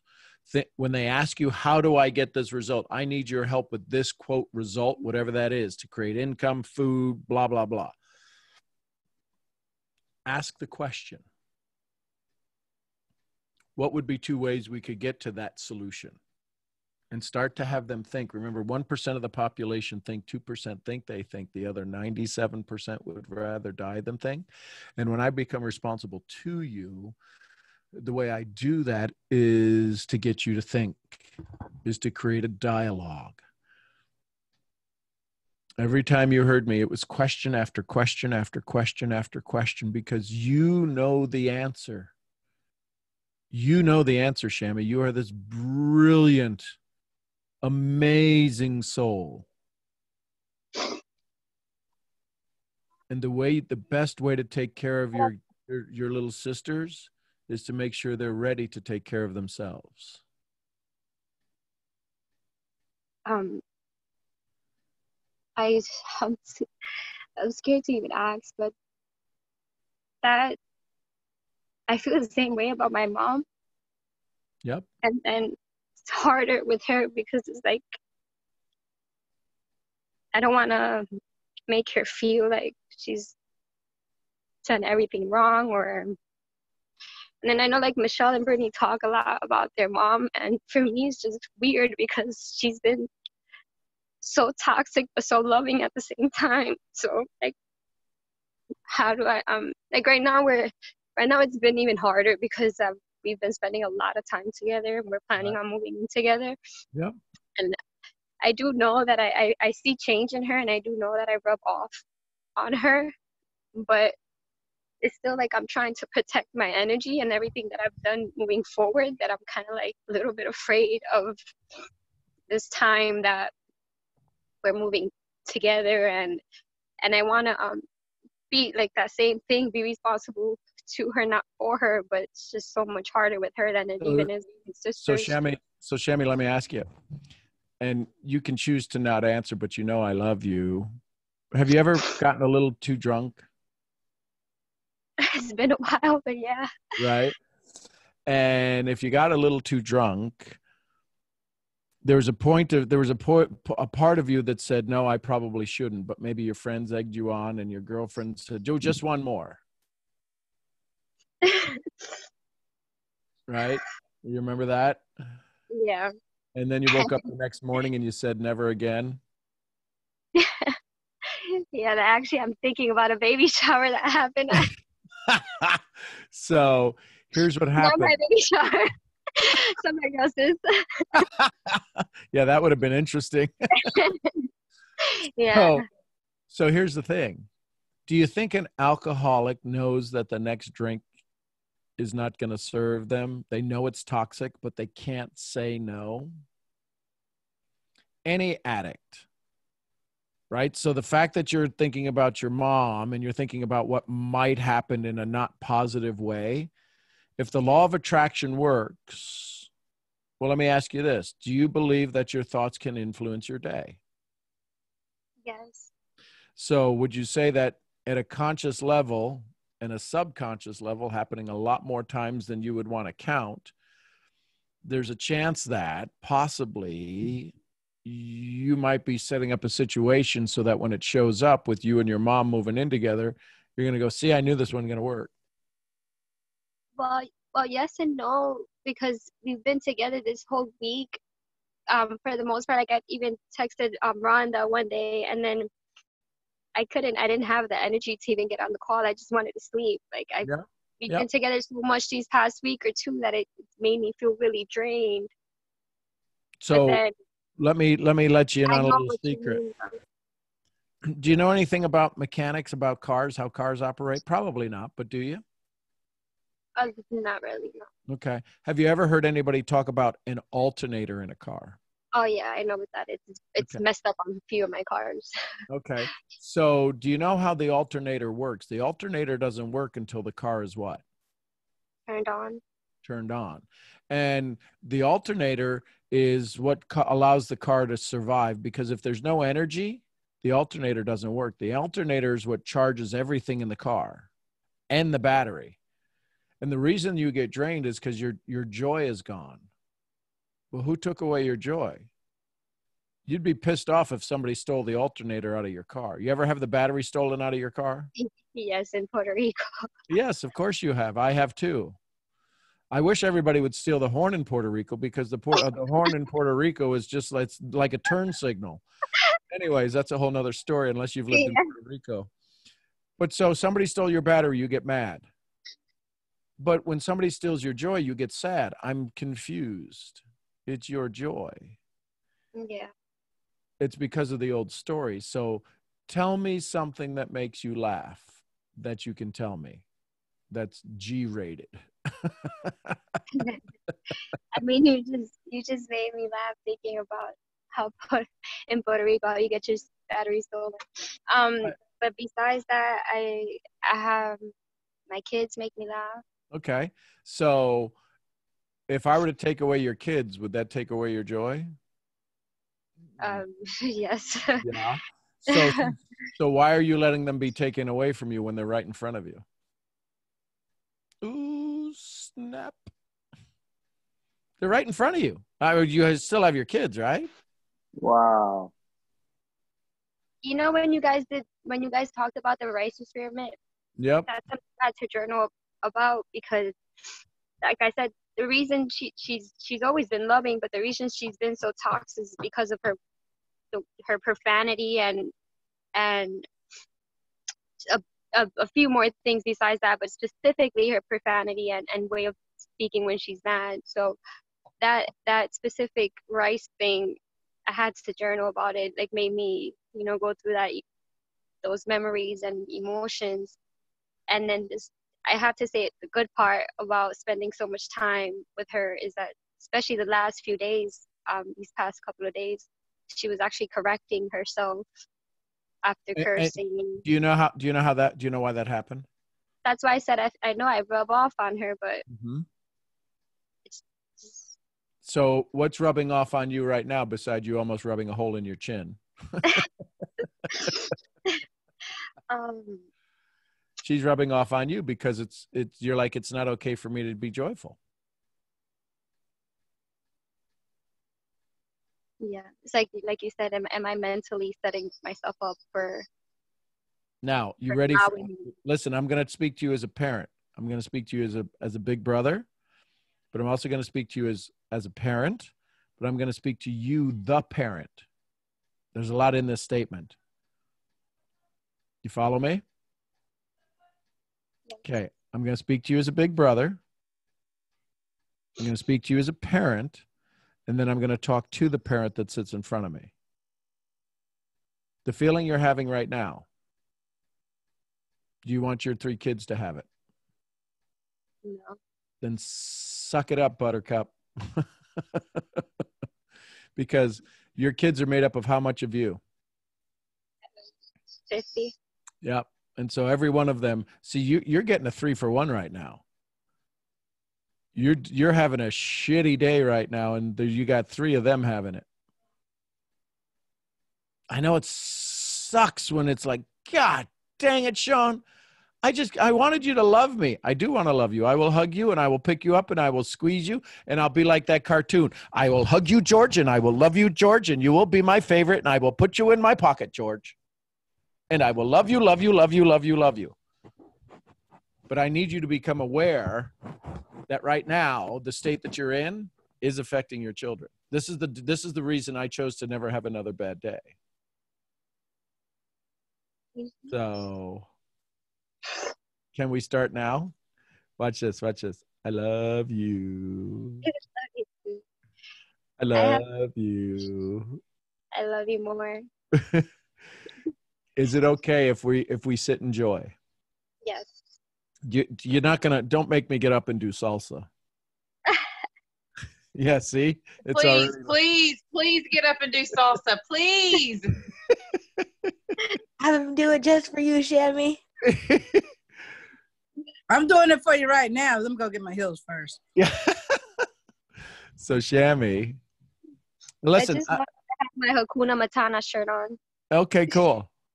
It means no worries. That's what my shirt says. I just realized. So, Shammy, do you want to see how many people on this call you make smile? Yeah. If Shammy makes you smile, type smile in the chat.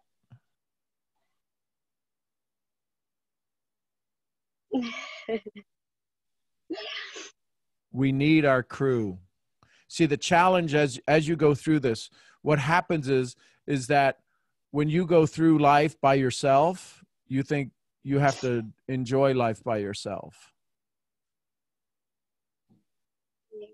When I sit and I look at Vivian, she is this absolute gorgeous, she's like this China doll. She's this beautiful soul with this amazing skin. And now all of a sudden she smiles and she laughs and she sits there not saying a word until she speaks, and then she spits fire and joy and awakening. And she inspires Kina and she inspires Bakumi. And Bakumi's now we got our old Bakumi back. There's our new Bakumi. There's our girl. There's our girl. And Shammy, you're one of those. You inspire us. See, when I stop talking to you, your old story jumps up and bites you right in the cheeks. You pick which cheeks, but it bites you right in the cheeks. And so we need our community. We think, all of us think, if I reach out to one of these people on here, I'm going to bother them. I got 2 words for you, and neither one of them's happy or birthday. There ain't no bother. You just need to reach out. You need to reach out to me, send me a text. You got my number. What are you going to get? You're going to get a, I don't know. I can't believe it. You'll get me back dancing salsa on a video. And you will laugh, and you will laugh, and you will laugh. And you will share it with everybody, and you will share it with everybody, and you will share it with everybody. Yeah, Sean, we're waiting for that video, though. Like, you dancing salsa? Yeah, we got to watch that. Oh, you already know, Louis. We're going to get him dancing salsa soon. You know Listen, at the El San Juan Hotel, when I walked in, all the women in the red dresses came and found me because I was smooth. Thursday night, the live band is for free at the. Trust me, when I was in my groove, in the Continental. That hotel means so much to me. It's crazy you mentioned it. That hotel means so much to me because I like what going back to what Laura said.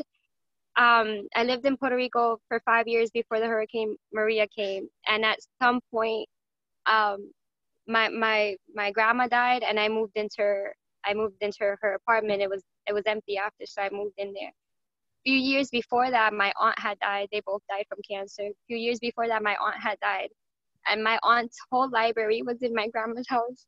And I love to read. And I just started picking up her books. I think one of the first ones was The Four Agreements.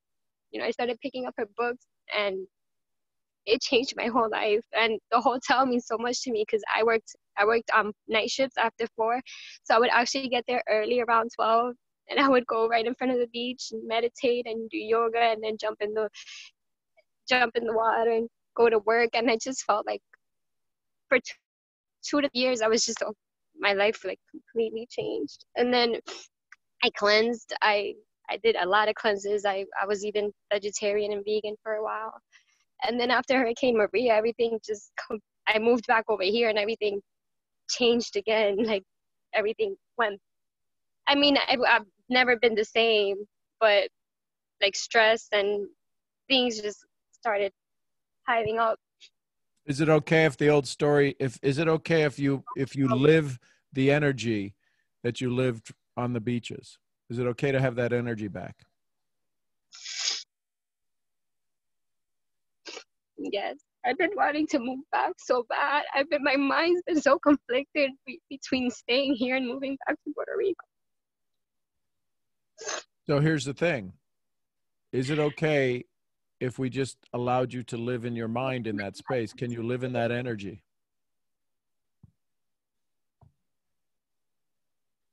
Yes. What happens to the old story if you decide to live in joy again?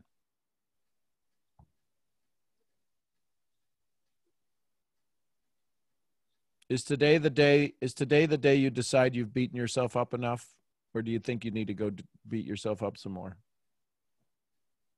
I actually avoid beating myself up. I don't know. Yeah, no, I would say not. That's Like, a story you tell yourself.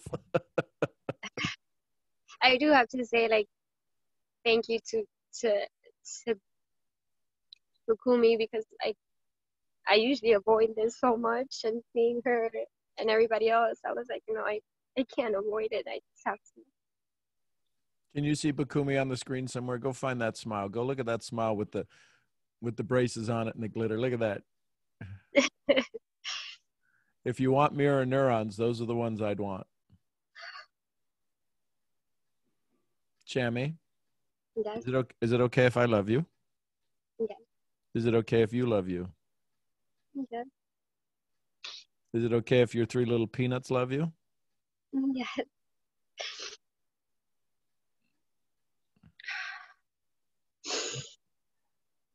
Do you think there's a chance I could love you more than your 3 peanuts? No. So let's just take me out of the equation then.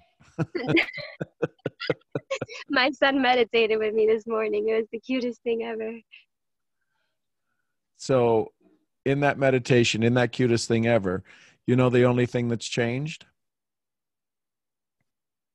is you let a story slip in and sneak in to take you out of that joy. Because when you just told it, you laughed again. Is it okay if you stay in joy? Yes. And who's going to get mad at you if you stay in joy? No one. I would encourage you to figure out who that is, because that's what takes you out of this joy. Just be aware of it. And if you need me, text me. If you need Rhonda, text Rhonda. If you need any one of us, text us. And listen, I'm not going to join Luis and Leo and take my shirt off, because I don't need y'all running off the call. Wait a second. They got their shirts off? Hang on. I'll put my sunglasses, Sean. I promise you. I'll just turn my phone over. No, I'm not teasing. No, you're right, though. If you listen, you thought the flashlight on the back of your phone was bright.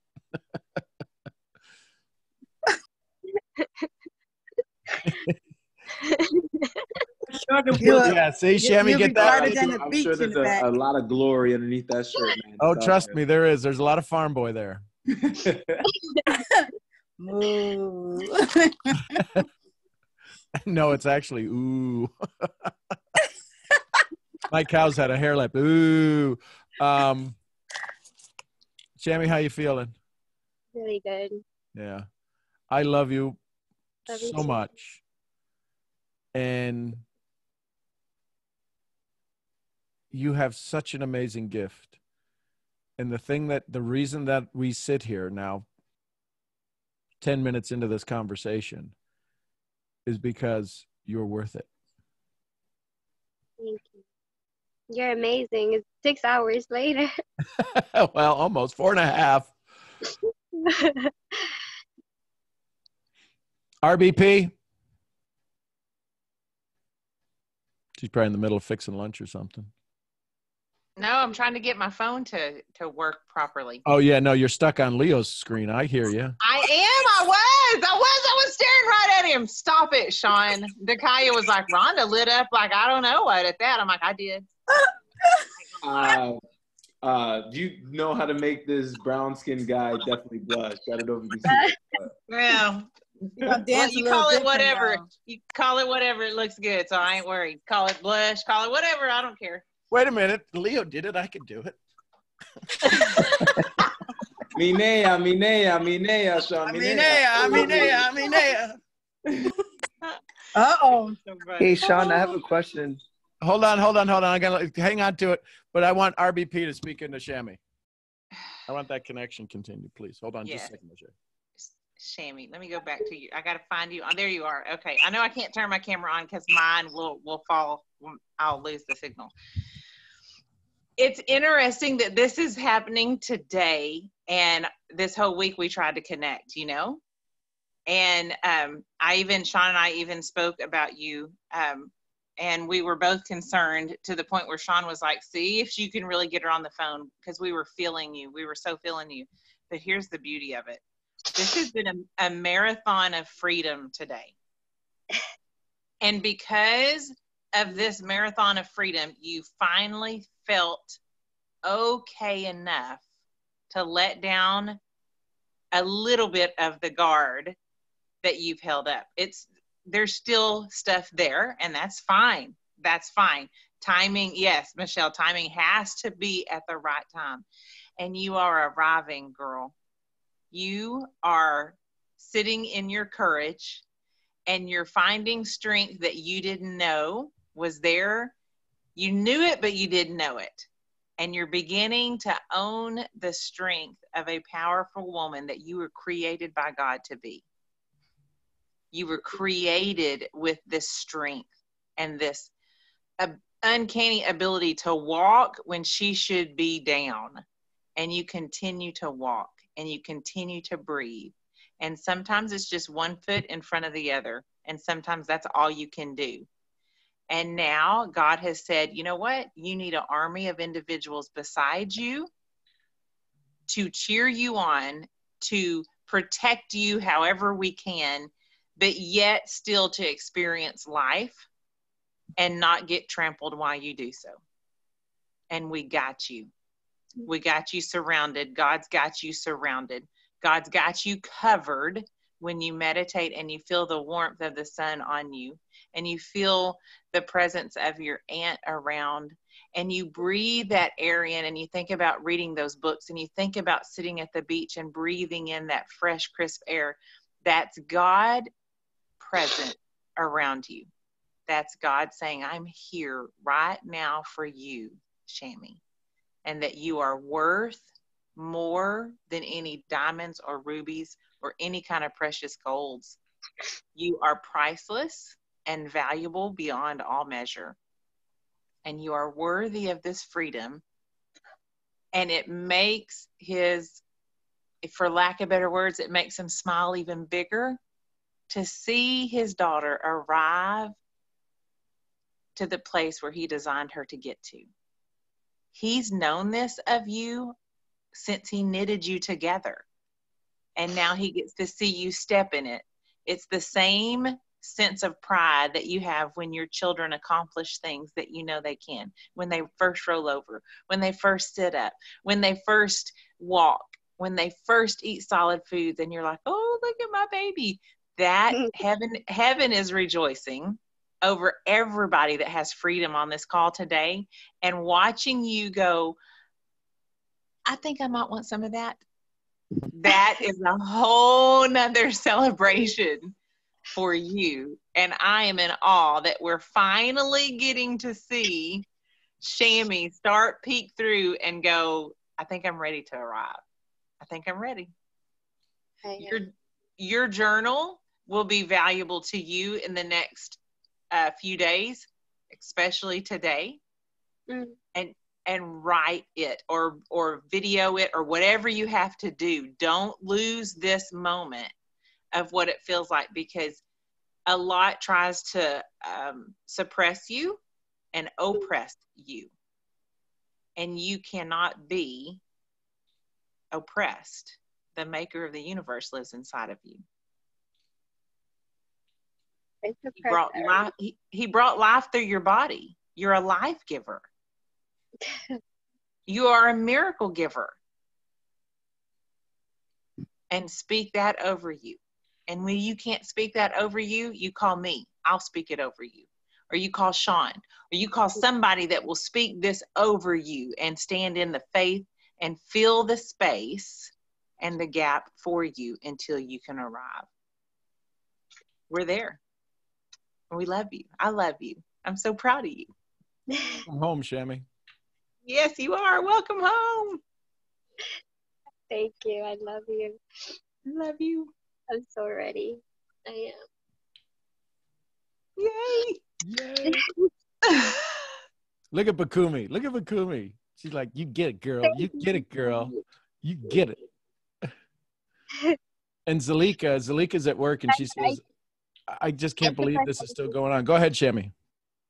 I really, so thank you, Bukumi, because I really do suppress everything. Like everything, I just always, I never really, and seeing her release like that was just like, okay, I know that's what I want. That's what I need.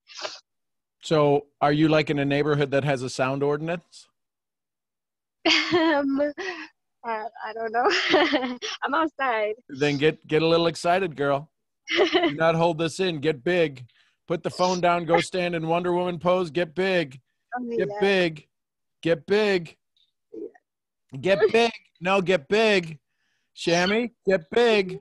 Do it now. Do it now. Girl, put it down. Get big. We need to see. Come on. Yes. Yeah, no more little tiny peanut girl. Come on. No more little shake that derriere. Let's get big. You got the big hair. Let's go. Get big. You got the big smile. Get big. Come on, girl. Do the hair toss. You got the hips that move. Let's get big. Come on. Get Minea, Shami, Minea, para nosotros. Vámonos. Yeah. Come on, girl. Shake it. Flip that hair. I'll do it. Flip that hair. Here we go. Flip that hair.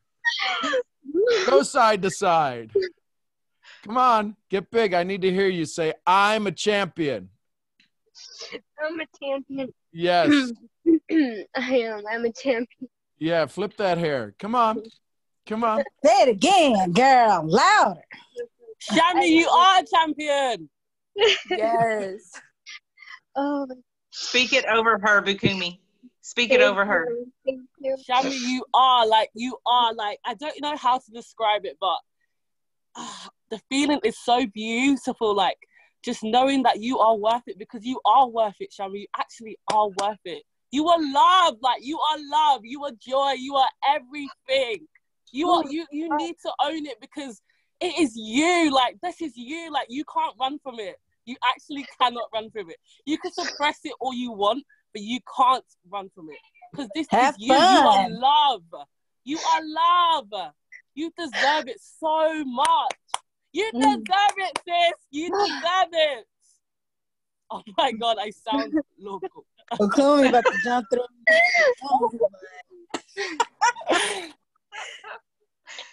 Keep moving, Shammy. Keep moving around. Feel it. Walk into this love. Walk into this joy. Who else wants to tell Shammy? Who else wants to speak into Shammy? Speak it. Vivian. Yes. Speak it. Embrace the light that shine upon you right now. Oh my goodness. You are the light of the world. Yes. Essence of a woman warrior, okay? Absolutely. You are risen up from the dust like the phoenix and the beautiful mane that you have. Flip that hair, girl. Yeah, look at Feel that sun on you. Embrace it. You better start Look doing at this- cartwheels. Look at the sunshine shining on you, like upon you. Just feel that sunshine and like rise up from it, girl. Like embrace that. Like your aura is radiating right now. She is radiating. You are Yes. glowing. You are radiating. Damn, what's up with Go this song? Shammy. Go Shammy. Go Shammy. Shammy. Go You are shining brighter than the Shammy, sun. you're feeling how I felt when I realized all I had to do was have fun. When I realized that it was that aura, just like, oh, like I just heard an angel sing, like in harmony. Yes. And when you love it, you always want to dwell in it. So have fun. Bask in it. Chami. Hay algo que tú y yo tenemos que nadie más en este chat tenemos. Y ese es ese acento boricua. Ese es acento boricua. Y que Así, papá. Ay, así. mío, yo también. Hay algo que intentamos hacer mejor que nadie aquí y es vacilarnos la vida. ¿Que no? Amen. O sea, let's do that then. Let's have fun and enjoy this life because it's beautiful. El Thank you, nene thank you. salió a hablar. Me and Leo talked the other day. It was amazing. I mean, not Leo, Lee. Leo too. I missed the class, Leo. It's missed all the good. salsa class. It's all good, Shammy. I have Next one. the most beautiful thing is that I have class every week. So every week we'll be here waiting for you, okay? Yes. Yes. I miss dancing stars. Oh my gosh, it's been so long. Oh my God, I feel so good. It's amazing. You are so lovely, Shami, and I love what Lewis said. And you know, our energy is boundless; it's unlimited. You know, and we live into that. And the most beautiful thing is that we get to dance. You know, the great thing that Sean had us do is to sing and dance. Boy, baby. For you, because you know, dance and singing is our highest form of expression. You know, along with speaking and other things. But when you dance, girl, that spirit takes over you. I'm going to tell you one thing about my style of dance, which is mambo. Mambo salsa, right? Salsa is the term that was used to coin this beautiful movement that was originally given to us from the Cubans, right? Cubans from Cuba, they came with the sound called son. And son, when it came to New York, was fused with a lot of jazz vibes, as well as the Puerto Rican vibe at that time that was here in New York, as well as the funk vibe. And when all of that showed up, what ended up happening is that's when they called it mambo. So mambo was the evolving aspect of song. And then in the 60s, because now we had more Afro Caribbean beats, we also had a lot more funk. There was a lot more rock and roll, a lot more of everything. That's where we couldn't even come up. Our music is so big and so grand that we couldn't even come up with another term. They had to say salsa because salsa is the melting pot. It's like the mix of everything. It's that sauce, baby. It's that sauce. So our original source is from Africa, baby. So when we hear those drums, man, it takes us to another level. That's why vibrancy Funny, I was learning about Africa yesterday. I don't know. My friend is studying humanity, and we were just watching YouTubes on, like we were watching her school. I knew it existed, but I didn't know it still existed. I learned it's the first country, like the oldest country in Africa, and it has its own calendar and its time frame. It's funny. It was amazing. It's and amazing. salsa does. Yes. Salsa is a mix of everything. Yep. It's a beautiful mix, you know, and that's why when we dance it, you know, our vibe just gets higher, you know, and it's not just salsa, of course, it's one of those, you know, it's just one of those dances, but, you know, because as Lewis said, somos un boricua. So for us, it's our tune. It's what carries us.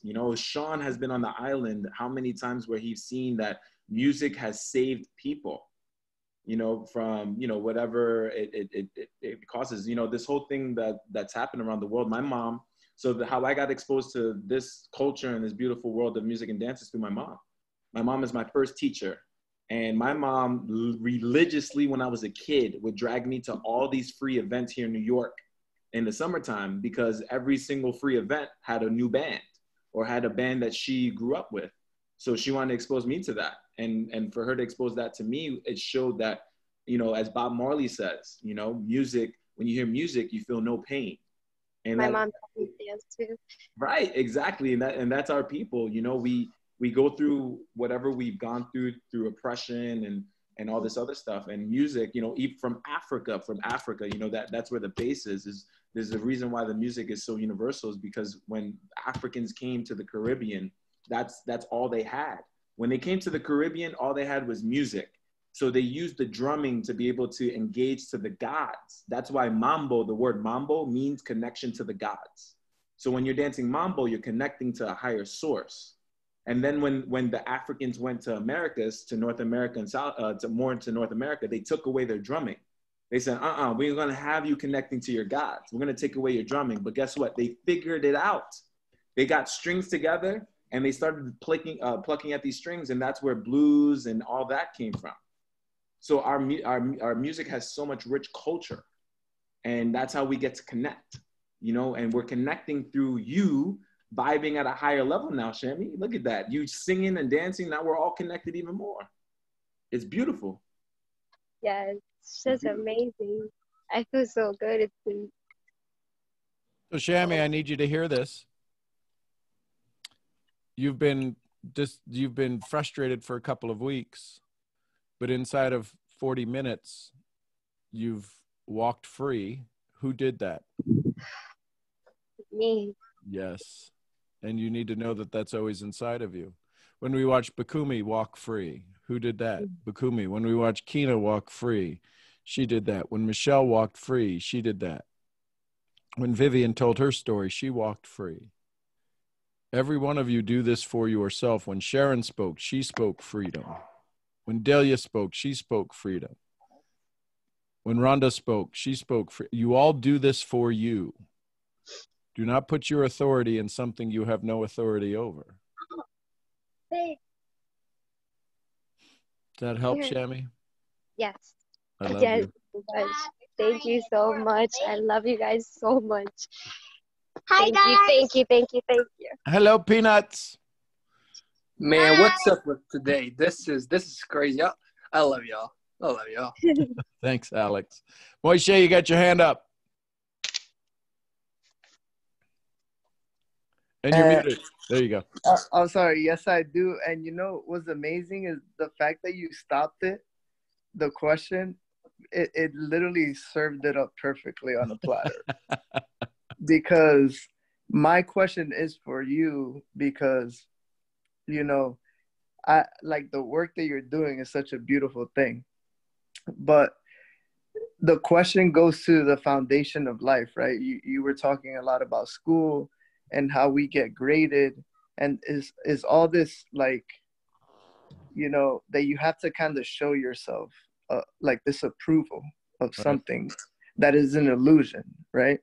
So my question for you is, how do we teach, right, the generations to come that new dance, right, that new salsa, right, that new education, without it, like, obviously we have all these schools in place that follow these old stories, as you say, these old orders.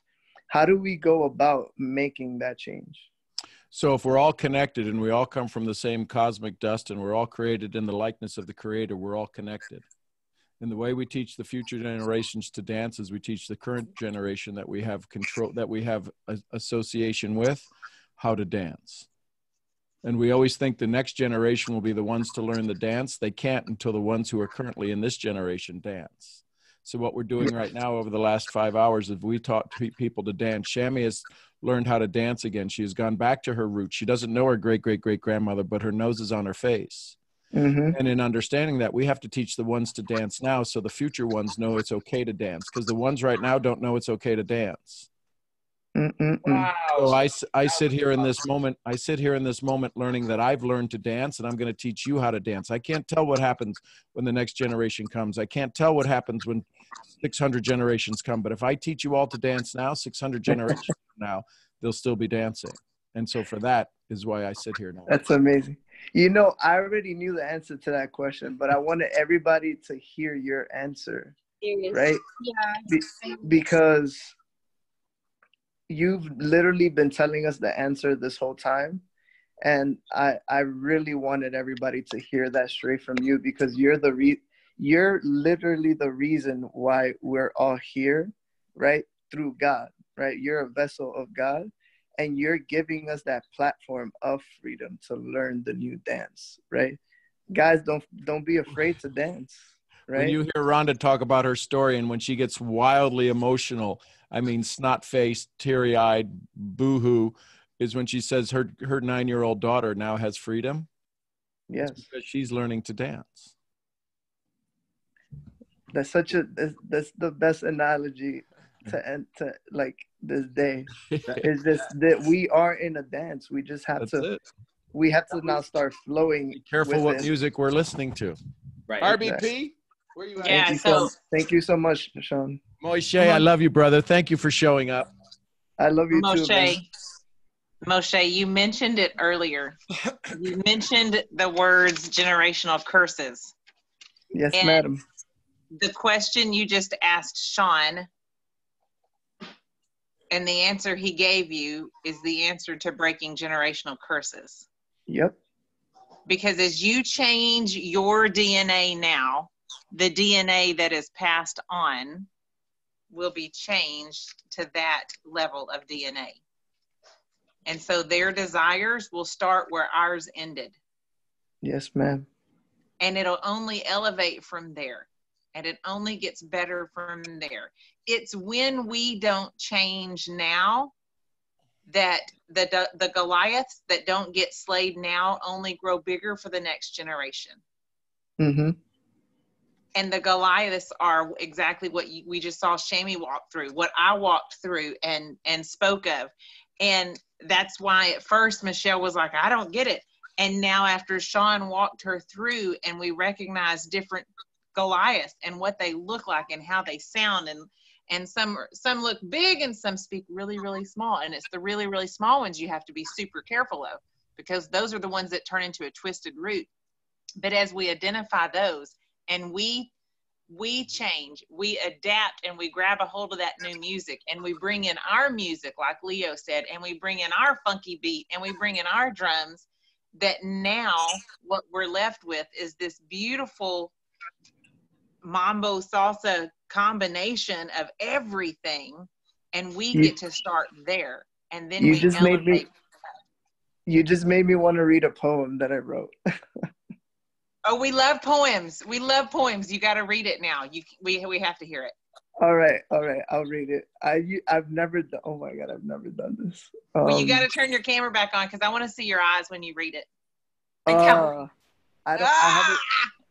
have it written on my phone. Okay. I'll just have to hold on. That's fine. This is what I'll do. I'll copy it and then I'll paste it so you can see me. So everybody has a copy of this poem. Hold on. Give me 1 second. Nice. Yes, all right. Are you ready? 1 second. Let me copy it and I'm going to paste it. I'll just ask some people not to say anything in the chat so I can read it off. Oh my God. It's amazing how God really works. Oh. It is. It's so good. All right. So here's the poem. They say we get tested in so many different ways, especially the carnal mind solely interested in how he or she lays in smooth strokes like a musician and a sweet tune, vanishing in a climax, both reaching over the moon. Soon, oh sweet tune, shall we meet again, and we will feel each other once again. Oh, take me back with you and carry me in your rhythmic notes. Smote me with pain, leave me with hope, only to know at the end where I was nothing.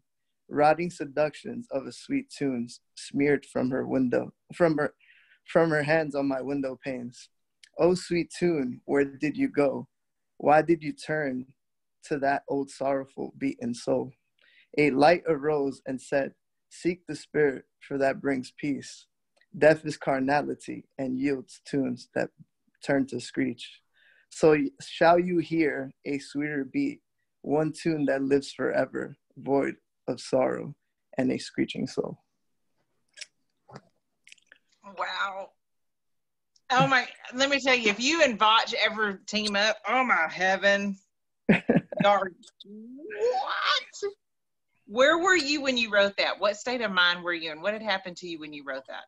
You know, it was amazing. When I wrote that, I was on my way to Texas for Feast of Passover. Come on.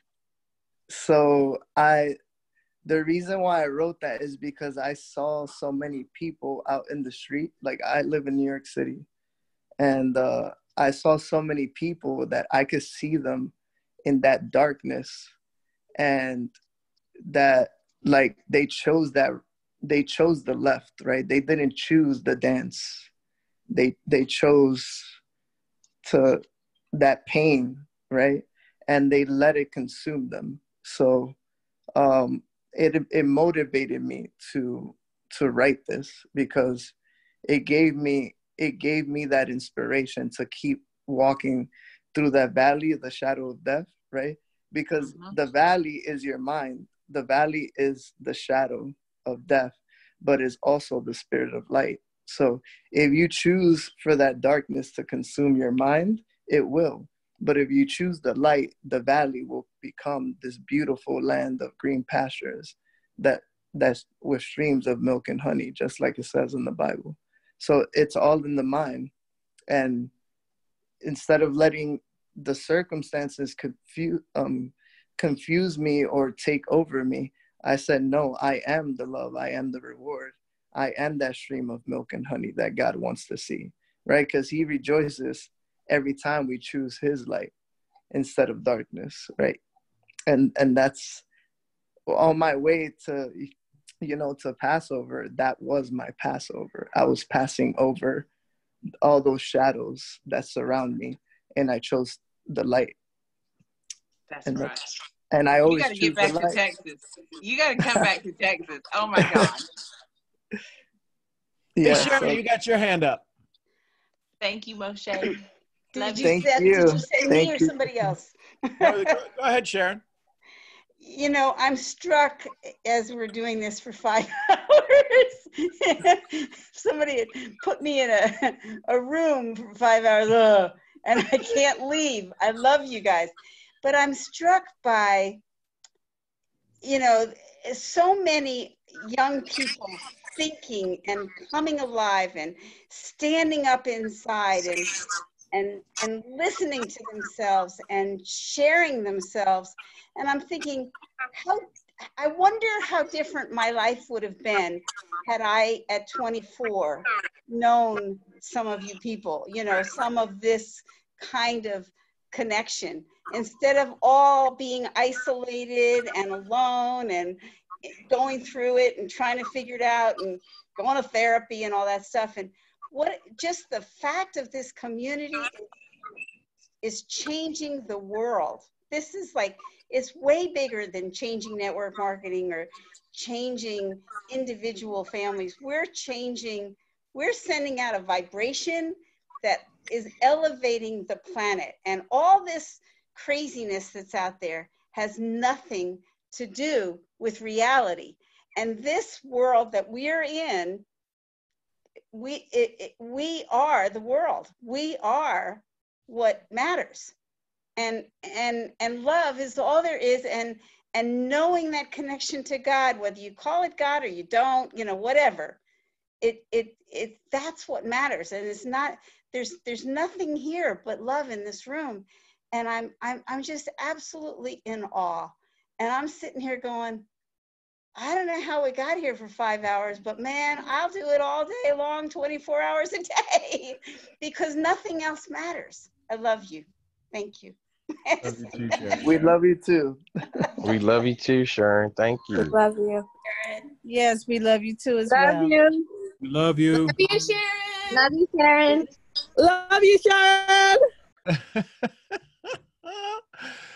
So, and Love Moshe, you, that Sharon. poem was beautiful, and between just it's taking. Listen, there's 26 letters in the alphabet. None of us created them, but when we have the ability to take it and use syntax, the way that we combine them, it is poetry, and that's what we do on these calls every day.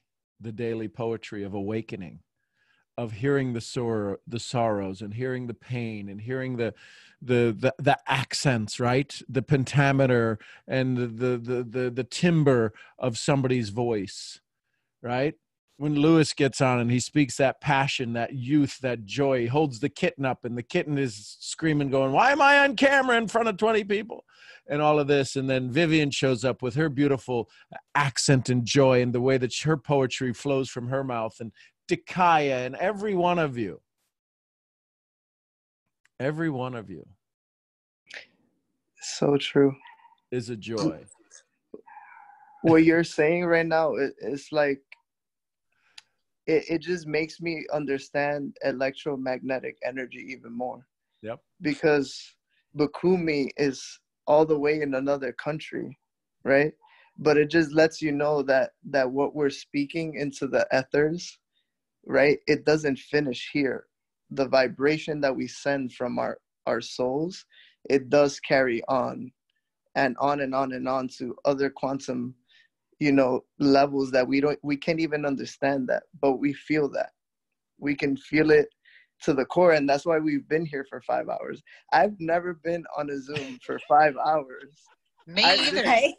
This is my third Me call either. with you guys. This is my third call with you guys, and I'm like, oh my Lord. Like, it's almost like you when you were mentioning, like, oh, look at the bottle on the counter, right? This bottle of love, I want to keep drinking it. Like, because it's just, that's the best drug. Zach, I had to recharge my phone twice. Well, here's the funny thing, and I'm letting you all in on this, because yesterday after my mastermind, and Rhonda will get a kick out of this, I said, Uh-oh, I know it. and God had something different planned. But before I say that, I have to let Michelle Davis know that if you didn't say what you said, Shammy couldn't have had her freedom. Well, I was thinking a little bit ago, as I was fixing something to eat, because I couldn't figure out why I was getting a headache with all this going on. Haven't eaten in 24 hours. And we'll take Michelle as the last call and wrap this up. And when I was putting my food on my plate, I thought, oh my gosh, I just began a whole nother call. Thank you, Michelle. Right? Yeah. Thank you, Michelle. Listen, I didn't do Thank you anything. so much. You did it. But, I was sitting here reflecting, like, how I found this call, what led up to Brittany making her statement, and then what I've gone through, and it took Rhonda, and it's taken Leo, and it's taken Lewis to get to this point. And Sharon, especially, because Sharon spoke before I had my breakthrough. I have no idea what she said, but it was her saying whatever she said that put me in the pain that I didn't want anymore. So it has taken all of us to get to this point. It takes a village. Well, and one more thing before you say what you're about to No, say, you tell them what I was going to say, because I can't even say it now. No, I'm going to make you say it because I've been told to make you say it. But this is what I've been told. I've been told to say before you say that. Is all this happened because of every one of us, and today continued because my sweet friend has completely surrendered to let the Holy Spirit lead him. And he is remaining open to hear exactly what God's asking him to do, or he would have shut this phone off and this call off hours ago. And I cannot thank you enough, Sean, because me supposed to be the last one just opened up a whole nother joy session after the fact. And I appreciate and thank you. Thank you, Sean. Thank you, God, for bringing Sean to us. Thank you so much, Sean. Thank you so much. Thank you for this platform that you brought for us. You all deserve it. I deserve it. You do. Now you gotta fess up and tell them what you're about to say. I'm not letting you off the hook. So yesterday I said calls are only going to last an hour. And if anybody wants to be a part of something else, it'll be part of a mastermind. And that may still happen. But as of today, my desire was to start to put the calls, put a time frame on the calls, and to maximize the joy, and to not to be drawn upon. So evidently that wasn't working 4 hours and 4 minutes ago. You can't put a time limit on this, sir. Well, we know that now. You want to know something? He didn't allow him to do that. We proved that to you today based on what you said yesterday. No. John, you know something? I tried to do that with my calls since I was seeing that I was on 5-hour calls for 3 days in a row. I said like, no, this can't keep on going. And I told the Circle of Life on my chat, yo guys, I'm going to have to limit the calls. They're going to be 2 hours. And the day I said that, the call went for 8 hours. Bukumi laughs, she's dying because we literally started at 7 o'clock and we finished at 4 a.m. And we weren't even tired. I just had to end it because I said like, whoa, Bukumi literally took us on a walk through the park. We saw the sunrise in London and no one was sleepy. And that was the day I said, yo, I'm gonna limit these calls. Like, no, I gotta charge for this. I don't know. God has a weird way of teaching us, nope, it's not what you say, it's what I want. I learned that day. Yep. Things like that happen. Sharon says it best. You want God to laugh? Make a plan. So with that being said, y'all okay right now? Y'all good? Okay, good. Yes, more than good. Great. So yes, enlightened. So here's what I want to say. I appreciate you. I love you all. Thank you for making my world better. RBP, I almost not did. Do you want to do a wrap on this? I want to just say a prayer over everybody. Yes, that's what I was hoping. And I want to finish it there. Okay. Heavenly Father, thank you for today.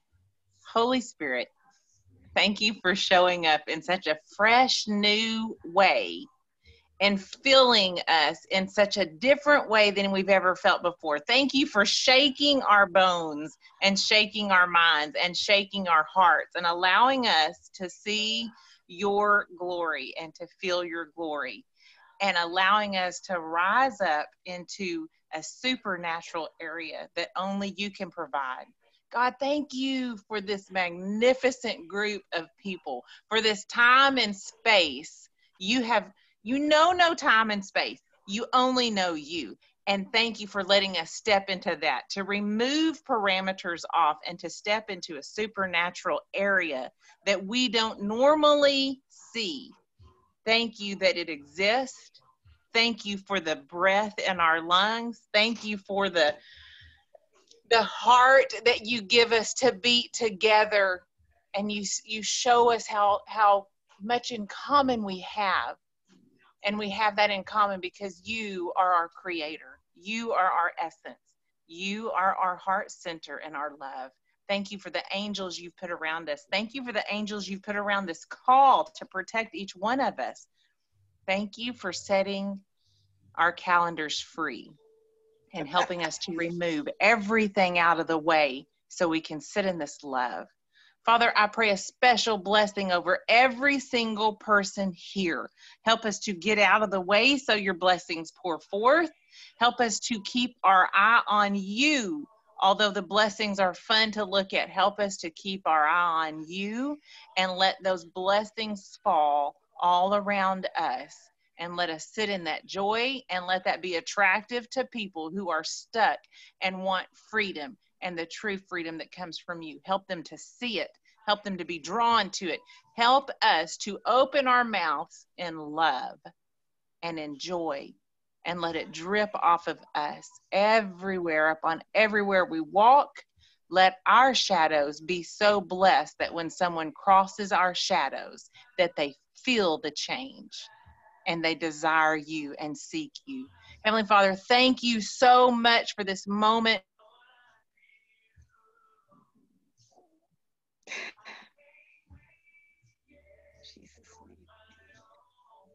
I pray, I'm here. I pray for a special blessing over Sean. The enemy will not get this blessing over Sean. Sean will receive this blessing. Sean's family will receive this blessing. Sean's work will receive this blessing. He will be elevated in the place where you have designed for him, and he will be rewarded accordingly. Bless our health, bless our families, bless our finances, and let us turn everything back to you and glorify you and honor you. In the precious name of Jesus, we pray. Amen. Amen. Amen. Amen. I love y'all. I'm your Glory head be to misfit. God. We'll see y'all where? At the next event. Love you guys. Y'all send some love to Love each you other. all, my misfit family. Thank Have a you. wonderful day. You all have a beautiful, blessed day. I'm in love with the men here. All of you guys must be married, though. Love We you love all. you too, Sharon. Marry to God, marry I to love God. you all. Love you all. Love you too, Love you Pakume. guys. Aw. Love you guys. And this is Love you, Bunky. Gigi. Bunky loves you too. Another 5 hours loading. Hey, Vivian. Thank you. Bye. You. I love you all. Bye.